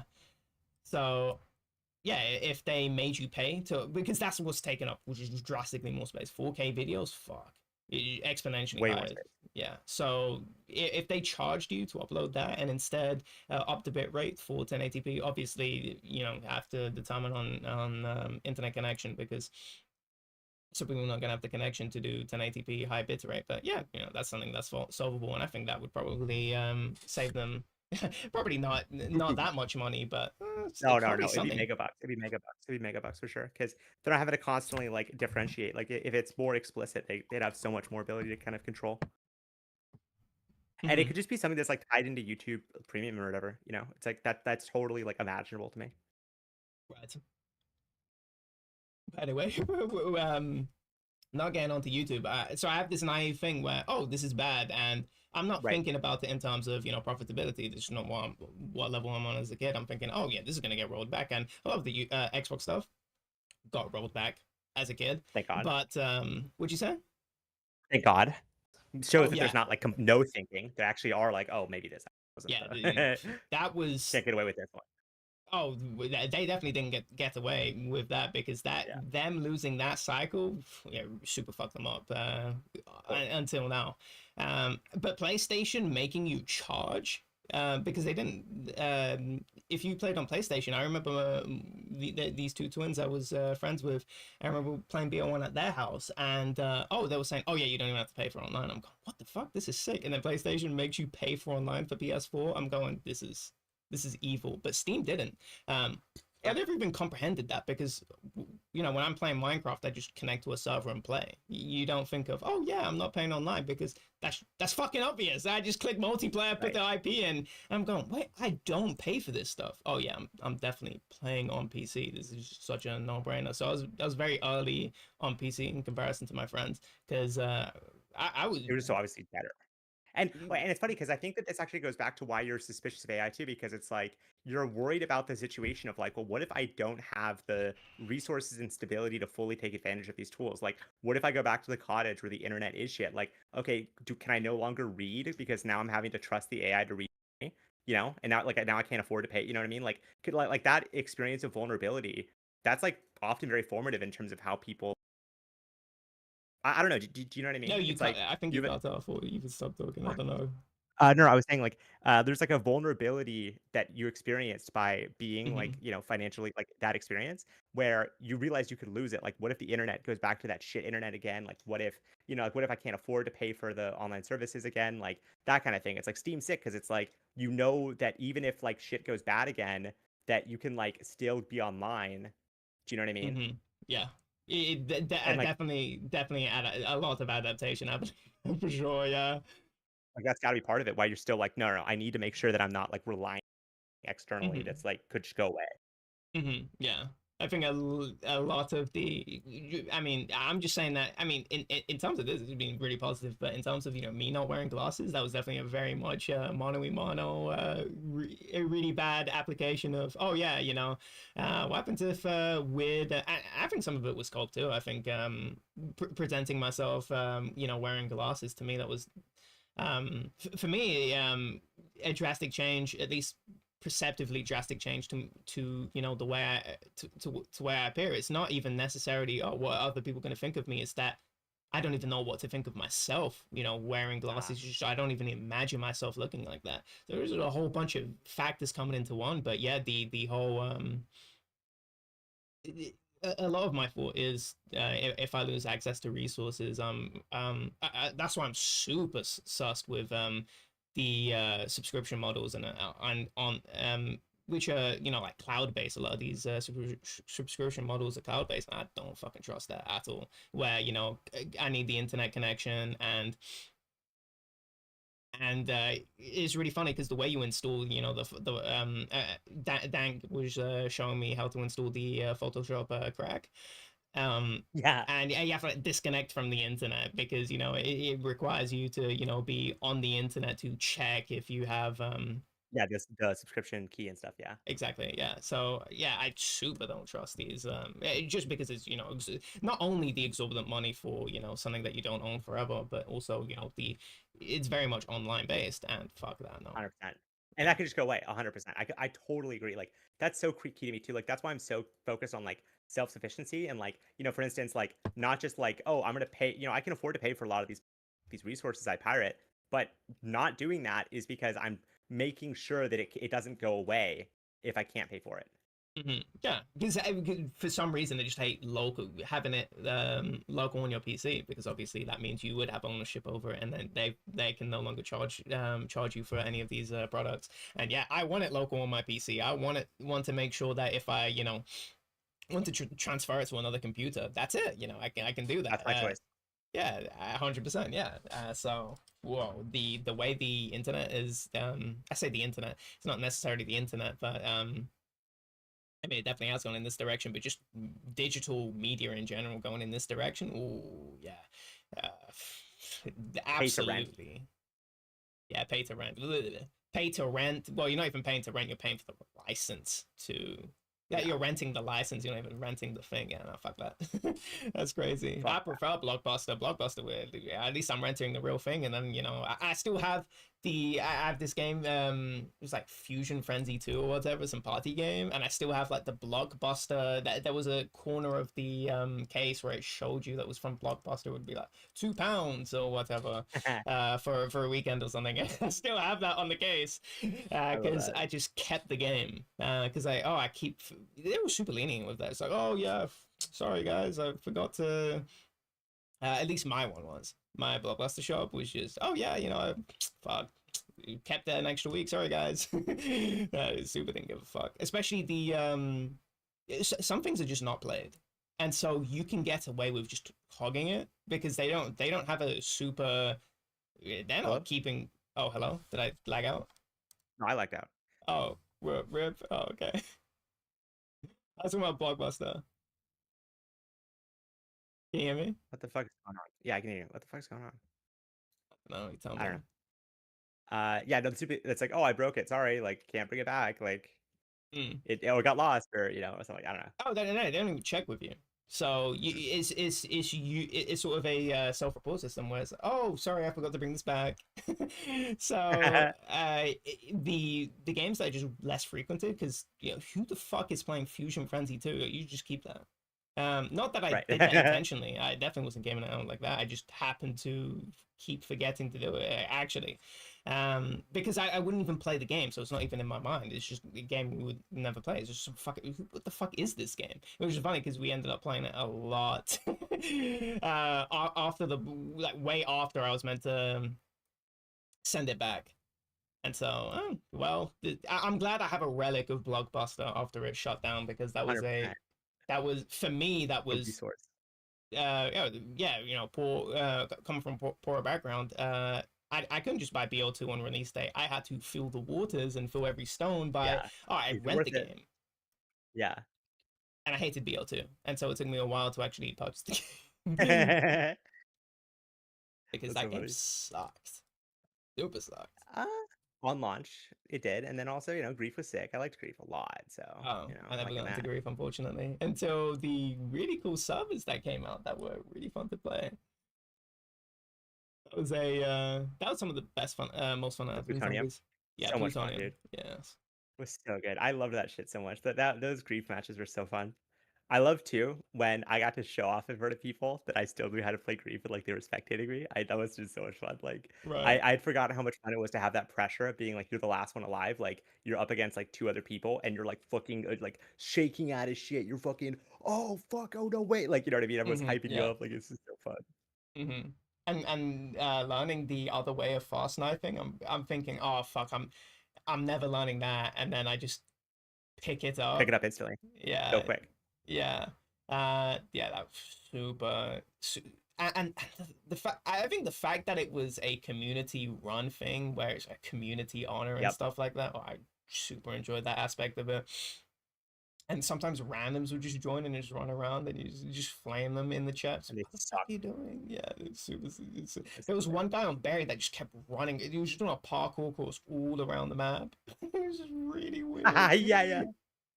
I think I might Dude, have a clip I of remember this. they would do that thing where it's like they would go and hit the box. That Like wasn't a they would bug. try to get weapons. Yeah, yeah, no, because at first there was, and then they removed it because Oh, they were okay. like pissed. People were like, "This is like you can't be hitting the box." You know what I mean? So I loved how it also like the randoms would come in, and it would make us have to change the rules because it's Mhm. like we can't just let these guys be fucking trying to get the paralyzer out of the fucking. Mhm. You That know what I mean? that Like, I remember them buying perks other than Jug. I'm going, wait, why are they DT, QR, and all this? yeah. Wait a minute, Speed. Yeah, what the fuck is this is gonna happening? suck. Fuck, yeah, I really dislike it. But I think the community, so in fighting games, a lot the community is super conscious. And yeah, I've described this in other ways in terms of people just won't put up with, corporate greed and stuff. At least Yeah, less so than in other communities where there is just going to be a big backlash, and you are going to, and especially in Japanese companies, it's really funny where you can just make devs quit, where the tech and fans were really not happy with a particular patch, and the I think the whole dev team just got fired. This is the level of that's crazy. yeah, if you don't like the game, if they I don't love like how a much particular. power they have over them. I love how Oh, much power they have. That's fucking sick, dude. We never had that in zombies ever. oh, absolutely not. Yeah. So yeah, it should, because that's sort of like the main part of the game is the fighting game part. So Right. yeah, they have to super cater Yeah, towards obviously that. that's different. And so but also I explain the community conscious in that way, but that they're conscious in a different way, where they create all these community tools, where Fightgate 2 is where we play Third Strike, me and EXE, and this is a program Like, that yeah, like a exists where it's a chat where you can buy Third Strike on Steam or whatever in a collection, but instead it's a application where you can chat and duel people and see their ping and everything like that. Well, everything that you'd want, where it's basically Discord, but also it's like a Discord matchmaker, but it's its that's own so interesting. client that exists. That's fucking sick. Yeah, and you can see replays too, which is super important to getting good at the game. So super fun, and you can play modded ROMs too. So if you want to play, Forge Strike or something, you can just join the lobby of Forge Strike, which is each ROM has its own lobby, and then you can just duel people on your own custom. Basically, they're playing custom zombies, and joining a lobby. So they have that, but also in China. There's one channel called Touch KOF, and it uploads KOF 97 content, which is a game that no one's really conscious of in the West, but people know KOF has many different iterations, and 98 and 02 are sort of the ones that are known. But 97 is probably the biggest one out of them all, but nobody knows that because it's this Korean channel that uploads Chinese players playing, because all the best players are from China, and they have their own, because obviously the Great Firewall, they use their own clients in China, and those clients might be bigger than just because the sheer population of China, they might be bigger than Fightgate. I don't actually know, but they have their own proprietary client where it functions as a similar thing where you can duel and match people, and what makes me think it might be bigger is that it has more features. And obviously the population differences too, but the players are big in terms of they're doing money on Fightgate. You don't have these big money matches. They're doing big Oh, money matches for big money okay. on this game, and yeah, the client has more features in terms of they have levels too. Um, Ooh. Levels, yeah, you can level up in this. Okay. And it also has a look of sort of like really shitty, sort of like it looks Chinese. It looks Chinese. For the most part, it looks professional, but it looks kind of Yeah, yeah. Chinese, where I'm going, that wouldn't. Something's a little off here. Yeah, something's a little off here, which is like really weird. Kind of look like AI. They're not AI generated. I think the client is too old for that. But they look like AI generated profile pics. I'm going, at least they do abstract ones or like lightning bolts for, the Twitch or whatever. But the level of, yeah, it just look a little bit off. That's what I have to say. But super the fact that they're conscious So enough many where features, yeah. they have they have, okay, we're going to get a group of developers to make an application where we can just play these old KOF games, even though we could just buy them on Steam or whatever. No, we want to have our own proprietary software because, we want all the, rollback netcode, which is, a way, basically makes the match smoother off internet connections. We want all these other features that, yeah, we're just gonna make our own client for it. I think that level of consciousness is Love it. really powerful to keeping the community alive. Because without these, what you call it, these applications, yeah, community just None of it absolutely exists. would not be alive. And that goes back to the game reviewing thing, which is if you're not you need to see how a community develops out of a game years later to really know what the game's about, because that community is going to be very aware of, oh yeah, BO1 zombies, yeah, this is sort of the optimum way to play the game, this is what it looks like, and this is if you're playing, I mean, zombies can be really fun, just running around like an idiot, No. but Yeah. the Sorry. the level of ingenuity of these different strategies, they are really cool. Your trade strat is really cool, So cool. and And again, something you would never see on day one ever. exactly, never. I mean, your trade strat is so many years after the game came out. We're talking about almost a decade after the game came out where we're seeing these crazy strats. Yeah, no, this is sad. It's sad that people are okay with this in the general gaming community, that we're okay with day one reviews. That's to me, that's a diabolical state. Would you say? It's complete fugazi because again, it's like a pretend that you can like understand a game in ways you obviously can't. Like it's a Mm. fake understanding of a game that's never possible. So it's like what they're promising you with a review is that you'll understand what the game is and how it's going to be going forward. Mm. That's impossible in reality. Mm. You know what I mean? 100% impossible. Yeah, fuck that. IGN early review. Let's see what they're saying. What the fuck? Why do I care about what IGN is saying? And there's this really good channel called Electric Underground where he's definitely way more conscious in terms of game dev critique, where he has where you can tell he's critiquing it from years of interacting with game mechanics and sort of having his own, where we're sort of getting into Jungian levels or Freudian levels of okay, we're creating our own sort of terminology around this is how this exists, because obviously if you're super into something, you'll sort of realize how inadequate Yeah. the language, or you Basic just made level. the language that already exists is just not Yes. equipped Ever. to describe exactly what you want to talk about, so you have to create your own terms. And so it's not like this guy's super even consciously doing it. It's not like he's got diagrams of, okay, this is what I'm talking about when I'm talking about this, and this, no, not really. But he definitely has his own sort of philosophies on what he's looking at, and super appreciated. He's cool. I mean, no, I'm not saying to watch this guy, but he is called Electric Underground, and he is super critical of modern gaming, but not modern gaming in a way where it's like, oh, woke stuff. I can't Yeah, believe that's dude. Oh a my God. thing. Jesus. I Yeah. can't believe that's a fucking thing, dude. Like, I was so pissed. I saw Sam Hyde. He uploaded a video called like, they're lying to you about AI, and Sam Hyde's talking about AI. He's like, yeah, I don't trust it. He's like, he's like, the guy, it's like I forget who he was talking about. It's like the guy in charge of OpenAI. He's said that a lot of what they did is try to bring in a lot of Indian testers, and how a Mhm. lot of Indian people were involved in testing AI. It's like that's why it sucks. He's trying to explain that the Indian testers is why AI is fundamentally untrustworthy and bad. And I'm like, That's I'm sorry, dude. interesting. I'm sorry, dude. That's just not enough for me. It's not even close. The guy's from Pradesh or whatever the fuck. I don't Yeah. know how you say That's how you know it's Pradesh. big shit. Like, what are you talking about, Sam? Pradesh has the best drivers. Come on now. Dude, the best bus drivers for sure. Yeah. Oh, I need to watch those videos. Again, I just forget after a while that those videos existed, and I'll have Same. so many videos to Until watch. just now, I literally just forgot until just now, until you said it. It's so Until you funny. said the Yeah, driving thing, I was like, oh my god.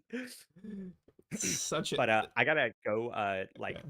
do other things today. It's been really fun talking. I always enjoy talking to you, of course. That's why I Yeah, spend same. 5 hours talking to you every time. So I I will don't even know I how will long we spent. I will talk to you later. But yeah, I gotta go do that stuff. I'm sorry. All right, I see you, will talk Joe. to you later. All right, see you.